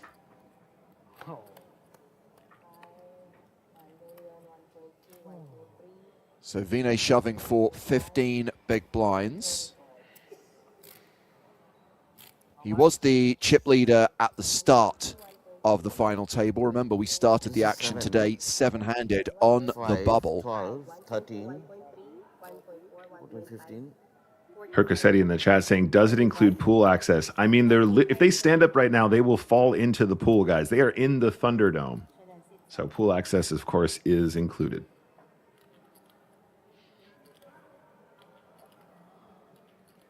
Olgas says, I would prefer a min open with the ace king. I'm actually on the borderline about the 7s as well. I feel similarly about 7s as I do about ace king here. I don't know what he's thinking about here, though, James. I feel like this is a pretty clear fold. I'm very confused. It's not even suited. You're not closing the action. Why are we wasting time? So Jung is the shortest stack with fewer than 10 bigs. And yeah, considering, I mean, just seeing the dynamic that you mentioned, Nick, seeing how many chips Doi has and how short the other two players are, just short of 20 big blinds for Vinay and Jung with sub 10 bigs. Yeah, Doi is in a commanding position and is definitely the favorite to lift that trophy at the conclusion of this final table and win that first prize of around $70,000. And here is a hashtag fun fact from the production team. If Doi can make it to first or second, if he ladders one spot, he will more than double his lifetime earnings. I mentioned to Seb earlier that he has 42.5K in live earnings. And of course, 45K is second place prize money.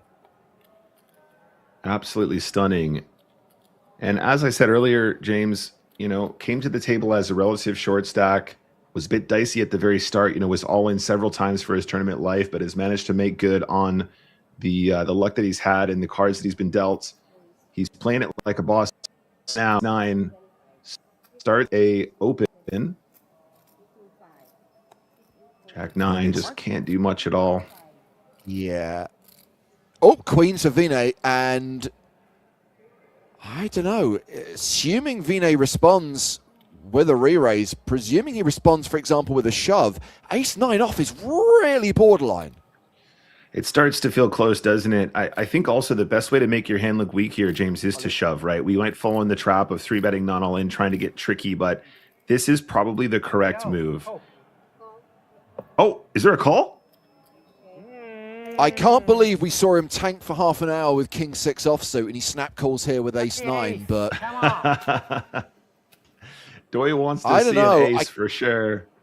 I don't know what the charts say in this point. I would think ace-9 suited, you're leaning towards a call. Ace-9 offsuit, ugh, it is very borderline. Yeah, for me, this probably is a little bit too wide. Ace-10 probably is in there. Ace-Jack is probably in there. Ace-9 might be too wide, but again, I don't know the exact ICM adjusted ranges.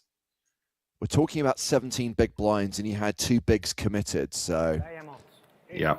Okay, off we go. Well, it's a 9 high flop, so Doi can now spike an ace or the case 9 to eliminate the start of day chip leader. Vinay is better than a 4-1 favorite to double up here, though. Drills it.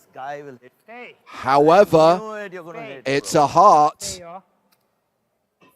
Vinay has hearts working for him. He's made a flush with the Queen of Hearts once today. Oh, there's a heart. No. Let's do a heart. No. Baby, one time a heart. Ace. Oh! Didn't even spot it until he came back to the table and drills it. Oh my God. Calls for the Queen. I didn't realize Realizes he also has the flush draw, makes the flush, doubles up. That is going to change the dynamic, Nick. What a sweat. Absolutely. That is a massive switcheroo for the Queens. Got it in good. Got him dirty on the turn, but he got the justice he desired on that river, and it is glorious for Vinay here. He's been bringing great vibes to the table so far. I think he's been playing a pretty good game as well. It's nice to see the Queens hold, but that will change things considerably. We have one very short stack, one medium stack, and one monster stack. Don't get it twisted, chat. He may have doubled him up, but he is still far and away our chip leader. He is. However, Vinay now has a playable stack. And it does mean that everyone is kind of now waiting for Jung to bust. I guess, you know, they both can apply pressure on him. Yep. This is the stage of the tournament, James, the sort of quote-unquote implied collusion stage, right? Two big stacks. They both benefit from the short stack busting. Over. No more card rush. Okay. Okay. Calm down. Okay, one more. Calm down. Vinay from Bangalore in India with more than 500K in live earnings, made a final table at this summer's World Series of Poker in the Mystery Millions event. So yeah, 8 bigs, place 35, place 74. You're not wrong to mention that Doi is still a commanding leader, Nick. I mean, has almost a 2-1 advantage on Vinay, but It was a 35 lot of bigs, fun very playing with playable. you, If they brother. were to get heads Lot up, of wouldn't fun. be over necessarily in Fun a few guy. hands. Correct. You Fun never and know what lucky can guy. happen heads up. I would be really interested to know who has more heads up experience. My gut tells me that Vinay perhaps the more I would experienced imagine. heads up player, but we'll see. Jung is not out yet. We see him all in here with the Queen 10 of diamonds. 800,000. 800. Trexo31 asking, what was the buy-in? So you have to remember that the branding of events is relative to the average buy-in of a particular poker festival. This is quite a low buy-in event, APPT Manila. So yes, this is called the Super High Roller, but the buy-in is substantially lower than the Super High Rollers that you'll have seen in Europe and North America. It's a 5K US dollar tournament. 47 entries, total prize pool of around 82K, and a first prize of 70K.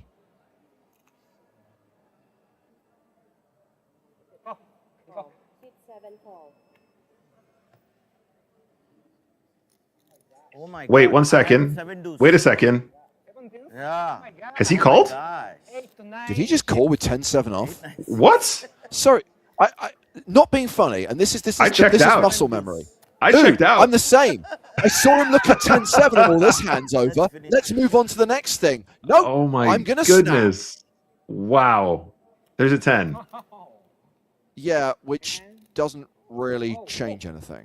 Okay, lucky 4. No, 4 won't help. Lucky 4. 4 doesn't help you. You need 7. Lucky 4. Oh, heart, heart. No heart. 7. You need 7.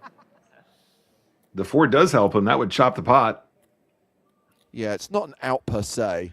Use or 4. 7. So Jung gets gifted a Even. double up there. Wow.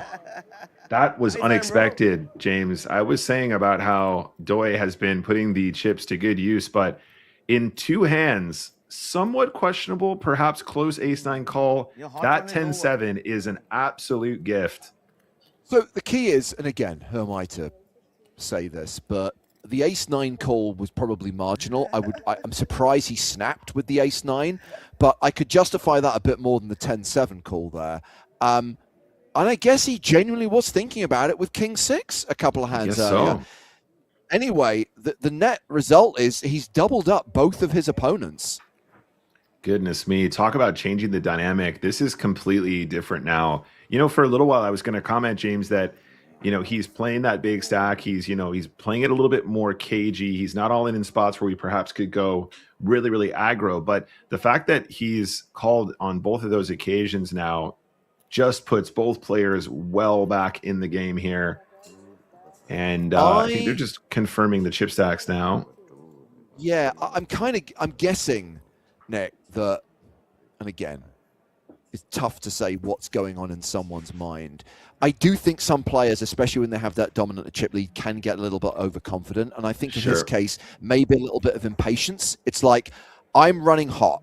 I'm destined to win this. I have all the chips. Let's just get this done. And I think hopefully the last 2 hands may just slow him down now, and he may just kind of go back to being a little bit more deliberate about his decision making and a little bit more selective about which hands he's going to be aggressive with. I think you're absolutely right, mate. I think the energy was a bit giddy, right? The energy of, you know, oh, I'm on an absolute heater right now. He's basically been dealt premiums, you know, for the last 3 hours or so. So I understand that kind of positive tilt that we can find ourselves going on. I think that's kind of what's going on in this case, but still piles of chips.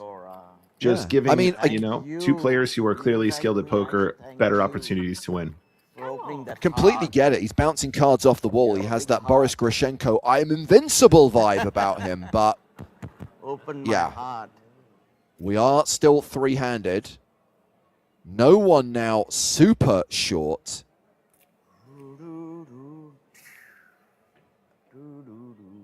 Ahora 40. Good fold. Anyway, we'll take a look at all the chip stacks in a moment when we get back to the graphic, but, you know, 1.8 million here, so 18 big blinds again. Exactly.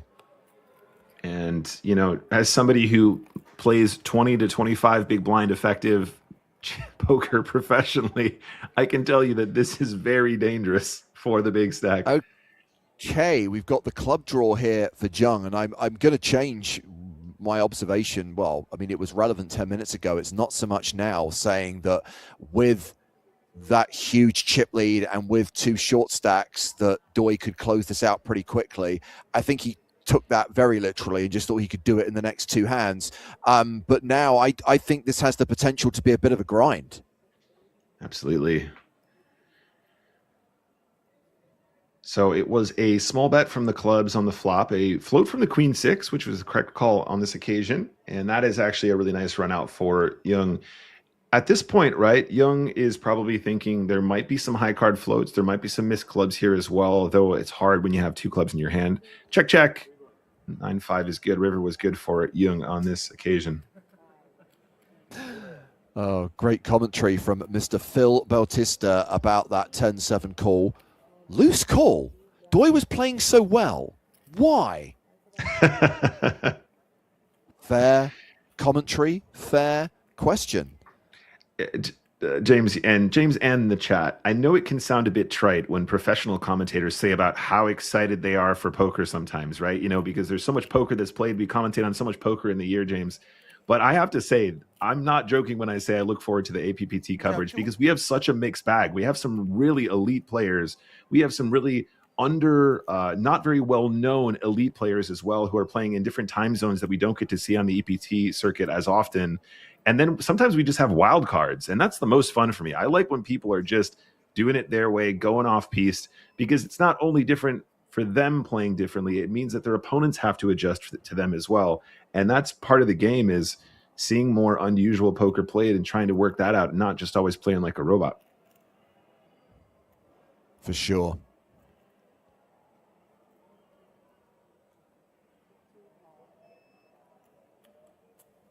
We are streaming 4 consecutive days from APPT Manila, starting today with this Super High Roller final table, switching our attention to the main event tomorrow, covering days 1, 2, and 3, 3 being the final day on Monday. Think of this as a warm-up. Think of this as a prologue to our live coverage from EPT Barcelona. We will be on site. We will be in Spain. We'll be streaming 7 days from the next European Poker Tour event, starting Sunday, August 23rd. On the PokerStars Twitch and YouTube channels. Again, Super High Roller, main event combo. One thing I'm excited for our main event coverage from Barcelona, Nick, is we do check on the prize money. And let me just do the translations again into US dollars. 31K for third, 45K for second, 70K for first. In Barcelona, during the main event, we are going to have not 1, but 2 feature tables. So we're going to be able to bring you action from 2 different tables and cut between those tables to cover more hands, more players in the huge field that we normally see at EPT Barcelona. Just to be clear, guys, 2 cards up feature tables, not just outer table action.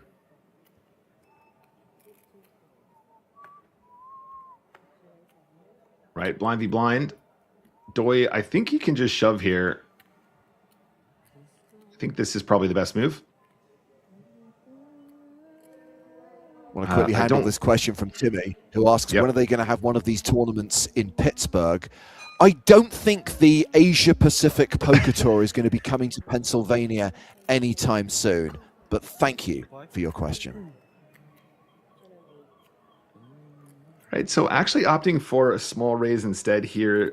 If you're going to raise, I think I prefer a bigger size. I think you're fine just to push blind v blind here with the ace-3 suited in this setup. As played, though, he's going to get action from a hand. He's dominating in the clubs, so this is working out so far so good. 6-10-10 as the flop. Timmy, the Asia Pacific Poker Tour is not coming to Pittsburgh. Stop asking. I'm just kidding.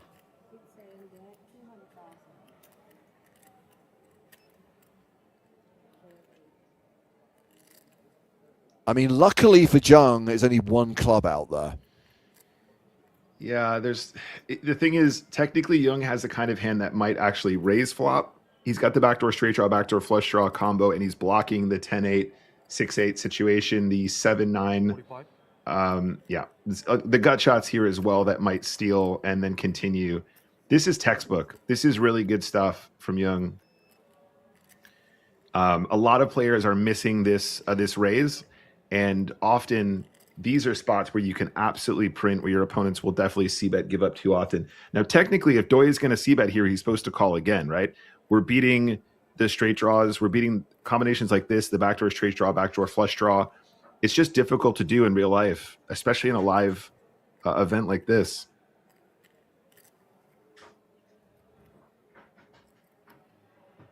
Nice. Very, very cute from Young. Very, very good.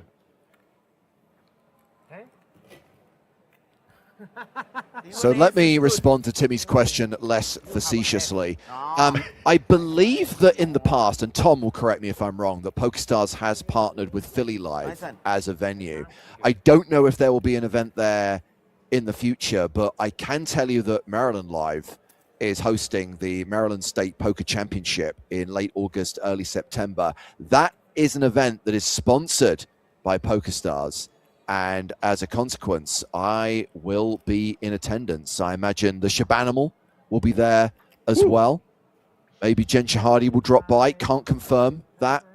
But certainly I will be in attendance for the tail end of that series, playing the main event. 16 events on the schedule in total. And as we were discussing earlier on, if you win one of those 16 events, you will go into a draw to win an EPT package worth more than $11,000. So a little bit of added value for all of the potential winners of the 16 events at that championship series in Maryland. James, I just have one thing to say to you. What? Don't you dare. Sorry, that's my Shabanimal shout out. Jack 6-3 on the flop. Nines still good. Yeah, there you go. I answered a question in the chat. Yes, he is talking about the Shabanimal. I don't know many Shabans, but we are talking about the same Shaban on this occasion.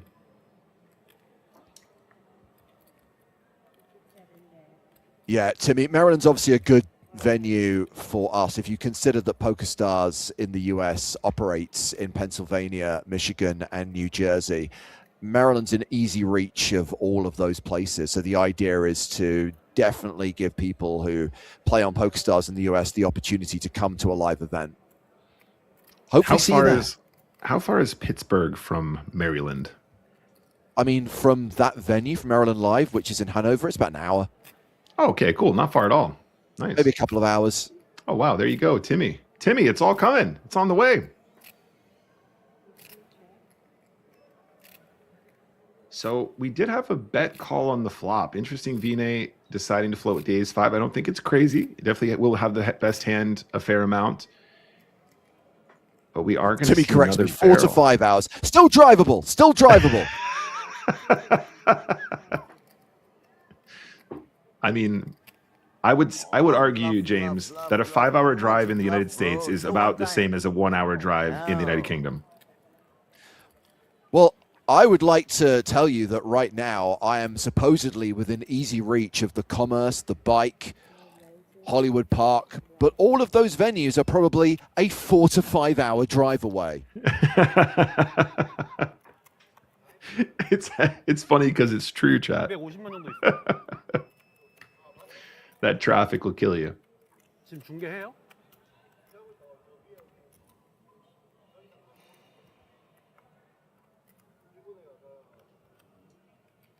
Mr. Fizbin says, you guys forget how big the USA is. I mean, I don't. It's been a while since I lived there, but...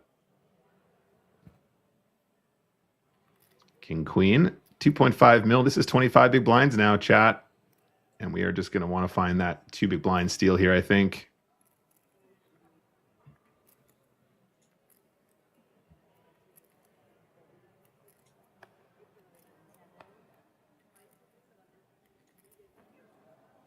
Nine, 7 suited for Doi.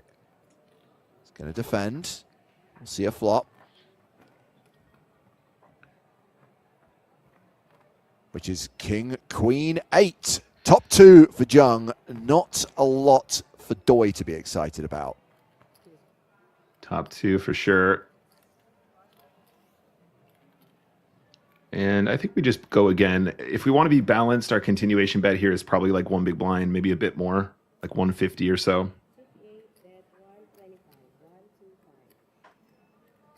125, very nice. Love that. Takes it down. No action from the 9-7 of clubs, of course.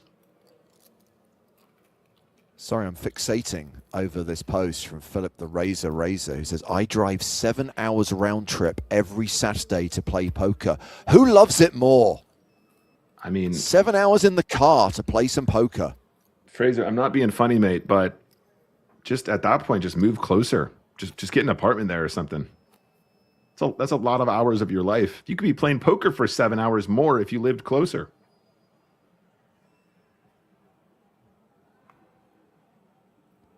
Now, I'm acutely aware of how big the United States is because every time I take a domestic flight, and it's like longer than most long-haul flights, like when we went up to Alaska recently, Nick, I'm thinking, okay, LAX to Anchorage, it's not going to take that long, is it? Five and a half hours, because I forgot that there's Canada in the middle. Yeah, it blows my mind. I once took a flight from Gatwick to Vegas, which stopped off in Atlanta. And when we landed, I thought to myself, we're over the pond now. It's only a few more hours. It's like, oh, no. It's like really far. No. Timmy says, Philadelphia is a 6-hour drive on a Greyhound. I have taken 2 Greyhound buses in my life. And I can tell you, I will not be doing that ever again. It was not a pleasant experience. Jimmy, don't do buses. I love the idea of taking a Greyhound around America. There's something nostalgic about that, but it's a little bit dicey.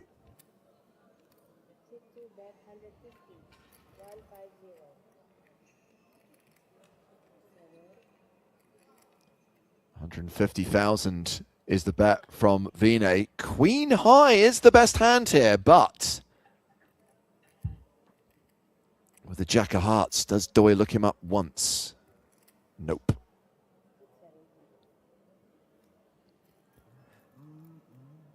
You see, Mr. Phil, when you say easy fold for Doi, we'll never forget the 10-7 hand.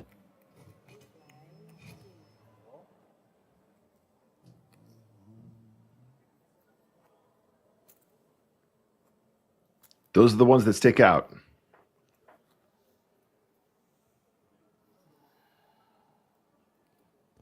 So I think there are multiple day one flights in the Manila main event. I think we're covering day 1C tomorrow, Nick, which is the final day one flight. And then Sunday will be day 2. Monday will be the final day, presumably the final table.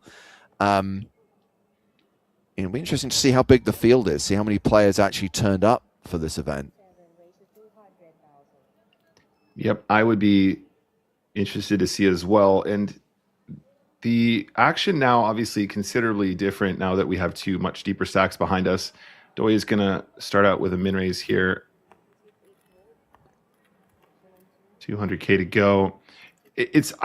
Historically, James, I think that the main event here at APPT is huge. Like, I think it does very, very well. As we've already alluded to before, this is, the main event is going to be much smaller than perhaps an EPT in the same way that we're watching the super high roller that's only a 5K. So I think it is more accessible, and I think there's a lot of people from all walks of life in all parts of the world that really appreciate traveling to Manila at this time of year to play this event specifically, or indeed the main event that we're going to start tomorrow as well. And, there's something really nice about, first of all, visiting a beautiful hotel and resort like Okada, but then also being able to play a much cheaper buy-in event and still feel like you're getting the full main event experience, right? If we are in Europe, if you're buying in for $1,000 or whatever, the experience is going to be somewhat different from if it's a main event in Manila. And as saying, the structure here is fantastic. It's run by PokerStars, which means it's going to be a top-tier elite run event. So you really get a lot of bang for your buck. Vinay completes in the small with King, Queen of Diamonds, and Yukishige Doi checks his option with 8-6 off. King 10-3 on the flop. It's all Vinay.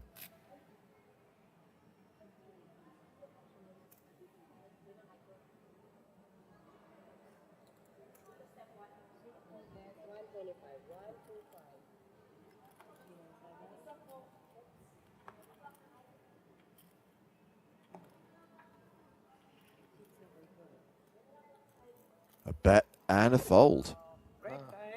Yeah. One more. And Last. More or less, sir. Doi slightly deflated. Spirits are still high, but you can see not on the buzz that he was on a moment ago. Now both players he's competing against suddenly have a lot more chips in front of him. Yeah.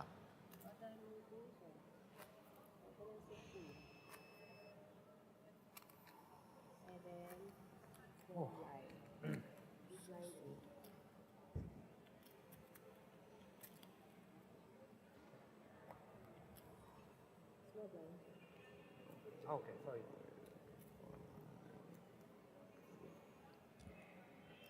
Fair comment, Drake. Michigan is not an easy reach from Maryland. There are planes.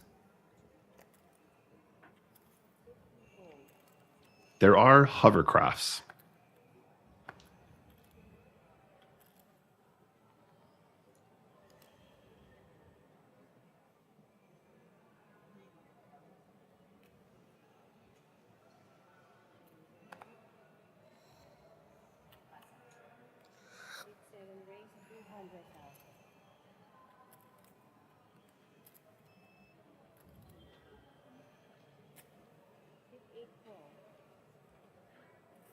And really nice to see Young here, given that new lease of life, is putting the chips to good use now, right? Got that free double up with the 10-7 versus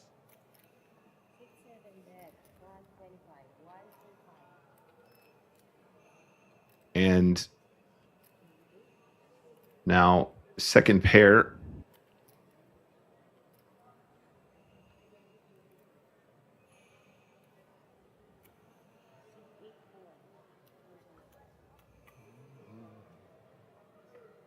$125,000 apiece going to the turn. Ace of spades.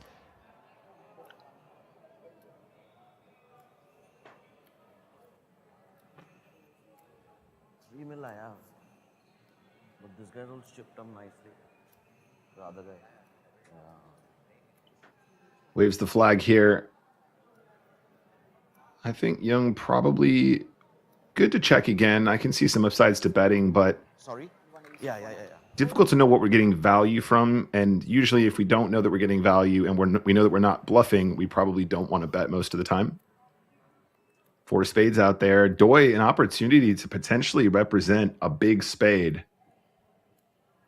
He could just stick in like 250K here and scoop this pot if he wanted to.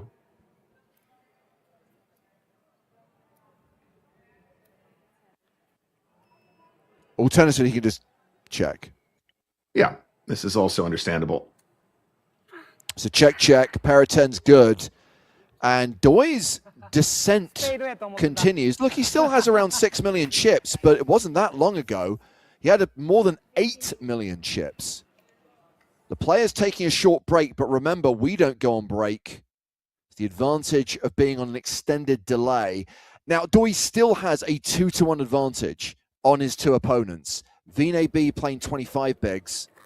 Senyuk Hyung playing 24 bigs.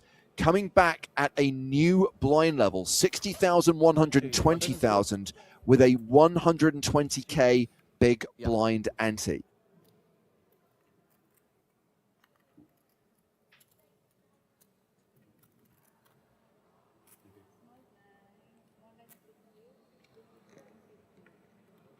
Okay, let's go. Good luck. Good luck. Let's go. 9-4 of hearts on the button.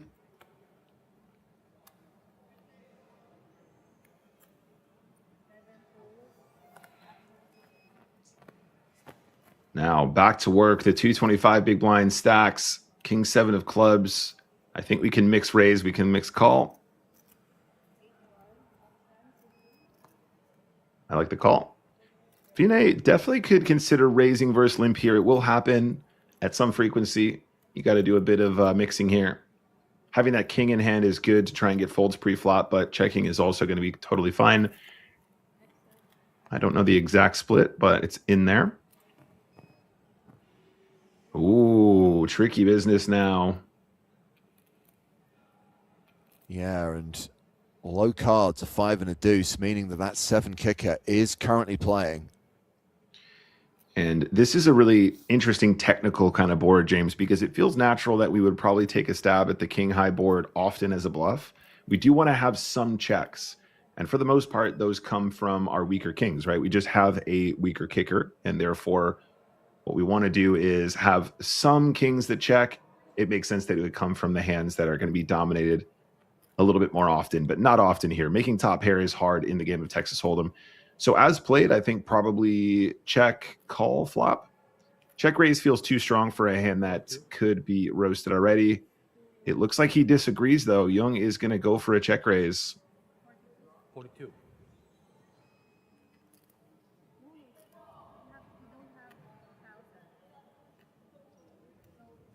No, he has to put 5 more. 430 he means.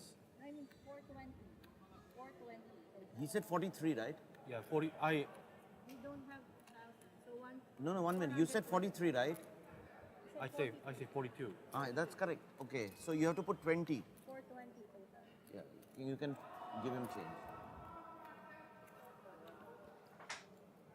Vinay, the gent trying to sort it out on the flop, I'm assuming is going to call the check raise.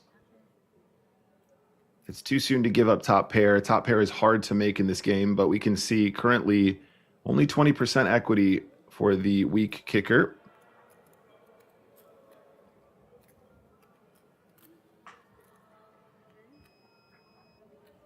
Ooh, that's a nice turn. When you check raise king 7, that is a beautiful turn now. And at this point, James, you're probably thinking he might have a straight draw, he might have a flush draw, he might have a king, he might have king 9. We might get it all. So there's 1.2 in the middle. The effective stack is 2.3. So just around 2x SPR.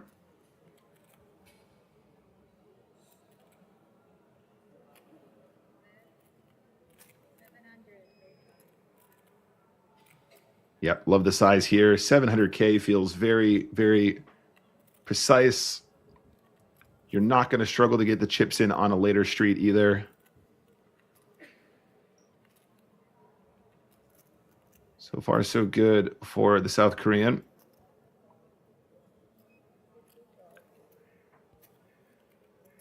Vinay calls the 700,000. 2.6 million in the pot. Vinay, the effective stack here with 1.6 behind. Do you go for it all now if you're Jung? I think you got to do it, James. There's an argument you can check and allow the misdraws to bluff, but I think at this point, you've just set yourself up for a very clean 1.7 and a 2.6. I don't know if Vinay is going to turn hearts or a straight draw into a bluff that often, so I think we just try and get it all. And if Vinay didn't believe him on the flop or the turn, you know, this is a pretty good run out for that king 4. If my opponent check raised with a combination draw, maybe like a 4-3 of hearts or something like that, he's completely bricked. I have the best hand. Having the 4 of clubs is definitely a consideration. He's going to have fewer check raise bluffs that are just the raw straight draw. But this could be costly. This could cost him his tournament life if he makes the call.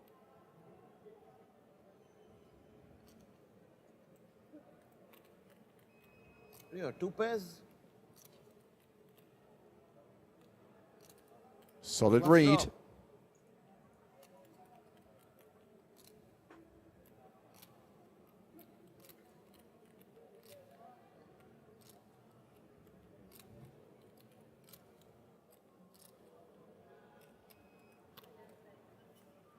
Wow, good fold.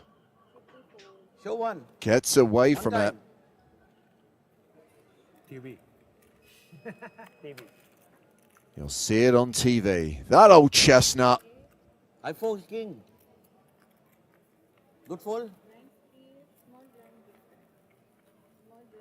That is a really good fold. That's a tough spot there for the king 4. It does well to fold river.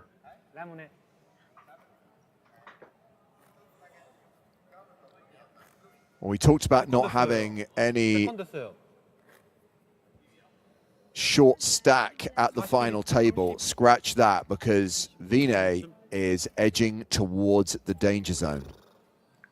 Danger zone. That was a bit feeble. Need to work on that. Danger zone.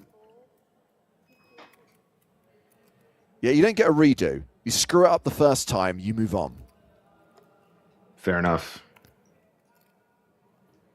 1.6. Ooh. Yeah, gives Doi a walk. Yeah, I understand. I think it is a combination we can still VPIP, but he's not feeling it. He's seen what a wild man Doi can be, decided against the blind v blind confrontation out of position.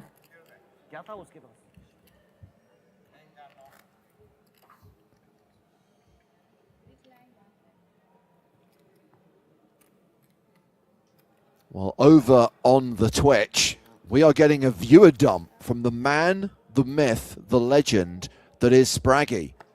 Benjamin has presumably finished his stream for the day and is sending his audience in our general direction. Hello to Dat Paddy, Merstyles, and other viewers who are now being forced to endure live action from APPT Manila instead of watching their favorite streamer. Welcome, everybody. Good to see you. And I just want to clarify in front of all of the Spraggy fans, we're doing this spin and go thing. It's not been agreed yet. The spin and go challenge, I believe, in my heart, has to happen. I have accepted the challenge. And you can tell him for me, I ain't scared.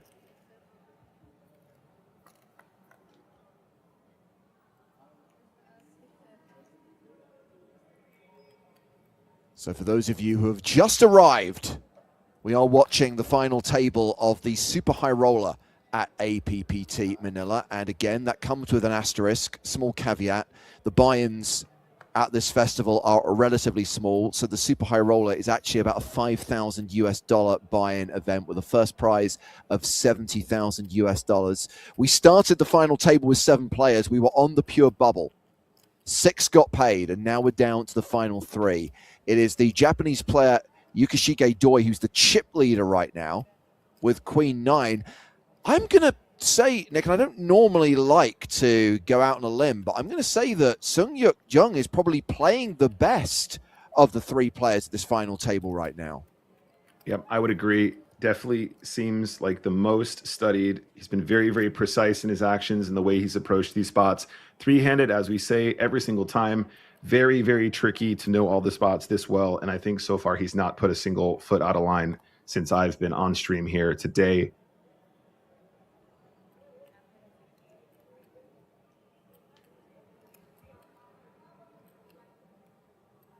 I think Jung can go for value here. No, this is so nice. A lot of players just waving the flag at this point, James. Well, he has a straight. He has to bet it. He does.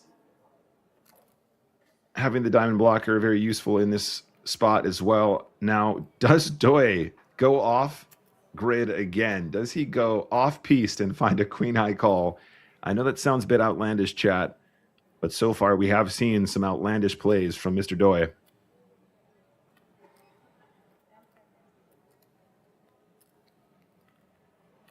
No, he's going to fold this, and that is another great pickup for Jung, who's now up to 4.4 million. The gap closing between Jung and Doi. 48 big blinds playing 37 big blinds, and we still have Vinay B from India with 13 big blinds. He is the short stack of the 3 players remaining at the final table of this Super High Roller. If you enjoy watching action from the PokerStars Asia Pacific Poker Tour, we are going to be streaming tomorrow, Sunday and Monday, covering the main event from this series. Day 1C tomorrow, day 2 on Sunday, final day on Monday. We're going to be live all 3 days at 5 p.m. Central European time. That's 4 p.m. UK time.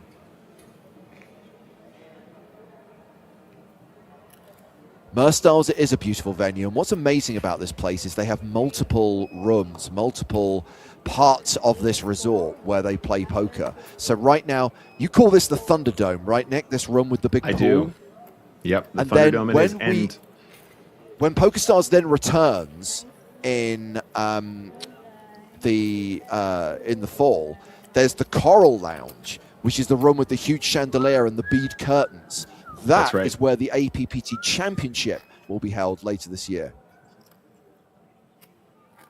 yeah, we've seen action from both the Thunderdome and, of course, the Coral Lounge, both beautiful venues, and just part of this giant complex at APPT Manila. Yeah. I will make it there one day, chat. One day I would love for you guys to see me on this table. That'd be a lot of fun. This is definitely a dream poker destination for me. I know a lot of people would love to make the trip out there. I hear the games are great. I hear the staff is fantastic. I hear the tournament staff are fantastic. I think it's definitely one to look out for. Apologies, by the way, Chad. I did miss the straight on that river. I was tending to other duties. Flawless commentary prior to that, of course. I'm sure. Ace Queen is going to raise, and I think it's going to be a raise and take it. Nice hand. Small blind, 54. Big blind, 50. Percosetti says, can you talk about the pool? As you may have gathered from the fact that Nick and I are constantly whining about the fact that we don't get to go to this venue, we are not in Manila. We are not at the Arcada right now. I don't know about the pool. I don't know if it's over-chlorinated. I don't know if it's heated. I don't know if it's temperate. I don't know if it's one of those pools which has like whirlpool jets where you can just kind of sit around in warm water and lounge, or whether it's more of a traditional swimming pool where the water's a little bit cooler but allows you to exercise. I know nothing about the pool. Is there a swim-up bar? We just don't know. I do love a swim-up bar. Oh, a wave pool. It's been a while. I feel like wave pools are things you get really excited about as a kid, and then you realize how deadly they were when you grow old. Yeah. I've seen too many Terrifying. YouTube videos and Netflix documentaries about people dying in wave pools. I definitely almost drowned at least twice in a wave pool in Wisconsin. 100%. Not even exaggerating.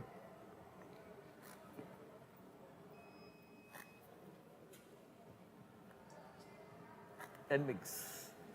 So you've been asking what time the main event starts tomorrow. All of our streams from APPT Manila starting at 5 p.m. CEST, 5 p.m. Central European Summer Time.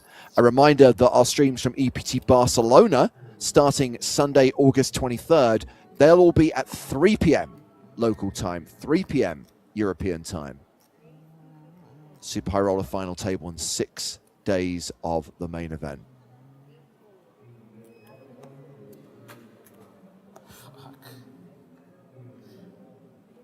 Well, there you go. Vinay, frustration showing here. 1 million chips behind now, guys. Has been forced to fold down to a very shallow stack.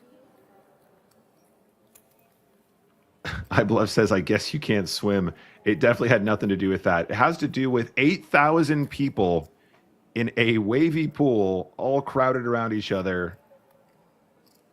I don't know if you guys have ever been to Wisconsin, but it used to be famous for having the world's largest water park. It was called Noah's Ark. They had a huge wave pool. It was really famous. Also, I can confirm, quite deadly.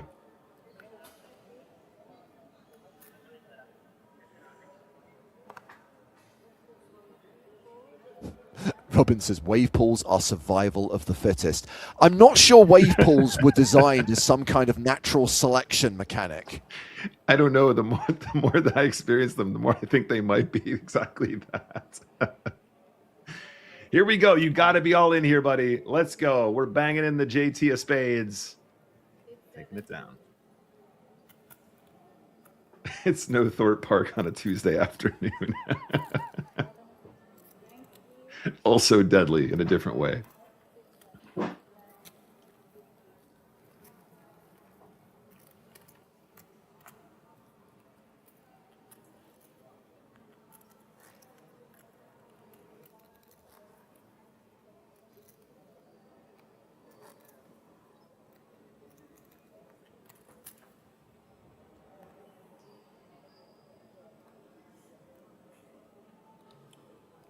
We observed earlier on, Nick, that there was quite a fun atmosphere at the table. There was plenty of chat. Now, granted, the field has halved. You've got fewer players, so that's going to take the wind out of everyone's sails a little bit. Also, we're getting to the business end of the tournament. Plus, I don't know, it kind of feels like fatigue might be a factor now. This final table potentially going on a bit longer than maybe the players anticipated at the start of the day. Yes, definitely, James. A lot of excitement surrounding those doubles, but we can see after the exchange with Jung and then Vinay making that very good fold with the King 4 offsuit, you know, he's dwindled. And I think at this point, it is getting late in Manila, of course. We see the all-in here, and I'm assuming this just goes straight through for now. But, yep, the energy definitely different.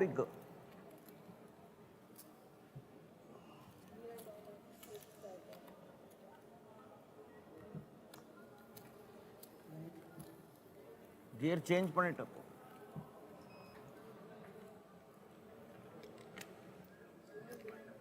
Huh?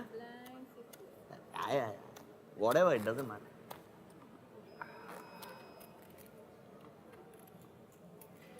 Couple yawns here and there. Come on, guys. We're playing for $70,000. 6 plus fly 11. 12. 13.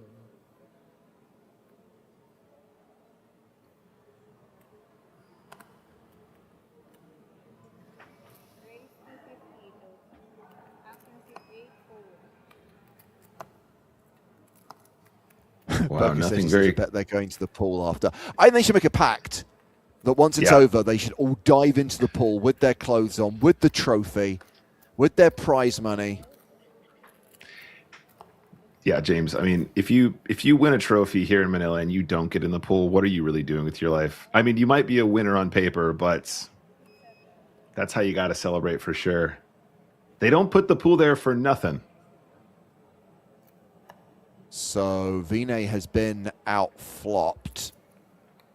Doi bets his pair of fives, gets a fold from Vinay, who's down to 10 big blinds now.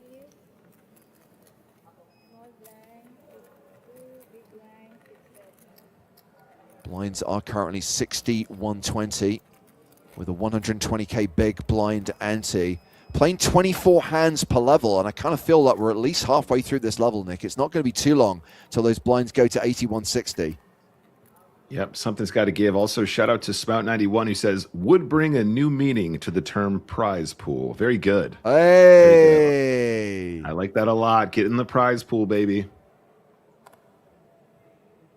Careful, Queen because if we 9. set a precedent, we're then going to have to install a swimming pool at every single venue where we hold a live event. I feel like that's a great precedent to set. Just one very small one. Just enough to dive into after you've won. What's that body of water that you've established by the final table? That's the prize pool, where the winner gets to splash about. Dunk tank full of money.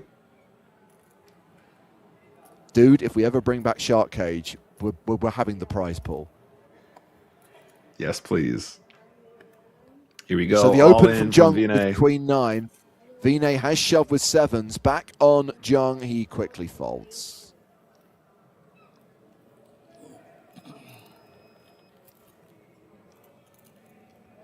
So there was a trend, I'm going to say near enough 20 years ago, during the poker boom, when people would stage poker tournaments in really stupid places. I was actually part of, I think it was being called the world's highest poker game, which was basically on a poker table that was winched up by a crane next to City Hall by the Thames. There was also, I believe, an underwater poker tournament as well. So, yeah, people playing on top of water, in water, underwater. It's all been done. And guess what, guys? It's a really stupid idea. Yeah, it's that kind of blue sky thinking we don't need.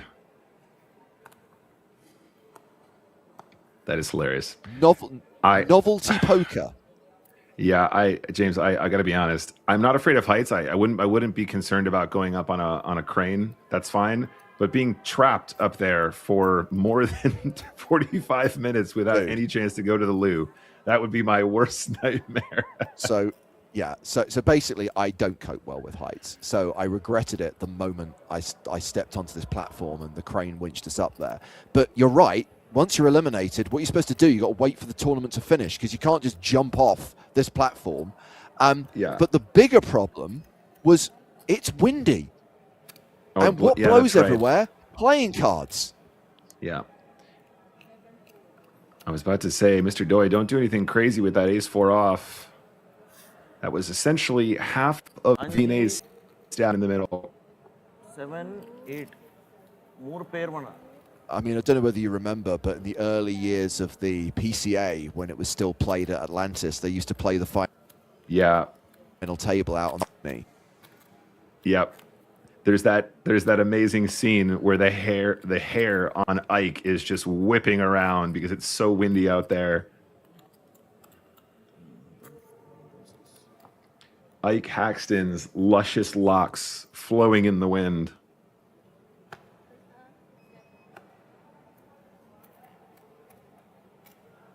All right, 5.9 million and a king queen. Let's play some pokers.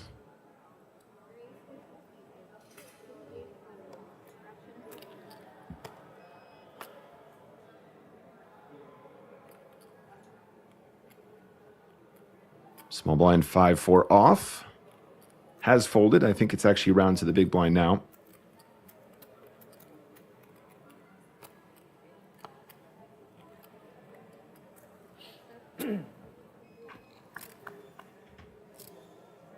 Does call with the 7-5. Okay, definitely a connection here of sorts for Vinay. That is the up and down straight draw with the 7-5.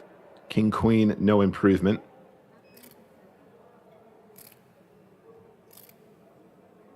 Checks, and we know that Yukishige likes to attack these boards. Probably c-bets a little bit more often than the average player.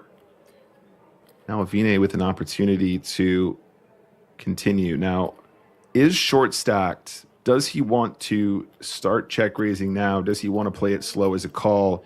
He's going to play it as a check jam. And perhaps picking up on that tendency to over continuation bet is going to take down a pretty sizable pot here. 1.6. 1,600,000.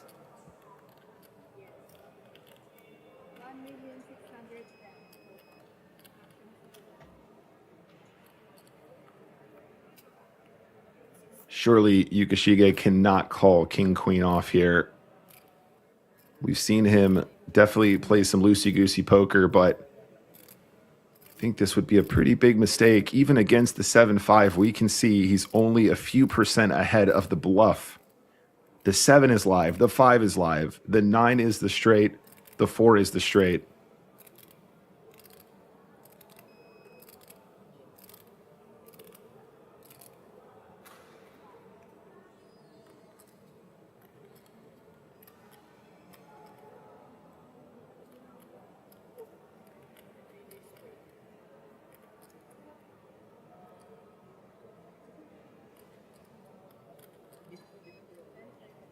Nicholas, I have returned. It's like you were never gone. Sorry about that. Mild, brief disconnection. Thanks, Spectrum. It was the satellite.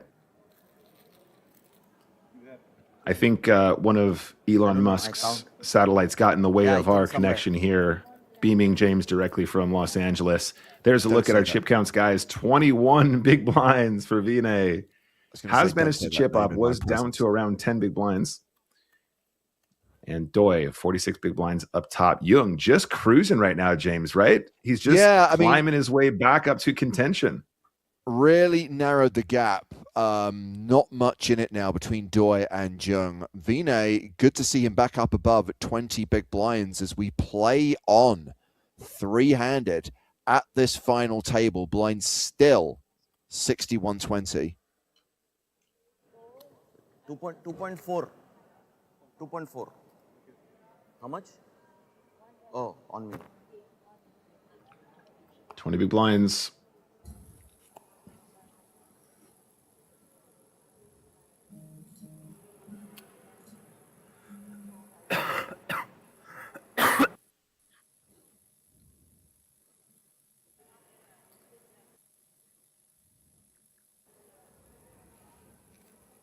Wow. 1 second, guys. Yukashige checks back pocket nines versus the limp. What? I am very surprised to see this. This definitely should have merited some elevation. But James, look at the flop. You gave him the free cards. Yeah, Vinay with the king high flush draw. Doi still ahead for now with the nines. Has a diamond draw of his own. It is a post-flop flip, and Vinay is going to bet this flop with his draw, 125,000. Yukashige checking for diamonds. He does have the 9 of diamonds.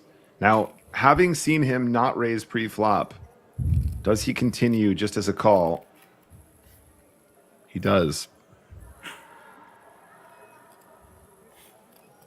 Okay, well, Doi is now practically a 3-1 favorite with that 6 of clubs pairing the board.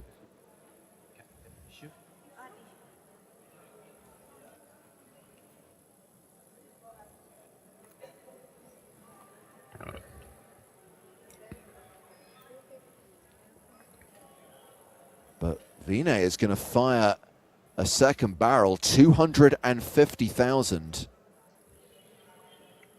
This is relatively small, James. Kind of betting, you know, on the draw, as it were. I think he's almost kind of trying to buy himself a cheap river here, potentially pushing out maybe a 6 or a deuce with that size. And wow. Ooh, no diamond on the river, but it is a king. Top pair for Vinay. Love that. Bluff, bluff, get there, and then check? I don't know if it's Yukashige's style to turn this hand into a bluff. I'm assuming he's going to check down himself, but yeah.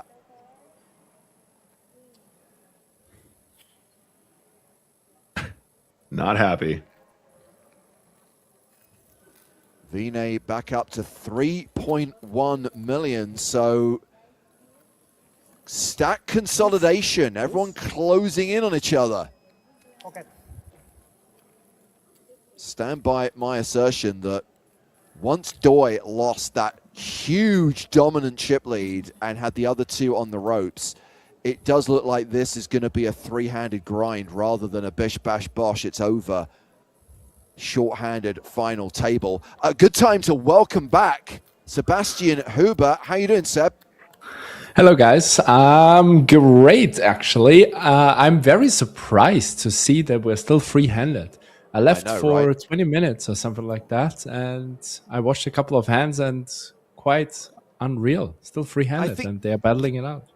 The key thing is that Doi maybe got a little bit overconfident and maybe got a little bit spewy, made a couple of big calls that he shouldn't have made, which not only lost him chips, but doubled up both of his opponents.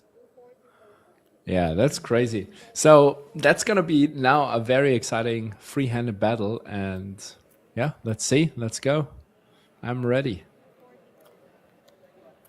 Nick, I will speak to you in an hour's time. He's gone already. Don't blame him. He's already out. Anyway, he's having PTSD flashbacks to the wave pool in Wisconsin. So Vinay open raising the king-9 offsuit. And Jung is defending. And now it looks like a good spot for him to bluff. The queen-9.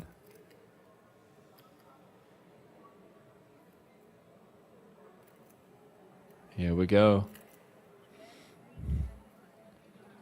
I said it before, I'll say it again. I like the way Jung is playing, and he chips up over 4 million.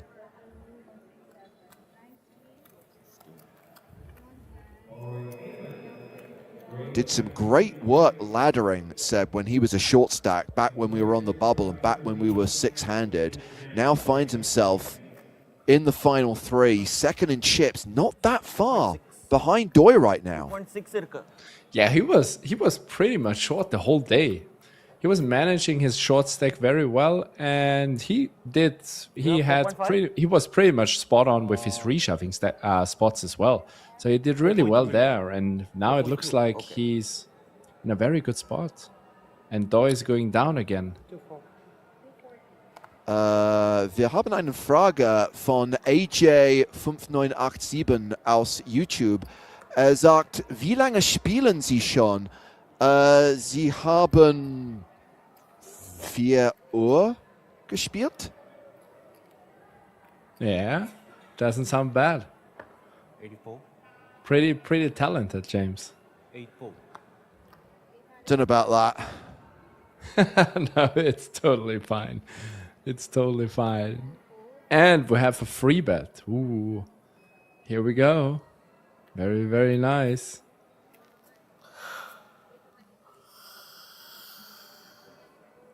Yeah, we do. With the Lashif, the ace-6 offsuit.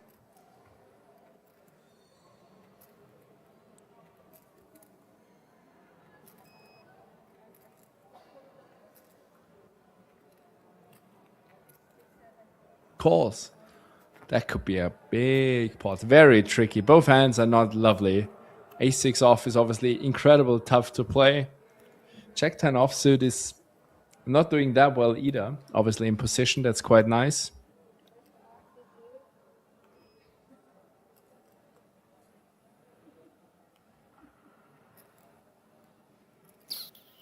Pretty interesting flop.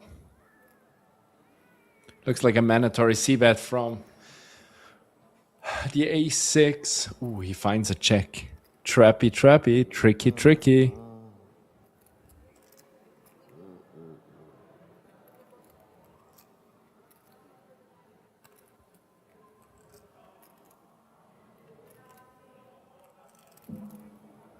Check, check. Now we gonna see some fireworks.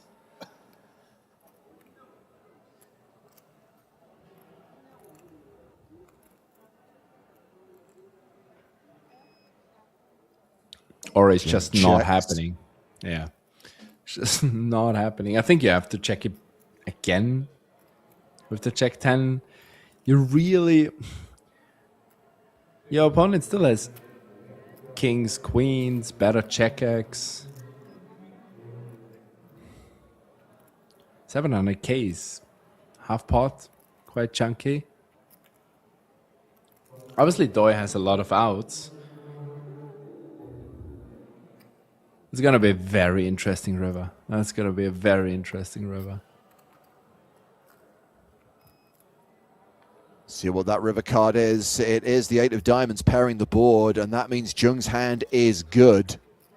Yeah, and I don't see Doi bluffing that one. I think it's going to be very, very tricky to bluff that hand. It's still, even though it looks like the jack has a decent amount of showdown, it's not, as I said, some weak ace-x might check back as we've seen on the flop. Obviously, you could have aces completely trapping. Kings, queens are beating you. So I think you got to, I don't know, it sounds crazy, but... That's a not insignificant pot, Seb. That's a pickup of 1.8 million for Jung, and that's going to give him the chip lead. Jung now in the catbird seat with 5.9 million. Full house. That's a massive one. That's a really massive one.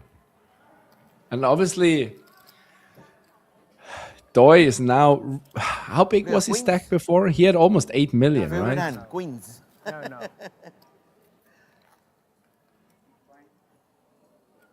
That's crazy.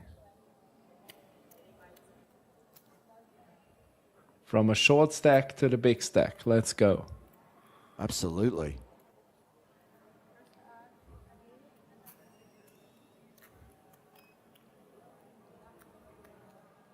Still counting his chips before shot clock is already running down. I know. Now But what a great position to be in, where you like can't quite get all of the chips into one pile. Wow, and he folded freeze as a chip leader I mean, call.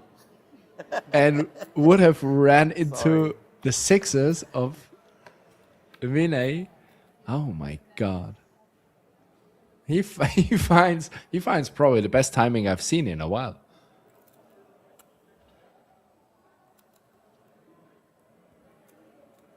And as Doi, you need to find your rhythm again.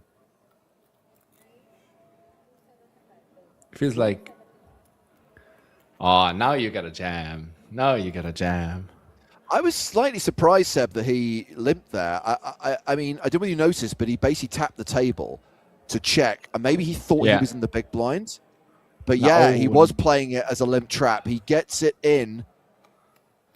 Yeah, and it's perfectly played against Doi because he might be a bit on a heater, and he's probably raising everything there just because he wants to play pots, and obviously you can't do anything with the Jack 8 offsuit against the jam.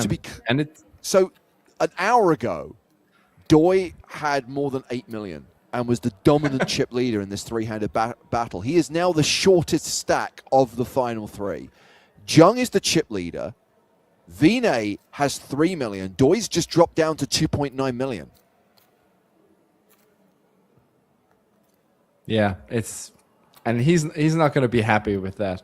Everybody knows that situation. If you're a huge chip leader, you expect so much, and out of the sudden you're almost out.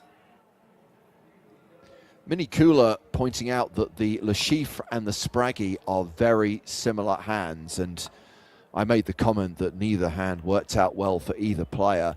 But Mini Cooler makes a very valid point, which is that at least Spraggy is still alive. And Smout says, yeah, Spraggy is also not a terrorist mastermind, which helps.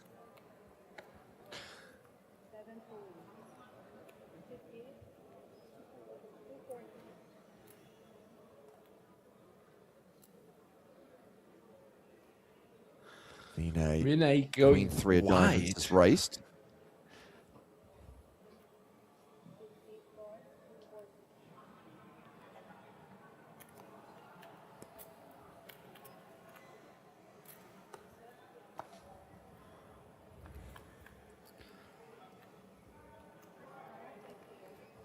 Ten, 8, 5. So Queen High still ahead. The gut shot for Jung.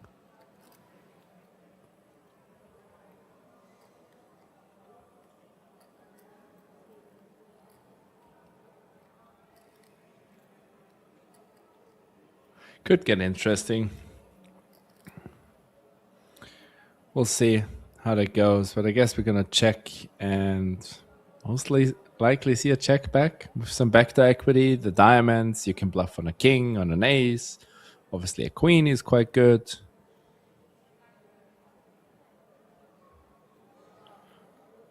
Here we go. C betting's not that small. Third, it's actually small. And wins the pot. Nice. If you get a gut shot to fold, pretty cool. What a change in dynamic at this final table. Jung chip leader with 46 bigs. Vinay now in second place with 28 bigs. Yukishige Doi, one-time monster chip leader, now bottom of the pile with 24 big blinds. And it won't be many hands until the blinds go up. I'm still surprised that this final table takes that long. I thought it's going to be over much quicker. Understandably, Seb, it was slow when they were on the bubble, right? That made sense. After that bubble burst, I kind of thought, well, now it'll go quicker. And then it took a while. We had back-to-back bust outs. I'm like, okay, here we go. It's going to be over in the next hour. And here we are. It's still going. But it's nice anyway. For them, it's incredible. They're playing a very nice structured tournament. And we get a lot of action.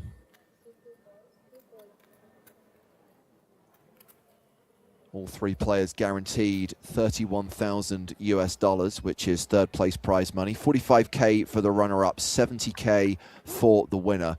The top two also get packages to come back to Okada in October to play the APPT Championship.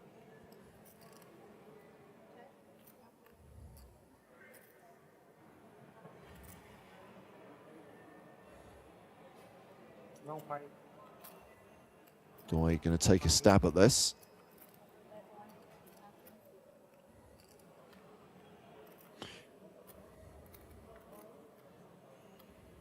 Gets a call from Vinay with ace high, which is currently the best hand. Sticky for sure. Okay, Doi has picked up a spade draw. Vinay, 2-1 favorite.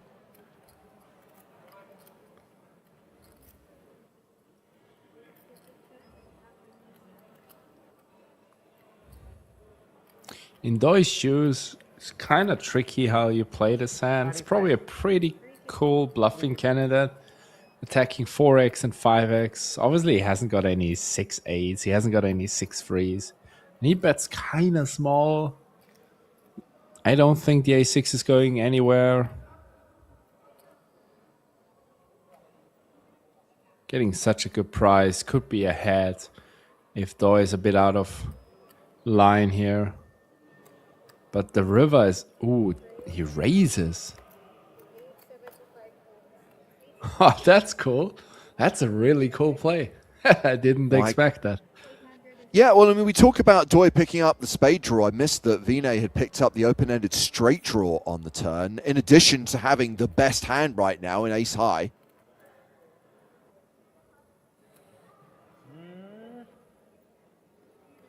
That is very cool. If you call the 525,000 and Brick River, what do you do? You gotta jam. Vina, you gotta bluff through. There's no way. But it's so cool. It works against Doi as well. It's a really nice play. Good fold, he says. You have king? Amazing. King? What do you have? The swings are not insignificant. I mean, I said earlier on, I was surprised not to see Gary Thompson in the top 3, and now I'm surprised to see Doi. Yeah, he's getting destroyed. Yeah, absolutely. I was trying to find a polite way to say it, Seb, but you put it so perfectly that I'm on board with that. Yeah, he's getting owned in every spot right now. That was obviously a very tough one to fold to ace high there. With the bet, obviously invested so much money before. Zhang just keeps on folding pairs where he could be aggressive, so he's just chilling, and Vinay tries to battle it out. How much you have, bro? 1.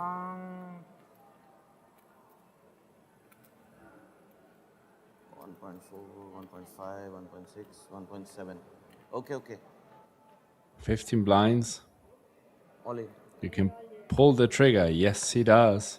Oh, Wow. He's not hesitant. That's a snap call.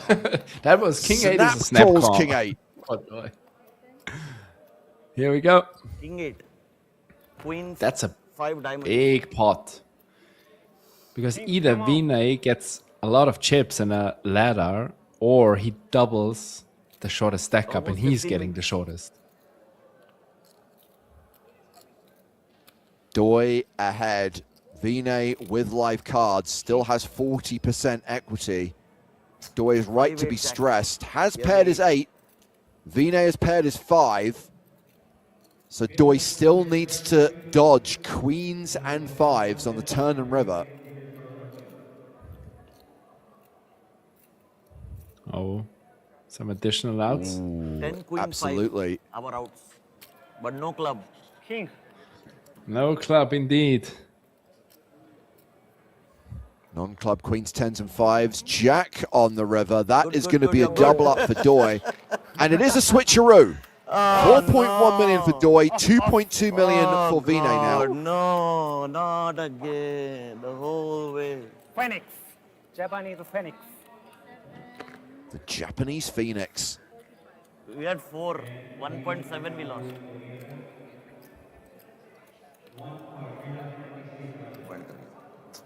That's a big swing. And we don't want to forget, Zhang folded deuces as a chip leader. What a guy, He man. What a lucky easily guy. Thank you. How can you gets call? into this pot. Easily. Nice one. I'm not really sure you can berate him for getting lucky there when he actually called with the better hand and it effectively held. 60-40. 2.4 irka. Sounds like a good call with the King 8. He'll have 4 now.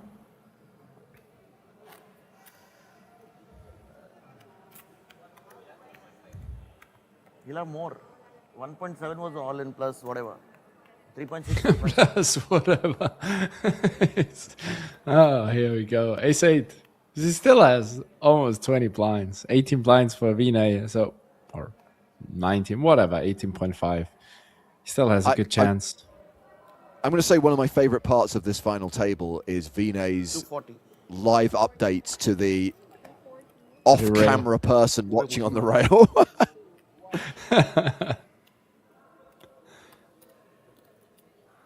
King 8 suited feels like the nuts now for Doi. I don't think he's folding.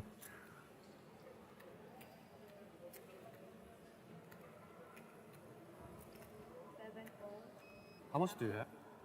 I have 2.4 before the hand. Oh.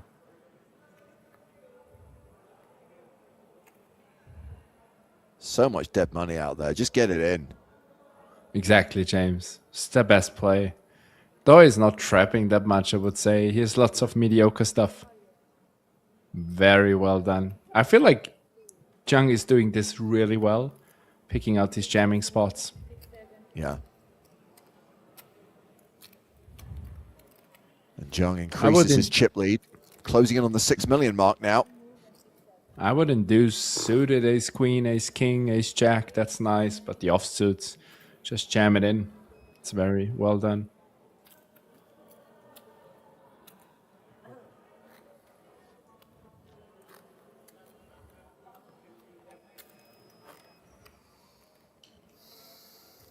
One. 1.5, 1.7, 1.8, 1.9, 2.1 something. Yeah. Antoine asks on YouTube, who's winning in blackjack? The casino, obviously.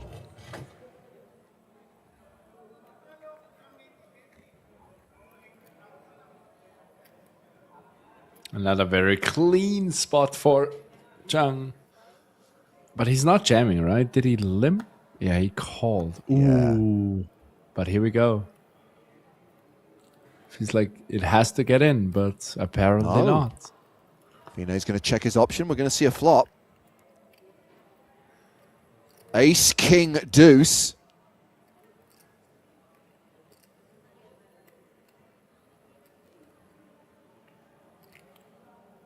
That feels very expensive for Vinay. Min bet. We're gonna call.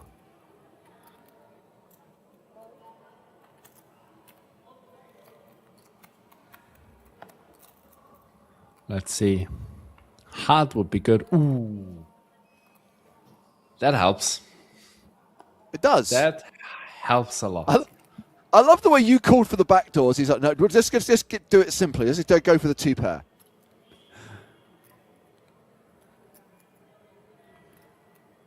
Yeah, Jung obviously sizes up now. He needs to get money into the pot.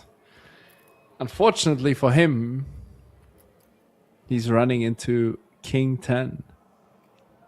It's not that big. 375?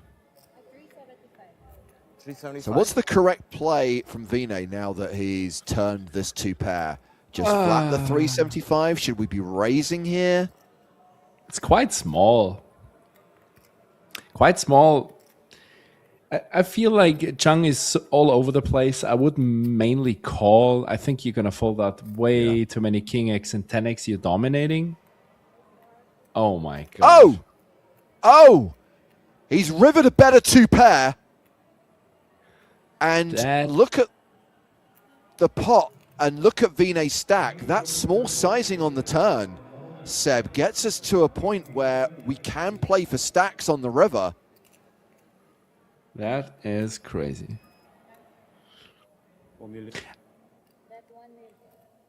Oh, he leaves him free. He misses out on 300,000 chips. Insane. He bet $1 million, I think. I believe it was $1 million chip bet. Yeah. Why? And why don't you go in? He hit a two pair on the river.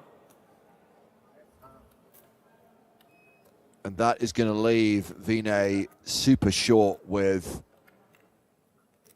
a couple of big blinds. How do you not go all in? What do you mean $1 million? I don't get it. Yeah.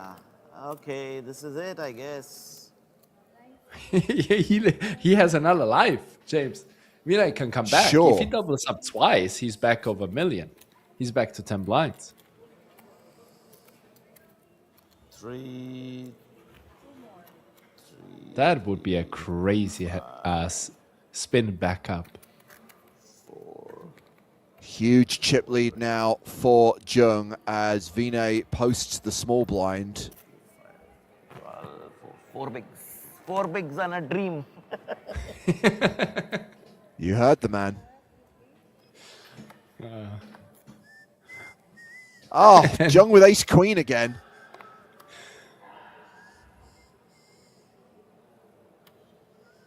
Is he going to finish him off? Finish him. I feel like... Did he just jam? He did. Jamming on both opponents. Vinay calls all in.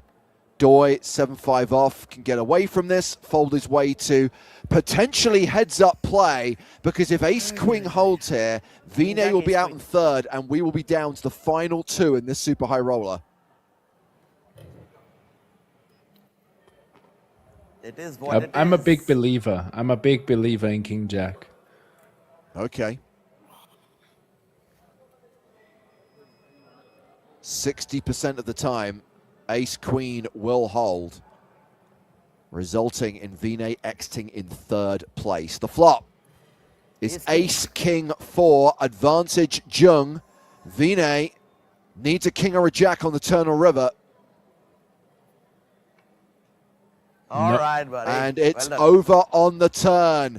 Vinay will return to India with third place prize money, approximately 31,000 US dollars. We are going heads up at the final table of this APPT Manila Super High Roller.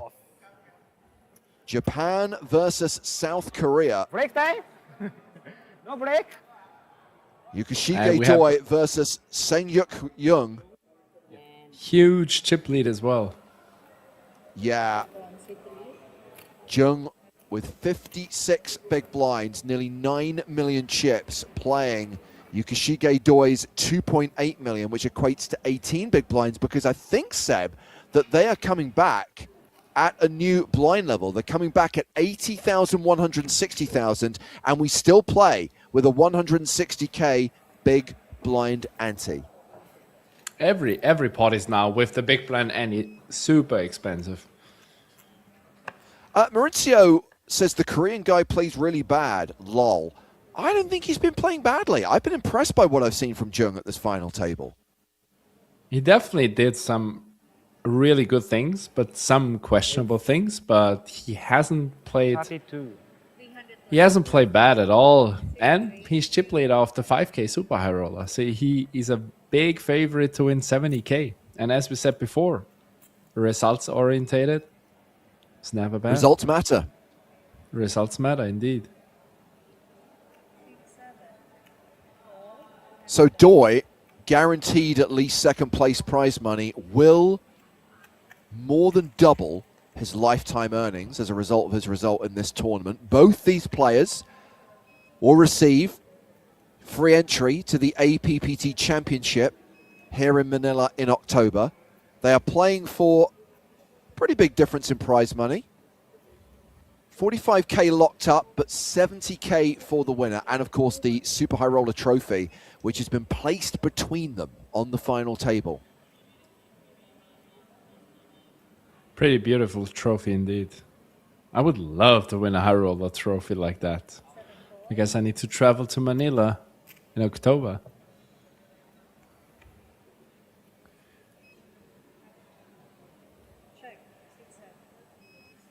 Doi still way ahead, courtesy of that queen kicker.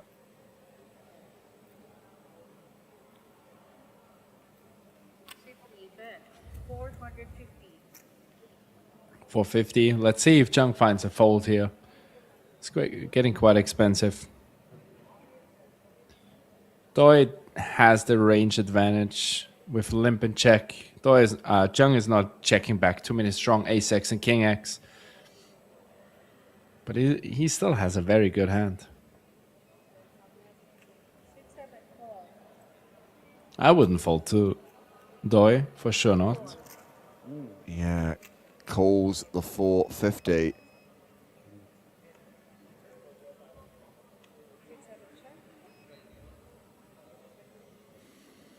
Now does And I Doi guess we're fire gonna- again or just check back this 9? Yeah, check Checks it back, it win back. a lot. Yeah, so the first hand of Heads Up is going to see Doi add 1.1 million to his stack. Big swing.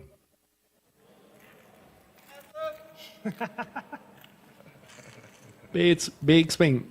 So the heads-up match could be obviously over in one hand. It feels more like they are grinding it out against each other, playing lots of post-flop, limping a lot. Doi is definitely kind of back in his groove. He was a bit all over the place before when he lost his huge chip lead. So let's see how that goes. And I feel like Chung, his style is ちょっと待って。 suits him better when there are more players. In a heads up, you gotta be aggressive. You gotta play a lot of hands. You gotta feel very uncomfortable most of the time. Let's see what he does with the 5 deuce. 3. 7 call. 160. Top shot. C3.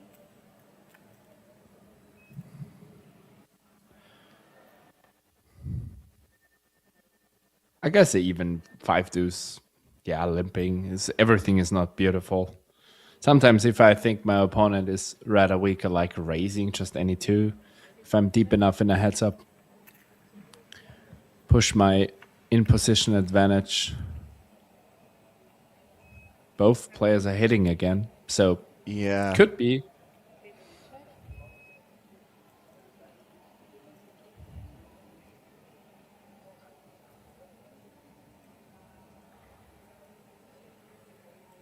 I'm more a fan of checking back bottom pair.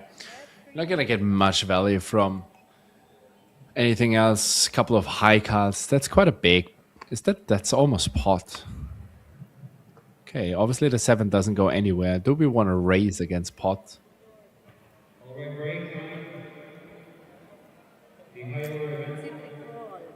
Just a smooth call.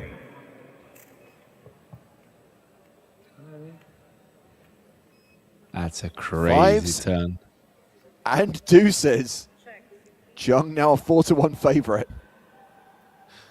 Now you gotta try to bet again a lot. You want to charge any 7 with a spade, any 4 with a gutter or spade. You definitely want to bet here. And Oh, he just a full fills house. up. I mean, the 7's still pretty strong though, right, Seb? I mean, Doi Yeah. could pay It's off a very sizable strong. bet on the river. 5-5. 500. Oh, he's going to bet the river. C3 bet. 500. And now it's getting interesting how big you want to go. I think it would be too greedy to jam. It's probably very natural to jam here. I don't know if you can get away with 1.4, 1.6, 1.5. I don't know. You need to try to find us to get a call from a 7. How big would you go, James? I'm terrible. Don't ask me what to do. I mean, I would probably like, no, I'd probably go in the region of 1.2, 1.3.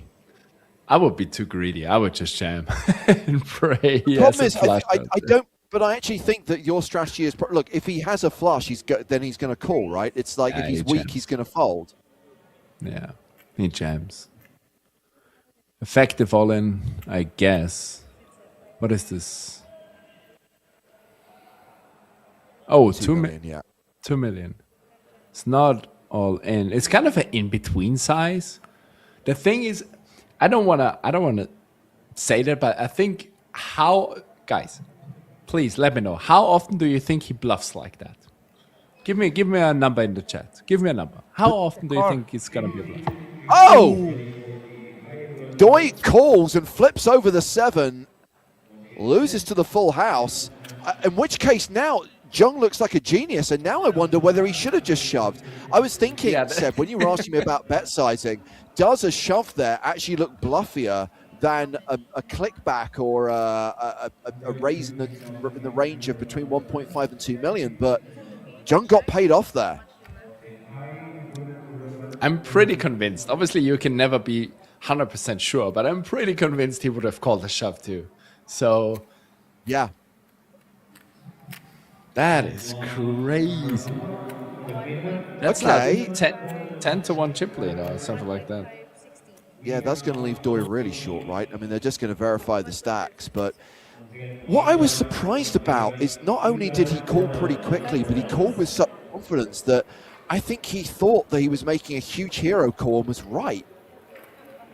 Yeah, I was a bit confused, but I didn't want to say anything. It's full house guy. I was like, I don't know, does he thinks he has a straight flush or what's going on?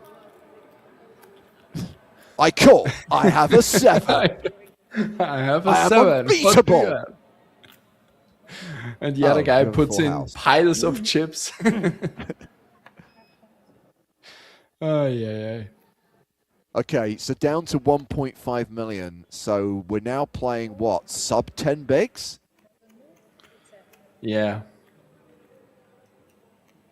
And this is so funny. Guys, honestly, in a heads up, it can change. It really, really can change quickly. 2 double ups and they are, I don't know, 4 and 6.5 million or something like that. So don't tempt fate. That could still go on for ages. It's crazy. But I love watching heads up the most. What about you, James? Like anything in poker, Seb, my answer is going to be it depends. I have seen some incredibly entertaining heads-up battles. I've seen fun heads-up clashes. I've seen very skilled, mathematical, calculating heads-up battles, and I've also seen heads-up battles that have gone on for way, way, way too long, which have driven me to the point of insanity.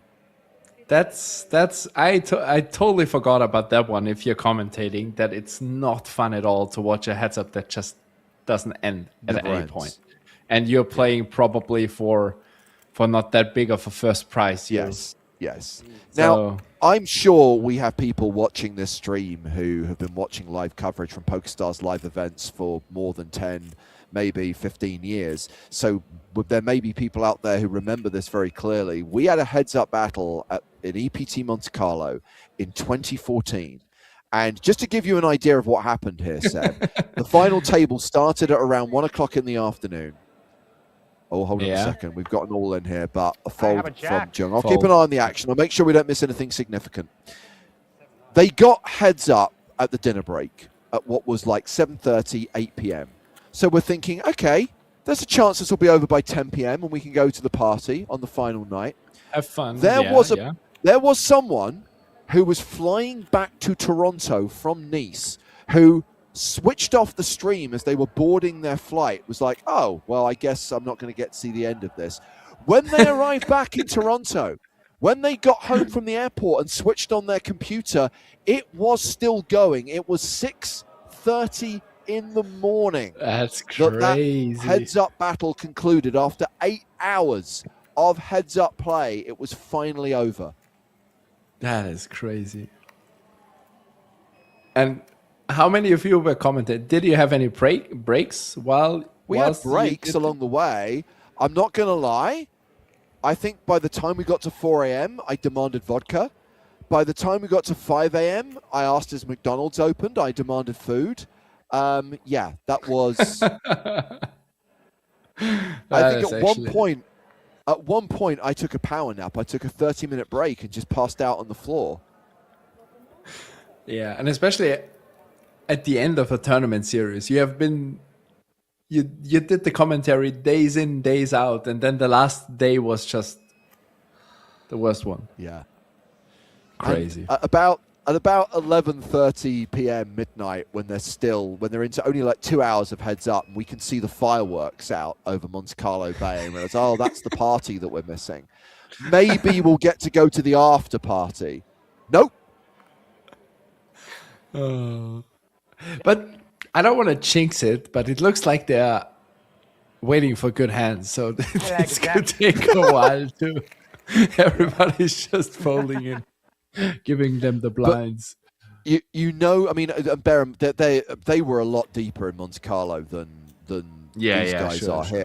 But also, every single hand was the same. It was like, you know, and this was before the era of the shot clock, so everyone was taking forever over every decision on every street. But it was basically limp up, check big blind, check, check, check, check, check, check, showdown. Someone wins the smallest pot known to man, again and again and again. That's crazy. Yeah, that's folding as well, but that's probably the worst heads up you can ever commentate in your life.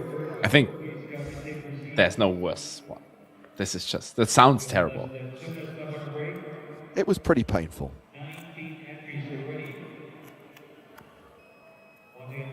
I mean, I could go back into the annals of history and say that there was one arguably just as bad, if not worse, which was an epic heads-up battle at APPT Copenhagen in 2008, which went on for probably 5 to 6 hours. But that was back in the day, Seb, when we didn't have hole cards. That was cards down. So you didn't even know what anyone had, and you're watching an epic heads-up battle. So King 6, clear shove, 9-8 off, close. I would call 10-9 off.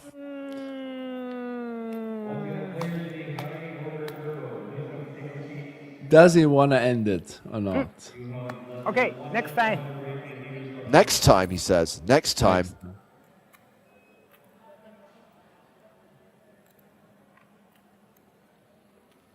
Next hand, please.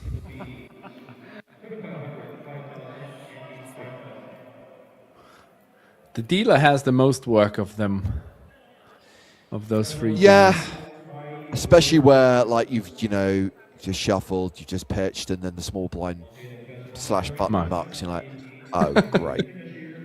Great. Let's go again. Ooh, that's a good hand. All in. 6-5 suited for. What is this? 2, 4, 6.5 blinds. No, a bit more. 1, 6, 7. If you're gambling, you can call. I think he won't be calling.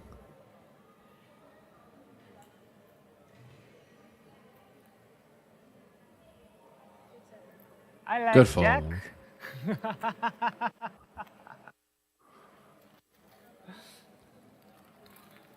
Did he show just the one jack or both of them? I think he showed just showed the one check. Yeah, yeah. And Okay. he said, I love Jack. Okay. Good for you, buddy. Good for you, yeah. He pretended get our that he's kicks up super now. loose. Yeah. Any jack, not even going to look at the kicker.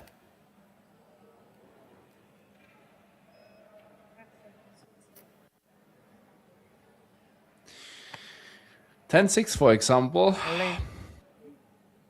Sorry. No. Sorry. Oh, now he can get away. Oi, oi, oi, oi. Sorry. He said Sorry, all in. Doi said all in, but he was not the guy who's first to act. Yes, sir. So Chang Correct. could actually fold his 10-6 offsuit. That's Yeah, so the official ruling there would be that the out of turn aggressive action would only stand if Jung took a passive action, but because Jung chose to then shove on Doi, he is allowed to effectively take back his raise, and in this instance, fold. silent Oh my quads. I feel the same, Oh my buddy. God. I think I'm gonna fly over to Manila one day, play a couple of tournaments. Why not? Sounds like a good idea. Action. Okay. Player all in. Suited jack, all in. You gotta call Queen 9. Way too strong. And the good thing is you're playing against Doi, who has some fun now. He seems really relaxed. He seems like a guy who's jamming a bit too wide. So Queen 9 seems like a good hand to call. 450, 1.1475. 1.475. I have a feeling that he doesn't call this one. Okay, good he luck. does call. One. And it's I have the a bad correct jack. call. Let's go. Gets it in with 61% equity, but Doi is highlighting the fact that he has his lucky jack. He's Jack, the come leader on. of the pack. It makes him such Jack, a jolly Jack, jack, and he is hoping Yes. that he can double up here Jack with the with hitter. Jack 5 of hearts. If Queen 9 holds, if Jung wins this, the tournament is over and he is the Super High Roller champion.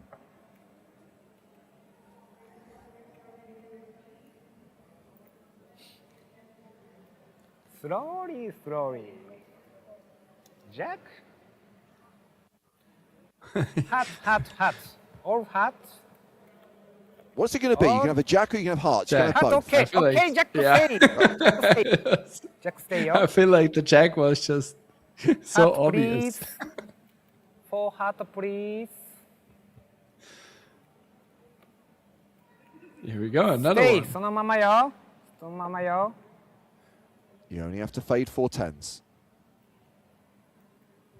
You only have to fade 4 cards. And with Big trip double. jacks, Jack. Doi does indeed get the double up. Jung's still the dominant chip leader, but Doi no longer on the ropes. Whew. One time. Okay, if that was your one time, buddy, you've used it. You can't use it again. One is singular. Oh, he has like a little J on his necklace, so clearly Jack is his lucky card. Oh, I haven't seen that. That's actually nice.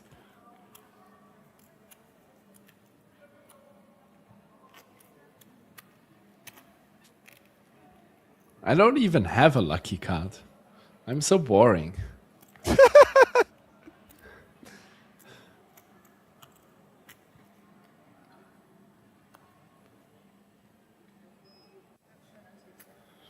So, big double up. Let's go back to limping and checking. No.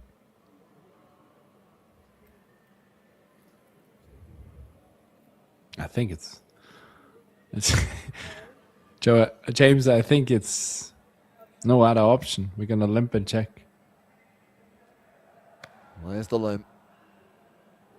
You could raise for sure, queen 4 off sometimes.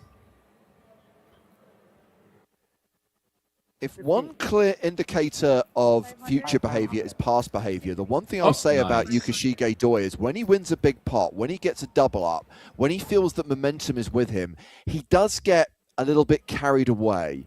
And hence we see him now deciding, I'm going to raise queen 4. I think it's really good though against Zhang.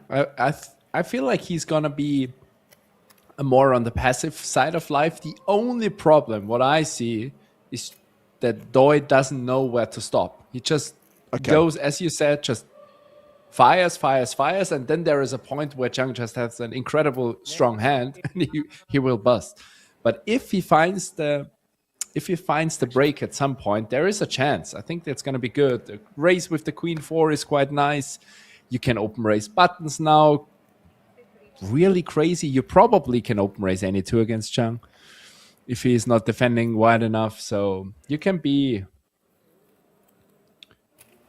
aggressive in that kind of situation and use it to your advantage. Raise for sure, sometimes. Yeah, you know how it is, blind versus blind. It's all a mix. You can do everything.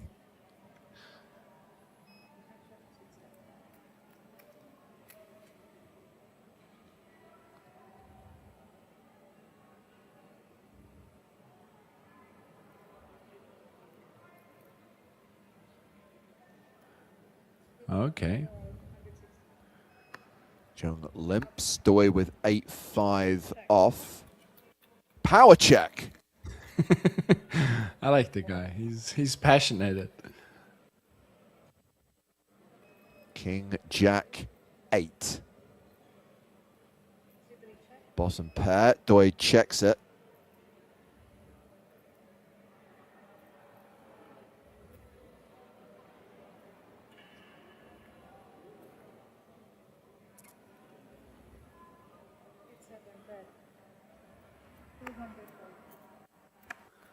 Jung betting into a pot of 480,000, 240,000.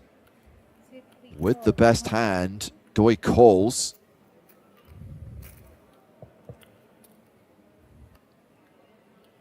Ball pairs on the turn, and Doi is now an 86% favorite.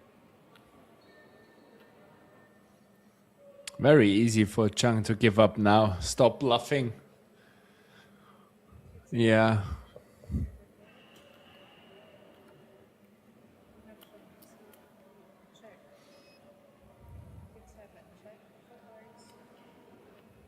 Check No to bluffs. showdown. And another pickup for Doi.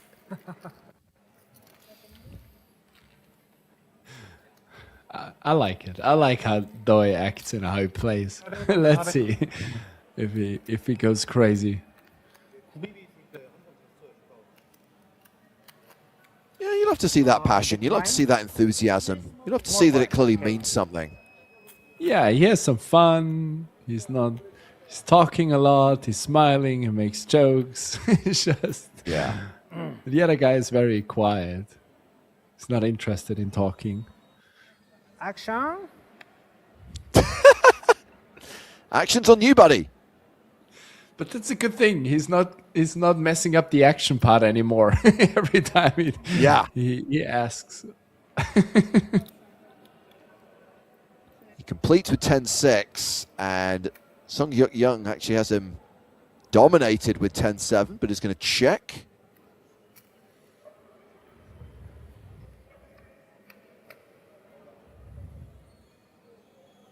King 8-4 with 2 spades. That goes now. Check. Okay, so Jung pairs is 7 on the turn, checks it. Here comes a 10 high bet. 200K.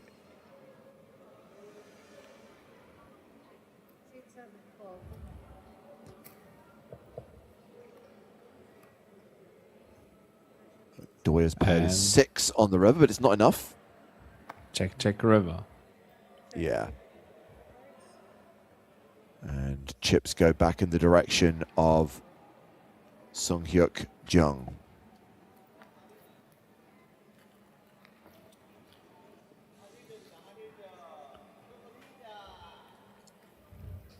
Oh, good. Jung's got some friends on the rail. That's someone providing a little bit of moral support there.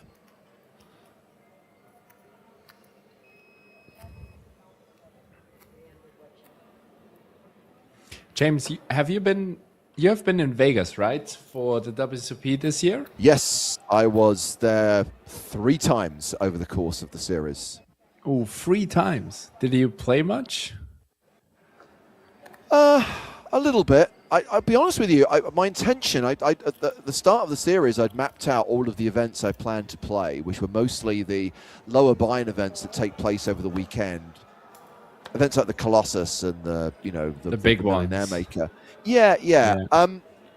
I didn't have the best experience in the sense that, sometimes tournaments just aren't going your way. So that I had that going against me. I also had a bad experience in terms of some of the dealers that I encountered, which was actually driving me mad. By the way, we've got top pair versus trips here. And as such, I decided that I was going to spend most of my summer across the road at the Bellagio playing cash, which worked out incredibly well for me. So, that was my summer in Vegas. That's nice. Yeah, it's very annoying if you don't enjoy the tournaments, if the dealers are a bit messy and stuff like that. So, very understandable. It was stuff where I just found myself having to be table policeman the whole time and explain how it works when there's a dead small blind, how it works when there is a side pot because of one player is all in with 2 other players still in the hand. It was... Oh. That could be bit more costly. Yeah. Jung with now a better 2-pair, but Doi still with the trip deuces.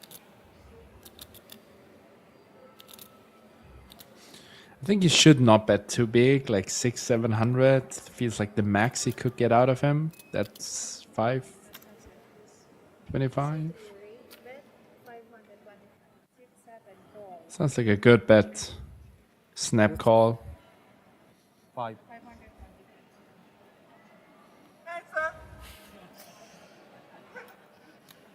525. But yeah, I had the pleasure of talking to David Lappin and Dario Carney yesterday for an edition of the chip race, the lock-in, which I think is going to drop this weekend. And we talked about the PokerStars Open events, Seb, the events in Campione, in Namur, and Malaga, of course, this summer, and how at those events and at EPTs, we forget how lucky we are to have some of the best dealing staff in the world, to have some of the best floor staff in the world, and the tournaments that are just well organized, well run, with good structures, and how sometimes it's very easy to take it for granted. And then when you go to Vegas, when you go to a huge event where, and I get it, right? They just need so many dealers to run these events that they've got people who don't have a lot of experience, who haven't been trained properly, who haven't even been taught the basic rules of a hold'em. And as such, it just makes it a really negative experience for the players. I think that's the one thing or one of the most important things for the players, to have good dealers and good floormans, because it ruins so much of the experience. And obviously I'm a bit biased because I'm probably one of the biggest EPT fans there is out there, but the quality of dealing and everything is incredible, and that makes the event so much fun. It's hard to talk about it without sounding like a complete PokerStars shill, but the reality is, and I like it when we get independent feedback from players that say, these are the best dealers in the world, because it just reaffirms what I genuinely know and genuinely believe. Yeah, I agree. So therefore, I'm looking forward so much to EPT Barcelona. 2 weeks, great tournaments, some buy-ins are from small to big. Everybody can find something for them, so it's gonna be cool.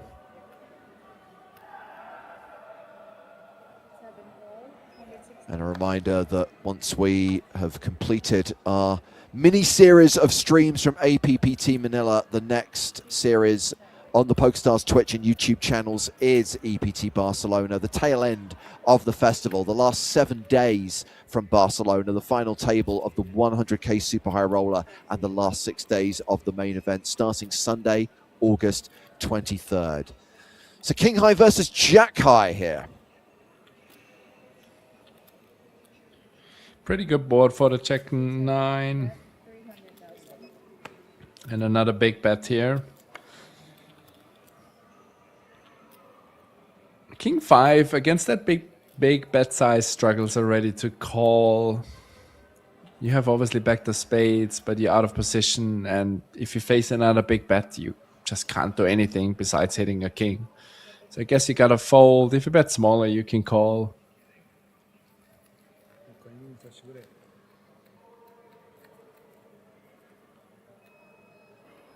Yeah, I mean, Smout mentions it on Twitch, and I'm sure many of us saw some of the clips on social media of some of the more egregious dealer mistakes, screw-ups that happened in Vegas this summer. But every hand was torturous, I'm not going to lie. I think I ran really bad. I think every table I had just had... They're trying their best. I'm not trying to hate on the people themselves, but it's...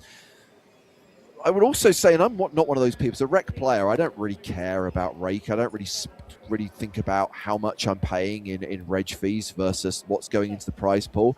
But I did start to be aggrieved about the fact that you're paying for a service that you're not receiving. Yeah, the rake has been quite high too, so that's in general a little bit of a problem. Everything gets a bit more expensive everywhere, and yeah, it's a tough one. Obviously, for a player, if you pay a lot of rake and don't get any good experience, there's at one point you're not gonna play anymore. We're just gonna play other stuff. King Queen versus Doi. King 4. Yeah, Doi outflopped here. The pair of fours good for Jung.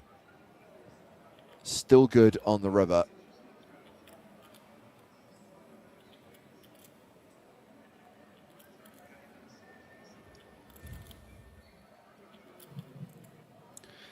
Any value bets? Just half pot.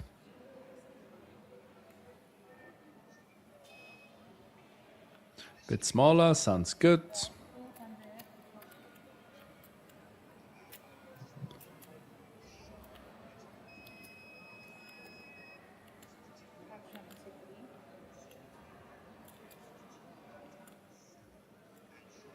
And if there is a guy who's calling that one, it might be Doi.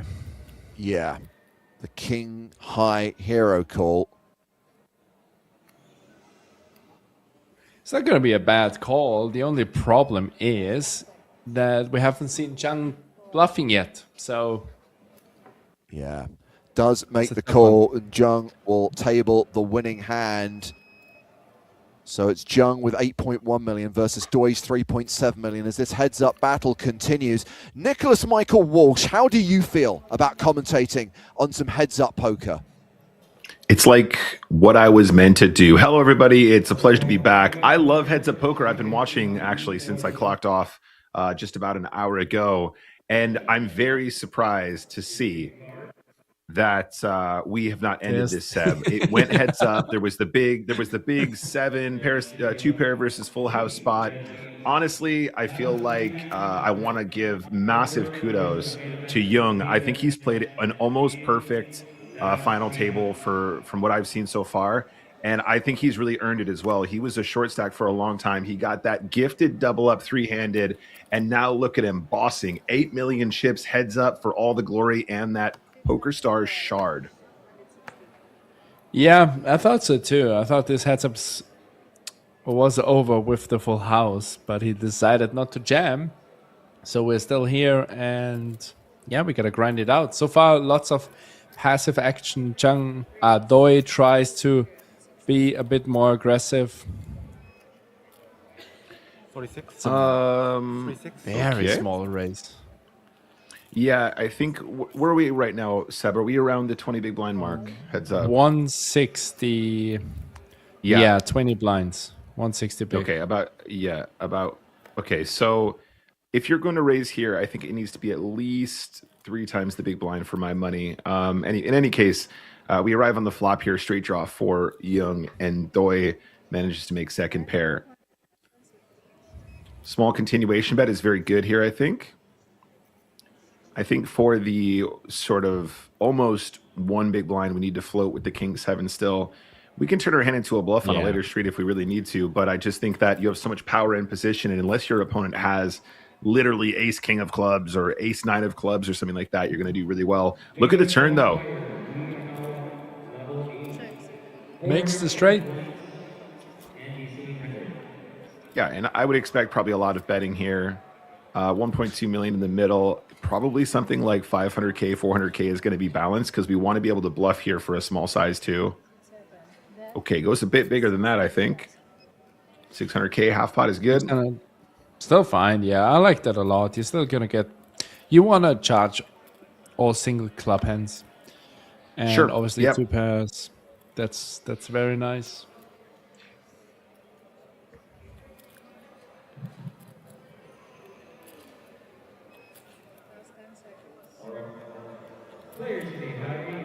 It's gonna be very tough to find a call with check 8. I don't think it's gonna be good. So nice fold, nice fold. Yeah. I do think that Jack 8 is a perfectly reasonable ISO hand if you want to balance your ISO bluffs, but I do think that at that stack depth, perhaps maybe a little bit bigger in the ISO would be good. You can't expect your opponent to fold for what is almost just the min ISO, right? The min raise versus limp. It's actually not something that you see that often, but if you sit down and do the work, for the most part, if you guys are looking at a pre-solved library of heads up, they're going to expect the big blind to use the correct quote unquote size every single time. But if you sit down and actually do the calculation where you force the big blind to only have min raises, the defense in position, especially with the big blind ante, is like almost 100%. So we just don't generate any folds, which is kind of the point of the ISO bluff in the first place. And then of course we find ourselves out of position with a less than playable hand like we just saw. Okay, so this is a raise to 360. And a jam, hopefully. No.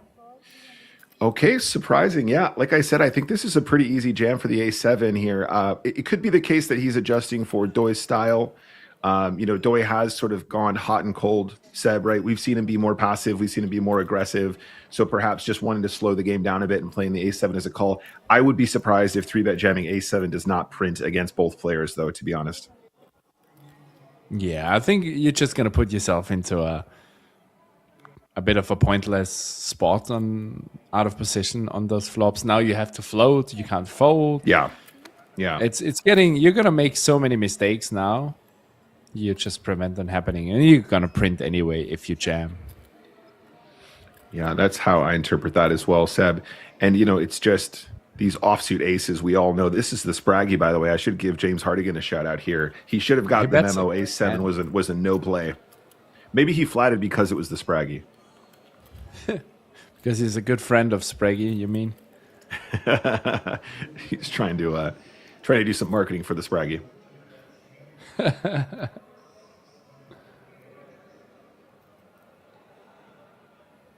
Yeah, see, Seb, this is what happens. Like, and I actually don't hate the double float here when we have the gut shot on the turn, but this is super problematic for our hand, right? Because we can be very easily bluffed now, even if we still have the best hand.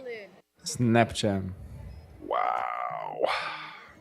Yeah, guys, you have to imagine. In theory, we should have won that hand, and Doi should have been down to whatever, 15 blinds, 14 blinds, 16 blinds. So this is a big swing in the wrong direction because we, for whatever reason, we decided not to jam the A7. Yeah, and actually, this is a really interesting point, guys. Obviously, I've played a lot of heads-up poker in my career, and it feels awful when you 3-bet jam A7 and they just have queens or kings or whatever, right? Like, we always remember the negatives, but I can tell you after, millions of hands, just 3-bet jam the A7 there. It's so easy, and it's definitely the right move. And even if your opponent is slightly more passive, it's still going to print. It's still going to go your way a lot of the time. The only time I would ever play A7 as a flat is if my opponent like min raised, like 5% of the time or something like that. And you have been playing 8-handed or something like that, and somebody min raises under the gun. Oh, no, sure. I'm talking about heads up specifically, but yeah. If you know that they're super passive. A7, would you ever in your life not jam this? I think the 6-5 suited is a really good jam candidate. Yep. Yeah. If you want to be really technical, some of these suited connectors become like large ISOs, like really, really big ISOs as opposed to a shove. But 6-5 suited, 5-4 suited are really good just shove candidates for sure again. Oh.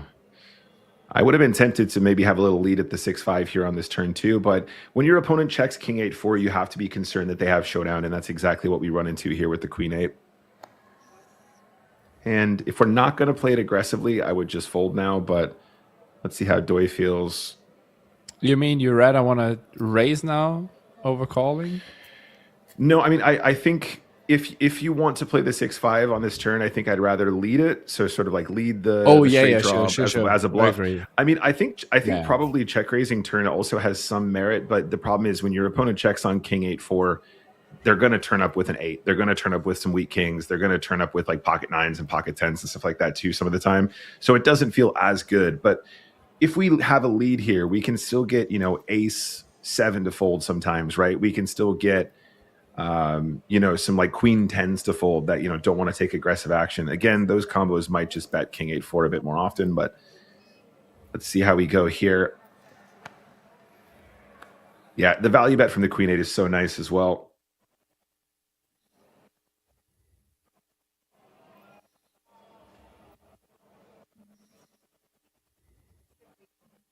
Yeah, well done there. Very good, Jung. I would say that's textbook from position as well. The queen 8 check flop, bet turn, bet river is very, very good. Yeah. Especially the river bet. Many people might get scared of the jack. That's it. Yeah. Yeah. Obviously, there is no need to be scared.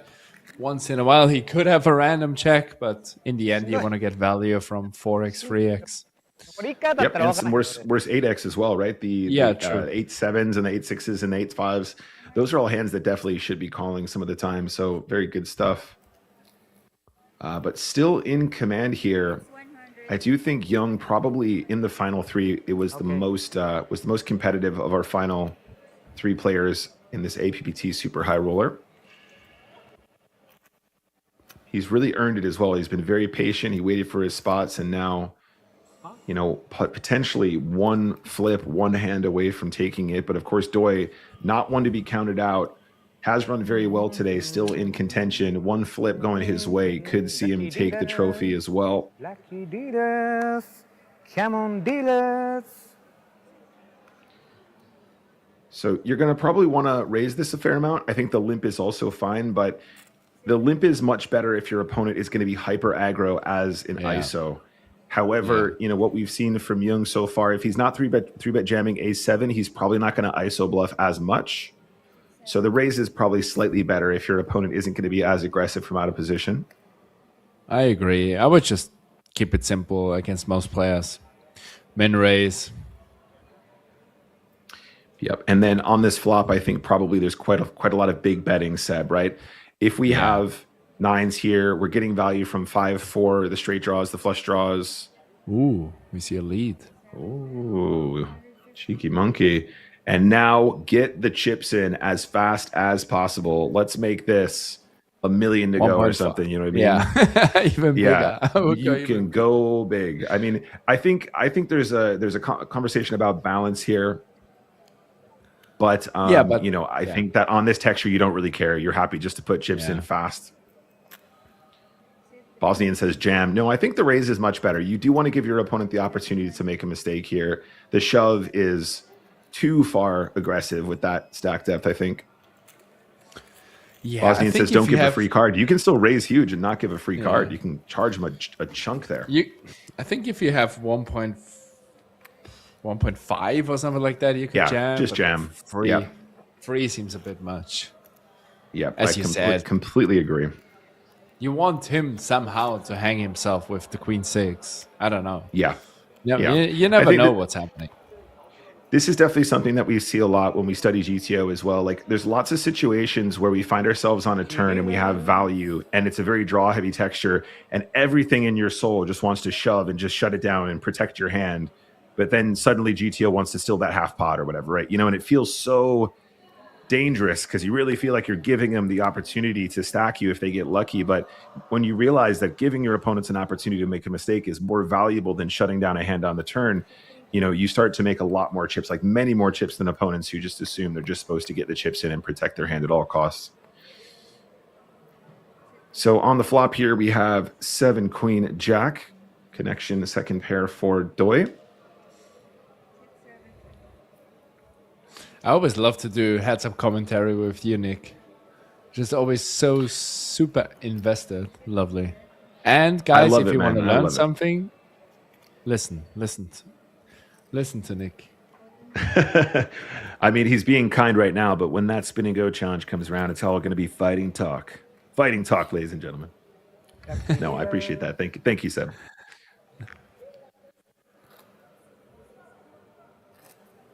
You can tell so much to Doi. He's been very, very excited, very, very emotional. The swings have been massive. He's been all in and at risk so many times today. He's had such a sick run of cards as well. My heart goes out to him. You know, it's great to see these guys battling for not just for the trophy, but for the passion of the game. Really nice as well, because he had such a huge chip lead. Then he lost almost everything. He was kind of tilted and all over the place, and now he's locked in again. And it's really he's switching gears all the time. Yeah. It's really funny to see. Yeah, he was chirpy, and then he was a bit tilted, and then he was happy again, and then now he's like really focused. It's great to see. What's up, Stozy Pokes in the chat? Good to see you, buddy.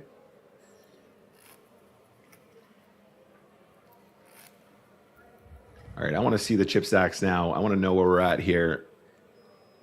I think after those hands, we're going to look pretty level, if I'm not mistaken. We'll see in the graphics in just a sec.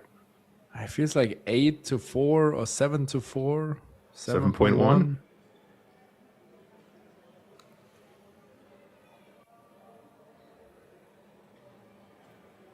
Yeah, I would probably limp this most of the time.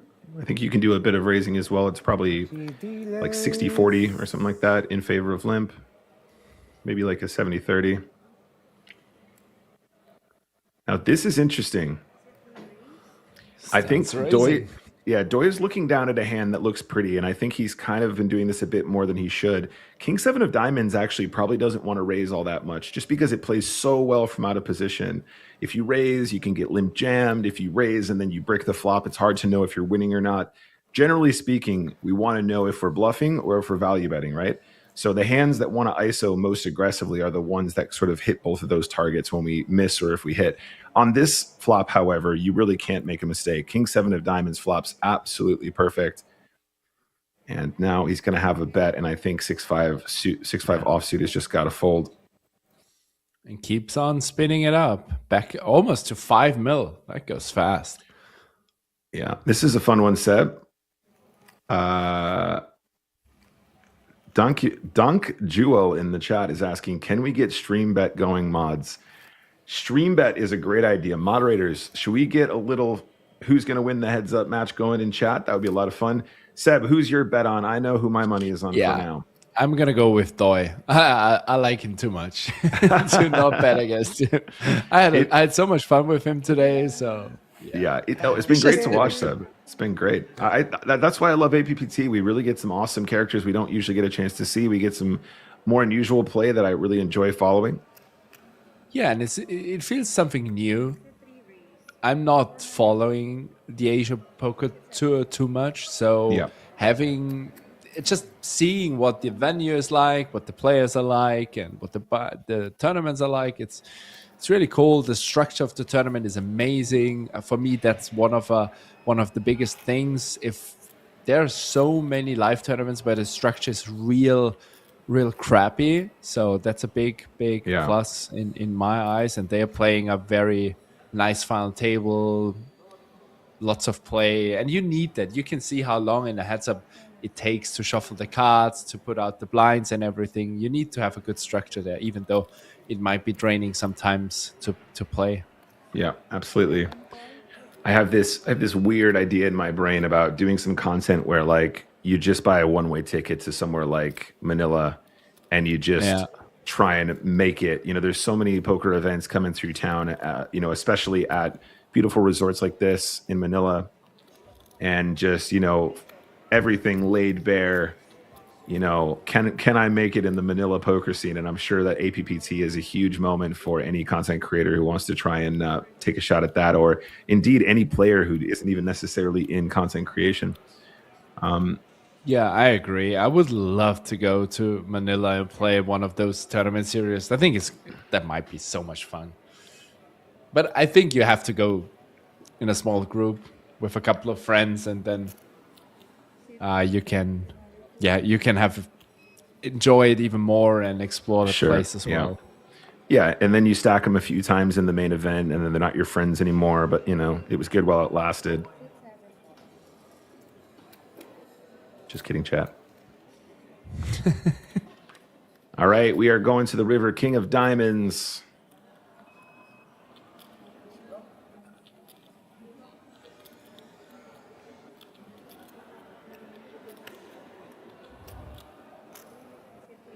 Ooh, here we go. Bold. Haven't seen much bluffing yet. The one thing I would say is Doi, for better or for worse, does seem to like to size down his bets in general. He likes to size down his bluffs as well. We saw a lot of sort of 33%, 45% sort of bluffs. I think on this occasion, this is actually kind of nice. The issue that we encounter is, probably we're not going to get a 6 to fold that much with this size. And even the deuce is going to call. Yeah, I think. Yeah. And, Seb, you'll appreciate this. But generally, if we are going to bet rivers, the idea is we want value over bluffing. And generally speaking, betting bigger is going to accomplish both of those things more often, right? Yeah, it's so. If you don't get to fold anything, so yeah, I would say even some good ace highs would have called there. So Yeah, it yeah. doesn't matter much if you have a deuce or an ace. If you're bluff catching and you're gonna catch him, you win anyway. So I would just go bigger, as you said, and it's gonna be fine. Yeah, I mean, I think probably if you were to like filter for like every flop texture, every run out, and then what's the average, river bet, it's probably going to be something in like, it's probably like 62% or something like that on average. And then loads of all ins, like loads of very super polarizing sizes too. But there we are. Look at this, 4.2. By the way, can we just say the composure on Young, just flatting with bottom pair there, and then just being like, yeah, back to business. Yeah, that's true. By the way, I just checked out how long the flight would take to Manila. Okay, don't tell me. Don't tell me. Let me guess. Let me guess. Yeah, I'm not going to say anything. 19 hours. Yeah, so from Vienna, it's 18 and a half with a stop. It's actually really close. But yeah, that's the only thing. I would love to be there and play some poker, but you have to fly 19 hours to Asia and then fly back 19 hours. It's quite a crazy travel. And Seb, I kind of have a rule. If you ever cross that many time zones, you better be there for like 3 months. You know what I mean? Like if I'm going to fly that far, I don't want to be there for a week. I don't know how people are like, yeah, I'm doing a week in Thailand. I'm like, by the time you're even remotely on that time zone, your entire trip is over. You're tired and you're ready to go. Whoa, look at this. 6 to fold. Nice. That's nice. First bluff from Young. I think he can play with his image now too. He has been more on the tighter side. Doi definitely realized that. So he gets a 6 to fold. That's quite cool. 19 hours. Yeah, flying 19 hours back and forth for a week of poker or 1.5 weeks of poker sounds a bit crazy. But as I said, the other way is I always wanted to go to Brazil to play BSOP.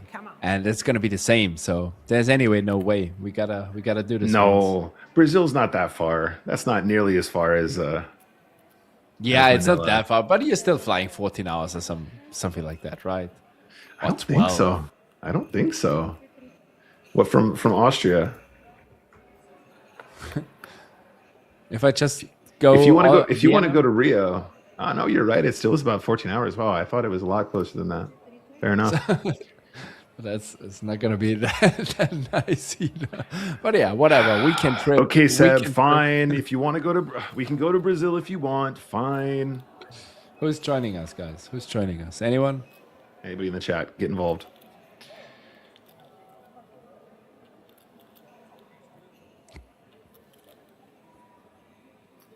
Young deciding to bet turn here. I think this is obviously fine, but I say also you could probably just continue to check with the queen high. You don't really anticipate to get an 8 or a 10 to fold often. Wow, jack high float value though apparently. Hey, value bet. Queen deuce. Oh. Drills it. That is a straight. Oh, he wasn't bluffing on it, so lucky there. He gets some good timings. He bluffed the hand before. Now he shut it down. It's quite okay. Nay bad, nay bad.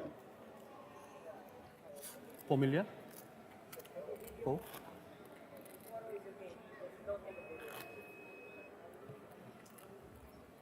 Mm, 4 million night. 3-8. Okay, thank you. 3-8.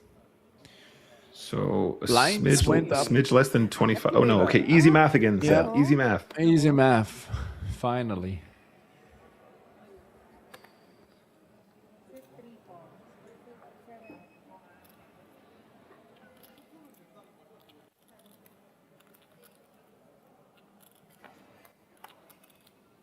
All right, to the flop we go. It was a limped pot, 775.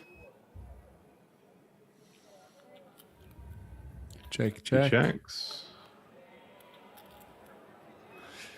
Now it feels like you gotta start bluffing with the 10 at some point. Yeah, and I do think a delayed bet here is fine if you want to do it. Once we arrive here, though, King 6 feels very, very strong. Yeah. And I don't think you're going to get a king to fold here. That was a fun pot. Good.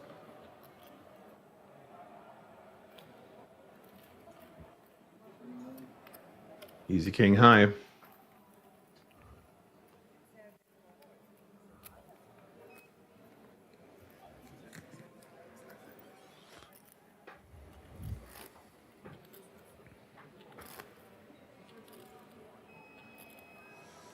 Nick, have you played much live poker lately? Good question. I did play the Handed Mob Championship in Nottingham not that long ago. That was actually a lot of fun. It was good. It was a great stop. Shout out to the Handed Mob guys. They were taking care of us. We had a little fun invitational stream game. I actually bubbled the main event. It was a very sad story. I won't bore you with the details, but it did feel good to actually play a little bit of live again. You know, Seb, I always play a lot of live cash though, so I'm always at those tables, a couple times a week, I think. So I do get a chance to play a lot live, but all of my success is usually in the tournament scene. What I will say is after 5 days or 6 days of live tournament poker that didn't go well, I think I'm good for a little while. It was nice to return to the cash tables. Yeah, it sounds more exciting sometimes than it actually is when you're running bad for a week. And it happens very often. It's nothing crazy. I think I need to get back in the lab for the tournaments anyway. Yeah. Generally speaking, I always seem to do exceptionally well deep stacked and exceptionally well late game, as you would expect. But anything surrounding the bubble or mid game, I seem to really, really flag, which I know is a common issue people have in tournaments. But here we are. Yeah, it's a tough area as well. Anyway, Doi raced over the limb, and Young has a straight now. Gotta get some value. Tank Jewel is asking, is the delay more than 1 hour currently? We are miles and miles and miles away from delay world. We're, of course, in real time, Tank, so we're not, we're commentating in real time with you. The delay on this event is something like 7 hours. So what we've done is we've taken the live event, we've delayed it so that it was more viewable for our audience over here in Europe and this side of the world. And we're doing commentary over it live. When we set out this morning... I like that. I like this too. Probably bigger. When we set out this morning, we were actually unsure as to the outcome, and we're still kind of in the dark here, as we head into the final stages. But when we started, we didn't know the outcome of this because it was delayed by about 6 or 7 hours. Special shout out, by the way, to Rick Dolph in the chat. Good to see you, mates. Hello, Rick. Also, Real Wicks. Nick Walsh hits Portsmouth 40-pound tournament. There is absolutely no shame in a 40-pound tournament, Wicks. You remember that, buddy. The best ones. The most fun ones. Those are the best kinds. Anyway, Young is losing his chip lead. Yeah, it feels like they're almost even. Yeah, let's take a look in a moment from the graphics.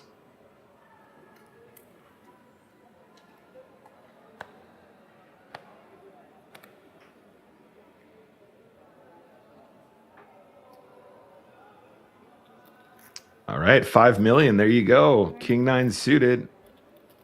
Would you still limp this mainly or raise? I think at this stack depth, you can really go either way. It's really interesting. If you filter a bunch of pre-flop small blind hands and you go from, say, 10 big blinds all the way up to 50, the number of min raises just increases rapidly as soon as you get above, 20 or 25 big blinds effective. And it just ends up being kind of a 50-50 thing for most combinations. At this stack depth, I think we're okay just to go ahead and raise it up, though. That could be actually fun. Who gets... Who wants it more? Yeah, who wants it more?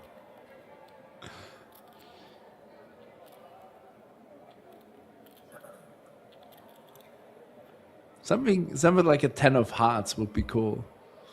Is he going to check raise? Yeah, that looks like a big check raise. Yeah. 705k. 750. 750, 750. Yeah. Hit 7 raise, 750. Yep, I think this is really good. A lot of people are missing the check raises here. What's interesting is, if we are going to check raise hands like 3-4, for example, like sort of the bottom end of a gut shot, or 4-5 or 5-8 and those kinds of things, we need to make sure that we're check raising enough with our top pairs as well. Otherwise, we become very unbalanced. The cool thing about this hand is obviously having the 9 kicker means we actually outkick a fair number of the kings as well. This is more interesting on the turn, though, Seb. Look at this. The club draw now. It's a big club draw. Yukishige, yeah. Having the 9 is actually good for Jung, though, now, right? So it's a lot harder for your opponent to have turned a straight. That's really, really helpful. But I think that perhaps checking is not out of the question, right? We can check raise, and now what we're saying is we were bluffing, right? We're giving up. So we might actually get more value from our hand on a later street. But if indeed we are losing now, we're controlling the size of the pot where we can still improve into the straight. I like the check a lot. I think it's really cool. Now you just need to figure out if you want to check jam, double flush your board with the king 9, or if you want to check call. 2. Yeah, I think check call is better, just because it's hard to imagine getting called by worse. But like you said, on the double flushing board, we are potentially denying equity from some draws here still. Imagine your opponent has ace 10 of hearts or 9, maybe like a jack 10 of hearts or something like that. That's going to be a big river. Yeah, this is a huge, huge spot. And we can see it's going to be a chop a lot of the time. 3 of spades. Whew. Young doesn't even realize how lucky he's getting here. The free roll was on. But what are we doing if Doi jams now? It's absolutely sickening, isn't it? Because I still feel like you... Yeah, he checks, unfortunately. Because same hand. I don't think... Yeah, same hand. Chop it up. Because it would be very interesting. Flash, come on. Hey. I don't think you're going to fold and a heads up the king 9. It's just, it sounds so ridiculous. You never know. Tongue or in call. All right, so let's take a look at those chip counts, guys. Very even Stevens now, 26-33. I realize that Young still has a slight chip lead here, but guys, really, it's just going to come down to one big hand if we remain at this effective stack depth. So far, Doi has done very well. He was down to just fumes a moment ago, has managed to climb back up to the over 5.1 million chip stack. As we return to our heads up, let's see what they got for us. Back down on the table here in the Thunderdome. I feel like they're already playing for ages.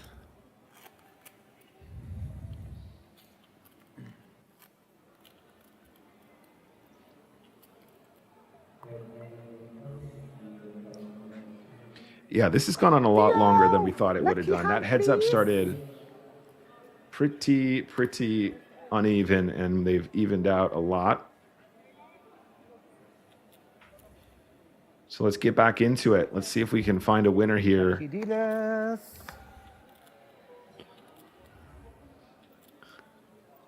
Limp says 4. And Doi always with the raise. I feel like he can raise very comfortable because he's not going to get free but much. But yeah, those this is mediocre actually hands. This is an interesting limp raise potential. Yeah, 6-7 all in. I'm That's surprised nice. to I see didn't him expect do that. it. Yeah, this is actually a very deep stack to do it as well. This works a lot better when we're 20 big blinds effective or something like that. But this is also still very, very cool to see. Very aggressive from Young. He's starting to take some of these weaker aces and turn them into bluffs. And this is actually, it's a sad story, right? Jack 8 suited is such a nice playable hand, right? You can win so many chips with this combo. By opening that door and raising too aggressively with these medium strength playable hands, we're just denying ourselves the opportunity to win chips, I think, too often. It's fine once in a while, but it's going to be pretty low frequency with that combo. You're burning a lot of money if you overdo that. So, because I said, I think you can comfortably raise a bit more with those, but got shown that it's not a good idea. Young finds the shove and gets it done because Doi has been very aggressive with those raises out of position. So I like the ace-4 even more. I think there might be a very good adjustment against players who overdo that.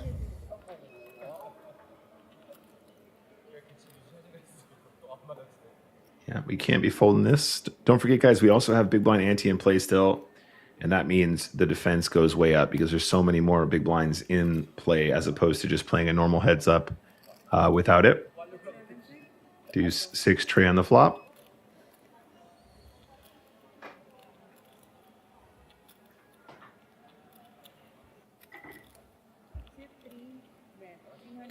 Going to continuation bet.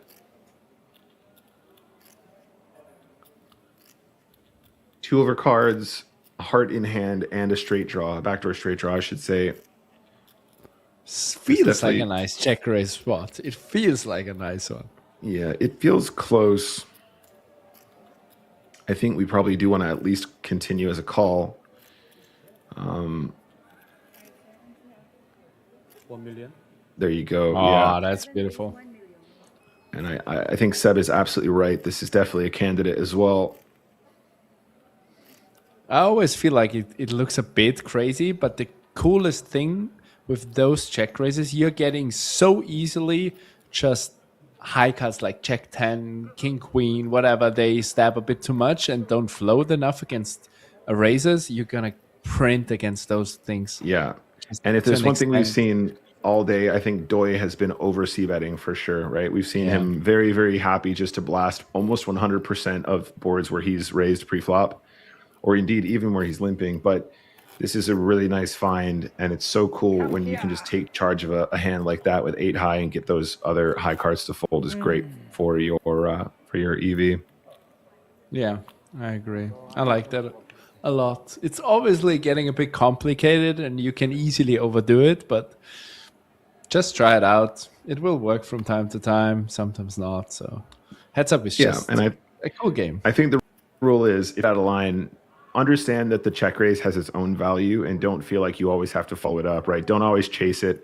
If you try it once and then you don't really turn any equity, it's okay just to shut down, and that's not a loss. You're gonna win it back in other spots for sure, and you don't need to push the envelope every time. All in from the ace-8. Wow. I think, of course, the ace-8 shove here is fine, Seb. I do think probably there's a slower way to play it that would win more.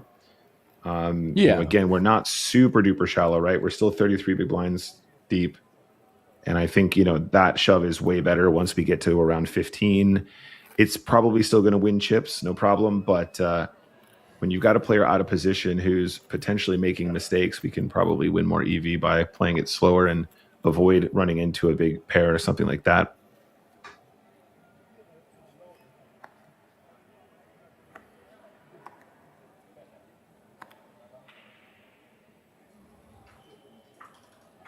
$32 big blinds effective. I think limp or raise is fine. We are 200K is the big blind. I think we are. Oh, yeah, well spotted there, Seb. 16. You're absolutely right. Okay, so my 16, bad. we're Actually, quite I shallow. take it back. I'm sorry, Chad. I missed the chip up. In that case, the Yeah, I shove was. with ace-8 I is was very, very I good. wasn't sure. I wasn't sure. Obviously, that's you my can bad. still. Yeah, it's That's okay. my bad, guys. The way we've produced this for you guys at home is we've cut out pretty much everything that isn't poker, so it's been flat out for you guys to enjoy. But as a result, we've missed a couple of the blinds up, or in fact, I have missed the blinds up. The ace-8 jam, absolutely gorgeous. I love it. Well done. Is this the thriller of I take it all Manila? back. This is a thriller that happened in Manila. We've had quite a few thrillers. There we go. All right, Young. My apologies. Back to the mix here. Blinds are 100K, 200K. That was a big jump. Yeah, that was actually a real big jump. Okay, so it's 5 queen king. I think this is a great board just to bet most of the time with 6-7. We can turn straight draws as well, which is super useful.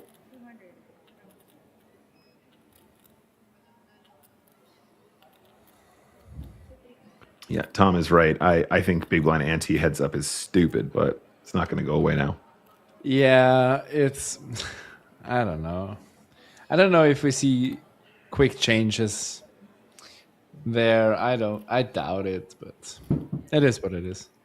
Nick, anyway, for us, it's anyway not important because we both never going to be heads up in a tournament, so it's all good.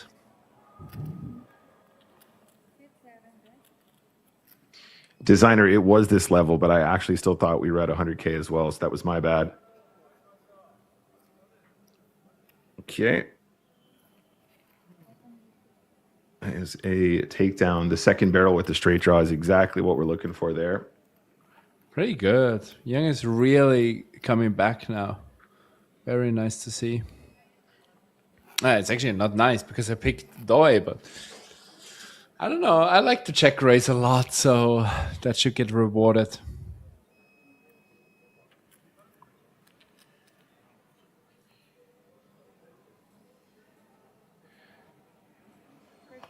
So in position now, the shorter of the two stacks with exactly 15 big blinds.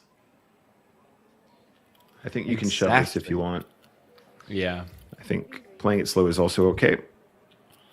I wouldn't raise, though. Am I correct? I think the raise is going to be fine, too, but I think, yeah. But you have to call it off, right? Can you? Yeah. Can you raise fold? No, technically, no, I don't think so. I mean, especially with the ICM gone. So middle pair and a straight draw. You're going to have the best hand here so much of the time. I think just bet again is good. One big blind continuation bet, which is 200,000 chips, by the way, which I definitely know for sure.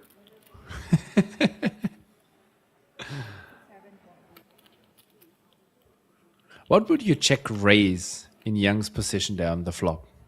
What are your hands? Do you have any check raises? You don't have many. If you did, it might look like Jack 8 of diamonds, I guess. But That's it's what I meant. Yeah. It like if you ask me what would you check raise, it might be exactly this combo, but it's pretty tough, isn't it? Yeah, I felt like that could be one, but probably you're obviously fine if you don't have any check raises here.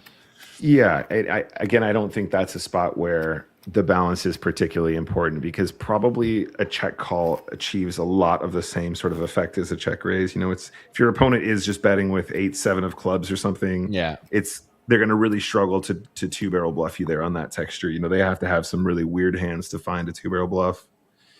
Yeah, and they are really weird.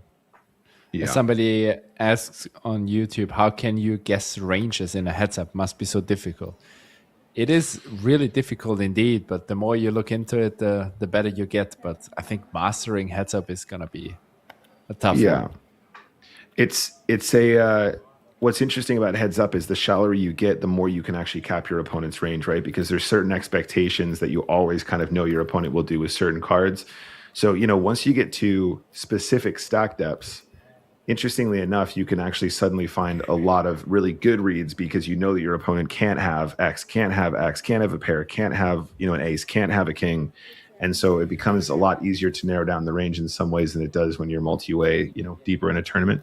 This is a great flop, though, for Jung. Look at the start here. It is top pair and the nut flush draw against second pair. And it's looking really, really good so far. But that is a bit of an action killer. Queen of diamonds on the turn. It's actually a boring turn. So many turns we would have seen so much more action. Yeah, it's so hard to bet. We're just going to check and hope for a heart, I think. Oh my goodness, that is an absolute stunner. But I don't know how much more value he's going to get from 10 deuce now, Seb. Big blind, max. But I don't think the problem is you're supposed to bet big. Yeah. Yeah, you're trying to get max from two pair or a 9, right? Aren't you supposed to just jam and hope he has a 9 or an ace somehow? It's something like that, although that's a lot, but you know, that's like 3.3x pot, so that's a bit big. But and the other thing is he hasn't got many ace-x right out of position in a limp pot. Just goes for full pot. I think this is probably more reasonable, but yeah. Yeah, I agree. Polarize is good.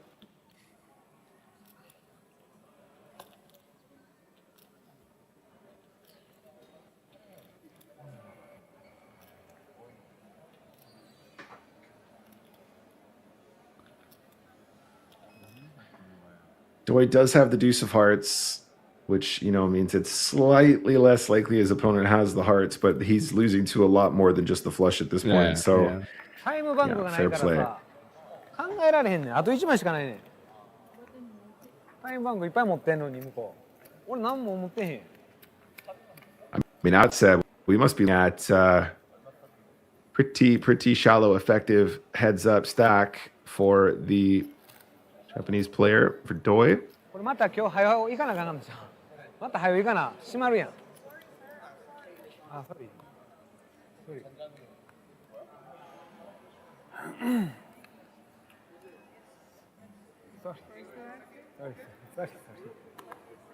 Action? So around Action? 15 big blinds now.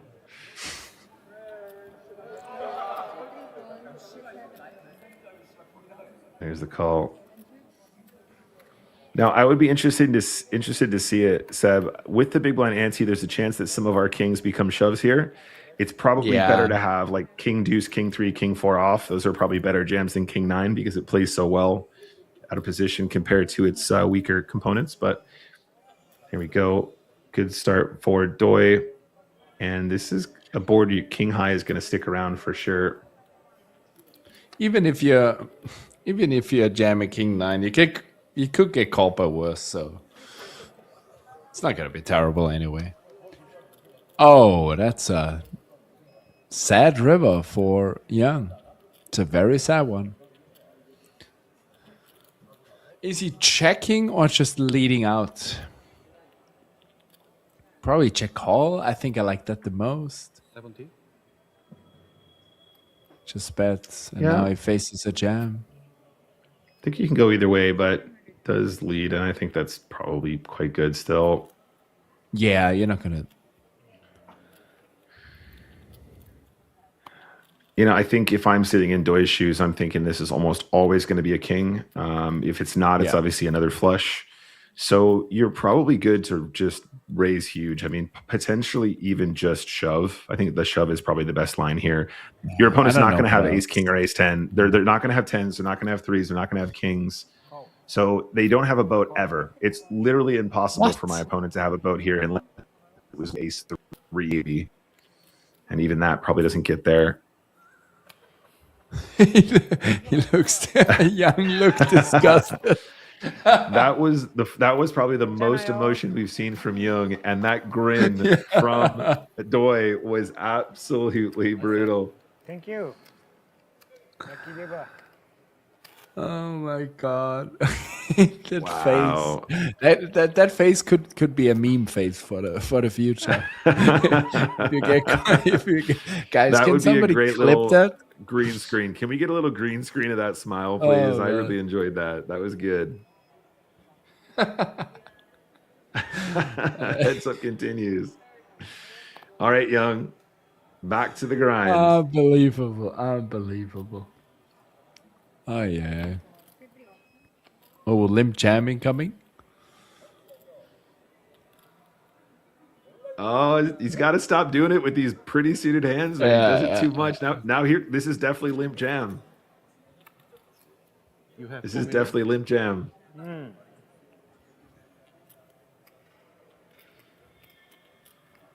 100% 20 limp blinds. jam. Let's go. 4 million, yeah. 6, 7. Yeah. Oh, Doi, he's just putting himself in all kinds of ugly spots here pre-flop with the raising. If it's, he's picking hands that are probably raises sometimes, but probably only just for balance sake, really. These are hands that play so well as a check from out of position. You can completely forget in a heads up like that. You can forget to balance those hands. Take some offsuits. Yeah, and 100%. don't throw away You're- those beautiful ones. You're doing so much better raising king 5 off there than you are king 5 suited or whatever, right? Yeah. Come on. Yes, come on. Come on. Hey, you can't Jam- be shouting at the jam your dealer. You flush. just had 2 Yeah. pair over flush mate. Yeah, he's like, it's been 30 seconds since I got gifted a river. That was beautiful. Ah, beautiful. Action. Okay. Yeah. he misclicked before. Young, it was Young his turn. He was on the button, and Doi said all in, out of action. And now he's Oh, always no, asking really? for yeah. Now he's always asking for action, and he probably would even have gotten a double up because he went all in with Queen Jack off, and I think Young had 10-6, very short-handed. Oh, it's so fun. And now always action. It's beautiful. Okay. Wow, look at this. He checks snap checks again from the big blind with the 7-3. I guess now you have a clear bet with the 6 deuce, and you got a raise. Did it go check on the flop? Yeah, check flop and check Yeah. bet turn. I think probably 6 deuce just wants to check the turn again, but we can see a Okay. check raise here from the 7 tray. It, like, you know, again, if you're betting this turn with 6 deuce, there are you might still get called by a diamond, which is a value bet, right? You might still get called by like a straight draw, like a 5 or something, but your hand's pretty weak. You do have the diamond as backup regardless. I think probably check flop, check turn is going to be closer to computer line, but once you get check raise now, tough Yeah, you spot. gotta fold. Yeah, That's always folds. the worst case scenario. Yeah, exactly right. You know, being forced to fold the best hand on the turn here Bacado. is a lot worse than, you know, trying to get called by a random diamond is better, if that makes Yeah. sense. That makes a lot of sense. Okay.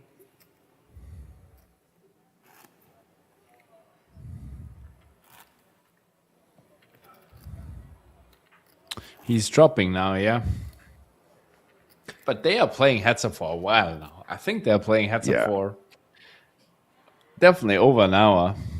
1.5, Yeah, something I think like that. I think this heads up probably could have been done a long time ago, but we've seen a lot of reversals. So, you know, with the big blind ante in play, you're probably going to play almost 100% of hands in position. I mean, look, the 9-3 even is going in here as a limp. I wouldn't be surprised if it's technically 100% of hands in position. And now, But we're now going to he see has a his raise now. favorite hands. Can you see his necklace? The jack in his necklace? It's his I favorite can see hand. it. Oh, Yeah, yeah. It's either a jack or a T. I think he said before it's a jack. And now he gets jacks. He raises all the time. Every single time he gets shoved on, now he gets jacks. Beautiful. It's just Beautiful. snap fold. Oh, yeah.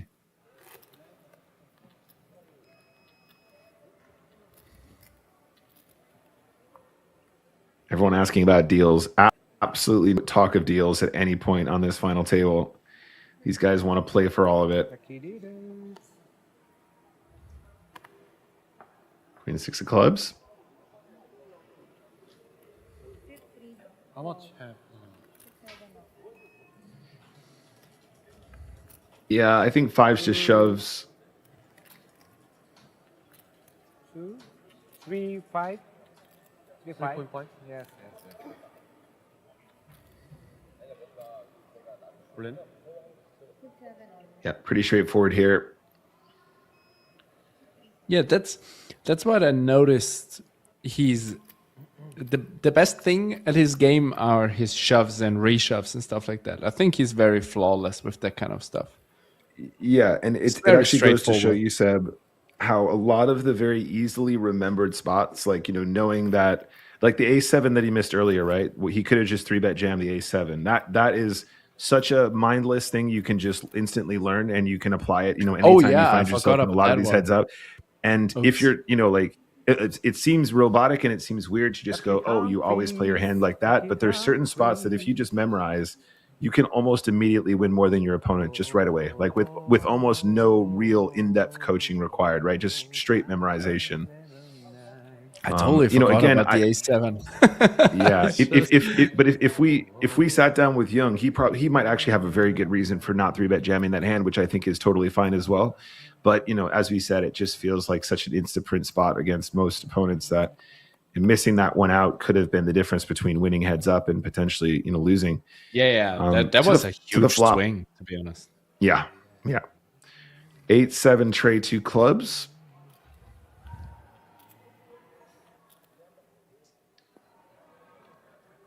Okay, he's going to have a go here.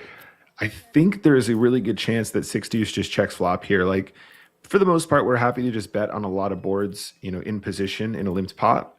But if we it's have a no huge real bet. redraw, no equity, it's going to be difficult to know what to do on later streets, right? I feel like you're just Prepare burning for Doi. 400k on that flop. Yeah. 2 point whatever X big blinds. Yeah, he's kind of finding the balance size to use, but I think he's the wrong combo here. You're going to probably want to check this board most of the time. Oh, nice run out for the club, though. Can you value bet? Nah. Nah, I you think deuce can of clubs just block, right? Because the straight it still might- calls Hey, you. flash. Nice hand. Yeah, unlucky Baby run out flat. there for two pair. No, just chip raise.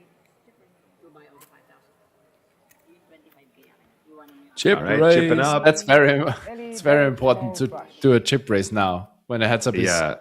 close to me. It's a good idea. Hey, also Seb, I just need to say something. The math is easy now. The math is easy, yeah. I think so. Yeah, too. it was much easier when I knew what the real big blind was. But in any case, here's a look at our chip counts, and that's actually a beautiful shot of the Thunderdome as well. 45 big blinds for Young, 14 big blinds effective overall. That's Doi with the 14 bigs. Don't forget, guys, they are playing all the way down to a winner this evening. First place, $70,000 US. That is, don't forget, 4.245 million Filipino pesos. Somebody will take home that 4.2 million pesos, the equivalent of $70,000. We are around 15 big blinds effective, guys. We're going to cut straight back to the action down on the feature table. All in time. We can still hear Mr. Doi. He's excited to recommence action. After the chip up here, I'm assuming, and we're going to get straight back into it. This is giving me real Las Vegas vibes. It's like a village within a dome. You know what I mean? Yeah. Look at that giant PokerStars sign as well. It's absolutely glorious. What a beautiful place to play poker. If he doesn't jump in this pool, guys, for shame. Whoever takes this down, it's going to be one of these two. If they don't jump in the pool, I'm going to be very upset.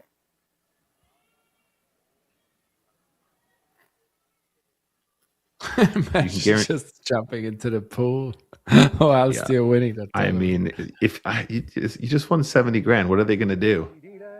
Hand you your shard. All right, so back to the action. We are starting around 15 effective. Young folding the 5 tray, I actually think that potentially is a mistake. He should be playing almost all hands in position still. Just limp. Just limping. Limping is pimping. On the flip side, to be fair, you could say, well, we know that Doi has been raising too much from out of position, so maybe thinking that he's going to get raised there, trying to get rid of some of the trash. But I think there's just so much dead money, Seb. It's really hard for even a limp fold there to be a mistake. Come on. All right, so back to the action. Fold. Oh, there you go. A little bit of this, a played. little bit of that. Nice. 2 more hands in.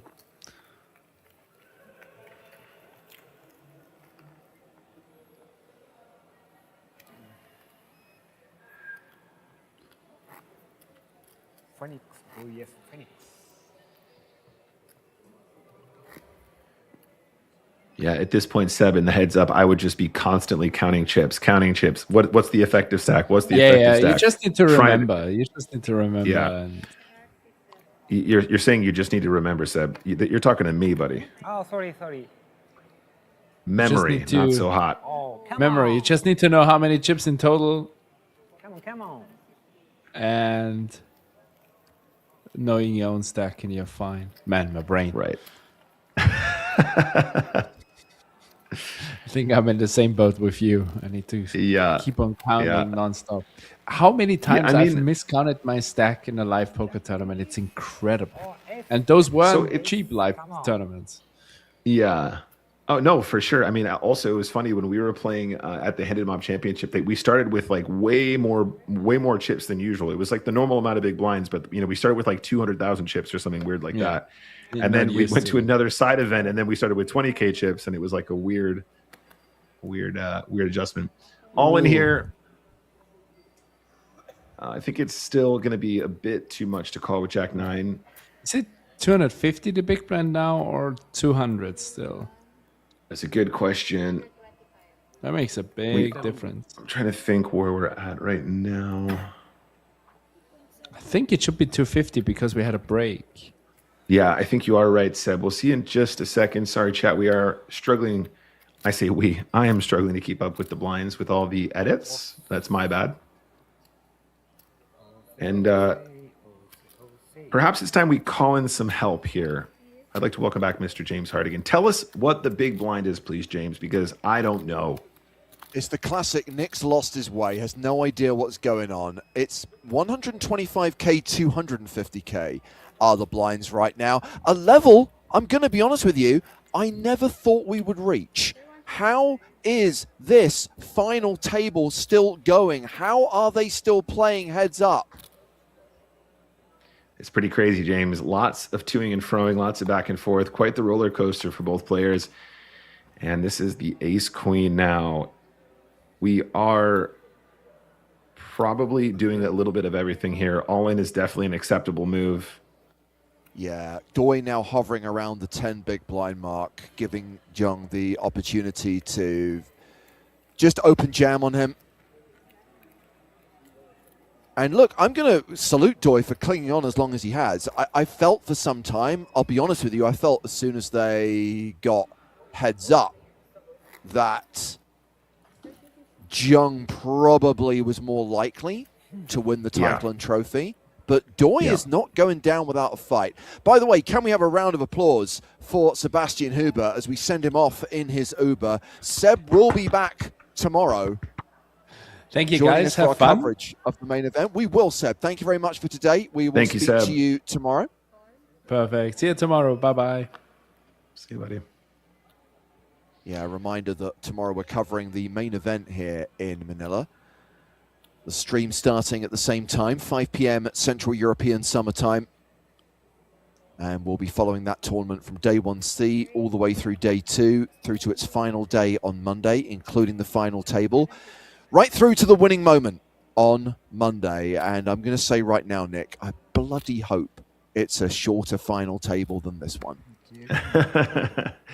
Yeah, as you said, James, it really felt like it could have just gone by, but could have just happened so quickly as soon as we got to that heads-up point. The stacks were just so... And actually, I think Young perhaps going a little bit too big with the raise size here. We are getting shallow. I think closer to 2.5 big blinds would have been superior with big blinds, 125, 250. But, almost got him on the hook there with the kings. But even that move, we'll see Young take one more step towards victory here. Stacks are getting very shallow, James.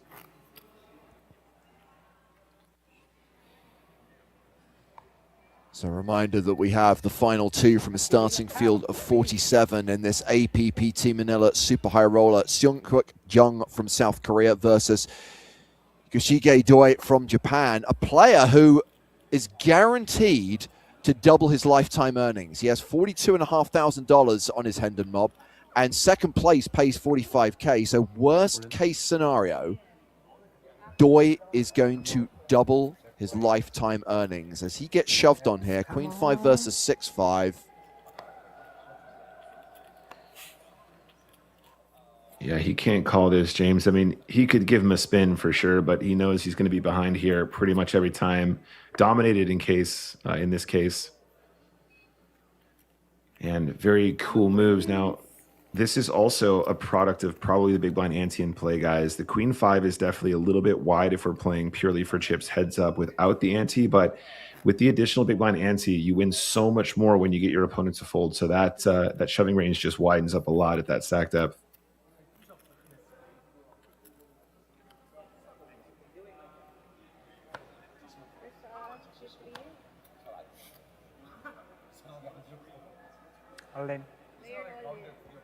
Doi all in with King Queen, a fold from Jung with 10-7. Doi still hovering around that 10 big blind mark. Blinds at 125k, 250k. The big blind ante still in play. So, James, correct me if I'm wrong. At this point, for the players we're watching, we'd be around midnight Manila time, right? Something like that? Yes. So, I'm because the delay has slipped. We Yeah. started obviously on a long delay, guys, because not for game integrity reasons, because it just made more sense to stream this final table at a time when people could watch it in Europe and North America. So it was easy to track when we started, but with all the breaks being cut out, the chip race being cut out, I think, yeah, this definitely has gone past midnight. It's definitely early hours of Saturday morning for these guys as they are playing heads up. Yeah, good point, James. I forgot about the slippage. Another pickup there for Jung. Definitely feels like he's the one in charge right now. As we get shallower, it's just going to come down to card distribution, though. Jung just has the cards to make the moves right now, and there's been no calling available. Just then, the 8-7 suited, potentially an opportunity just to gamble and try and get back in the game, but he decides against it. 800ポイントあれ。こんだけあんね。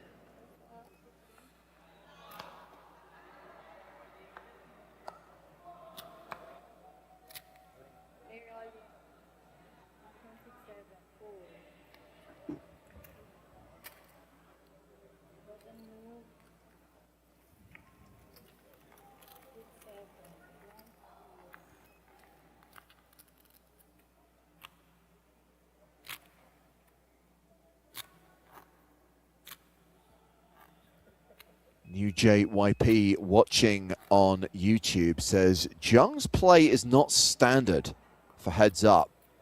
However, it seems like he came prepped with a strategy to play like this.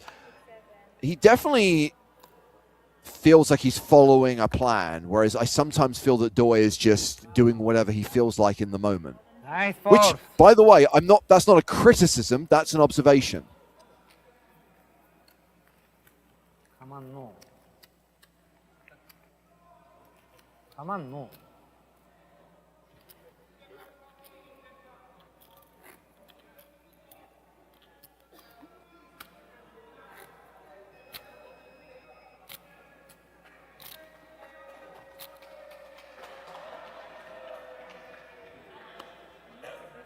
Of course, other events being played at APPT Manila, hence the noise we can hear coming from other tables.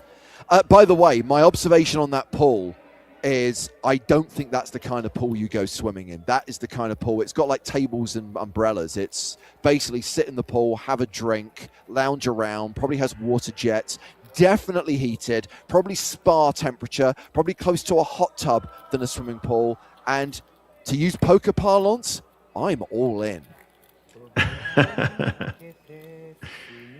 Yeah, I think generally speaking, Jung has played a very strong heads-up game here. He perhaps has a couple exploits in mind, but he has been super composed all the way throughout this final table.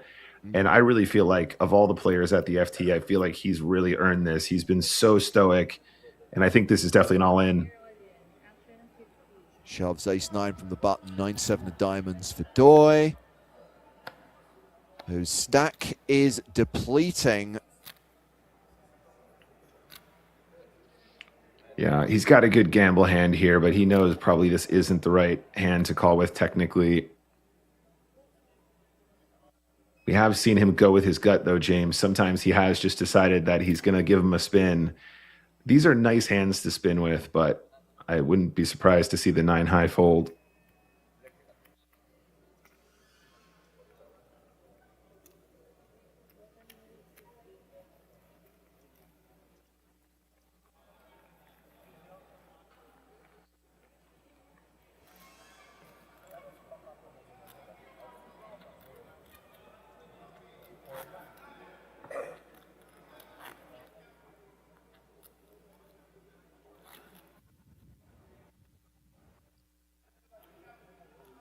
So in position now, around 8 big blinds effective to start the hand.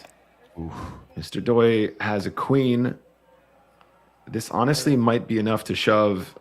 He I know it does feels shove. very, very weak. Oh! Oh, this is a call. Good luck. Absolutely. Jung finds an ace, makes the call. It's a small ace, but it's good.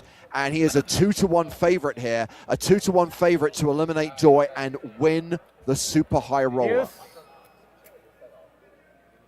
Doi allowed to call for outs because he is behind. Jack. Queen. Deuce. Come on. Don't be greedy. The deuce was enough. Live cards are live cards. Deuce. There is a deuce. There is a deuce. Oh, He's wow. done it. He spiked it. Oh, Now, wow. can he hold? One more deuce, please. If he holds, he doubles up and we play on. Turn card is a 3. Advantage Jung. And now it's Doi who needs to hit again. Queen. Queen or a deuce required, or we have our champion. River. It's a jack, it's over. Hey, look at the rail. Yukashige Doi played a great game, but he is the runner-up in this APPT Manila Super High Roller. Congratulations to Seong Hook Jung from South Korea, who is the champion, who is the winner. He will get to lift that trophy and he will take the first place prize money of 70,000 US dollars, approximately. The prize is, of course, paid in Philippine peso.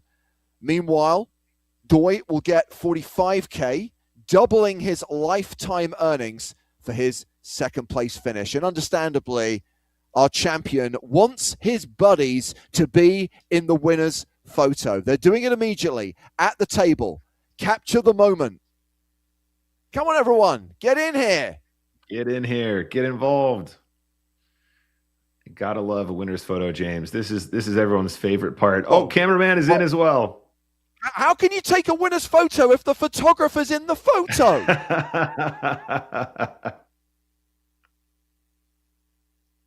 I guess they'll just take a freeze frame from the video feed. I guess so. I mean, there we are. Cameraman involved. I have never seen that before, where the cameraman actually runs into the winner's photo. Absolutely But awesome yes. stuff. Can we just say, Young though, James, honestly, what a stoic champion. He's played so well. I really felt like at one point he got that lucky double up. He got that gifted double up from Doi. In fact, it was Doi, his heads up opponent, that ended up gifting him the double that then went on to give him the chips to win the outright event. Yeah, absolutely. So yes, we have our champion, and that will draw a line under this super high roller. They're just resetting for the winner's presentation. So this is an opportunity for me to remind you that we are not done with our coverage of the Asia Pacific Poker Tour. The APPT Manila main event is already underway. Tomorrow is day 1C. We will be streaming that at 5 p.m. European time, and then we'll be streaming day 2 and the final table. 3 more days of live coverage to come from APPT Manila. Are we going to get any Right nice now, curtains this time, James? It's all about the winner of the super high roller. Let's give a big round of applause for the APPT Manila 2026 Super High Roller Tournament champion from South Korea, Seong Yuk Jung. And to officially hand over the trophy, Miss Lorianne Lagrosas.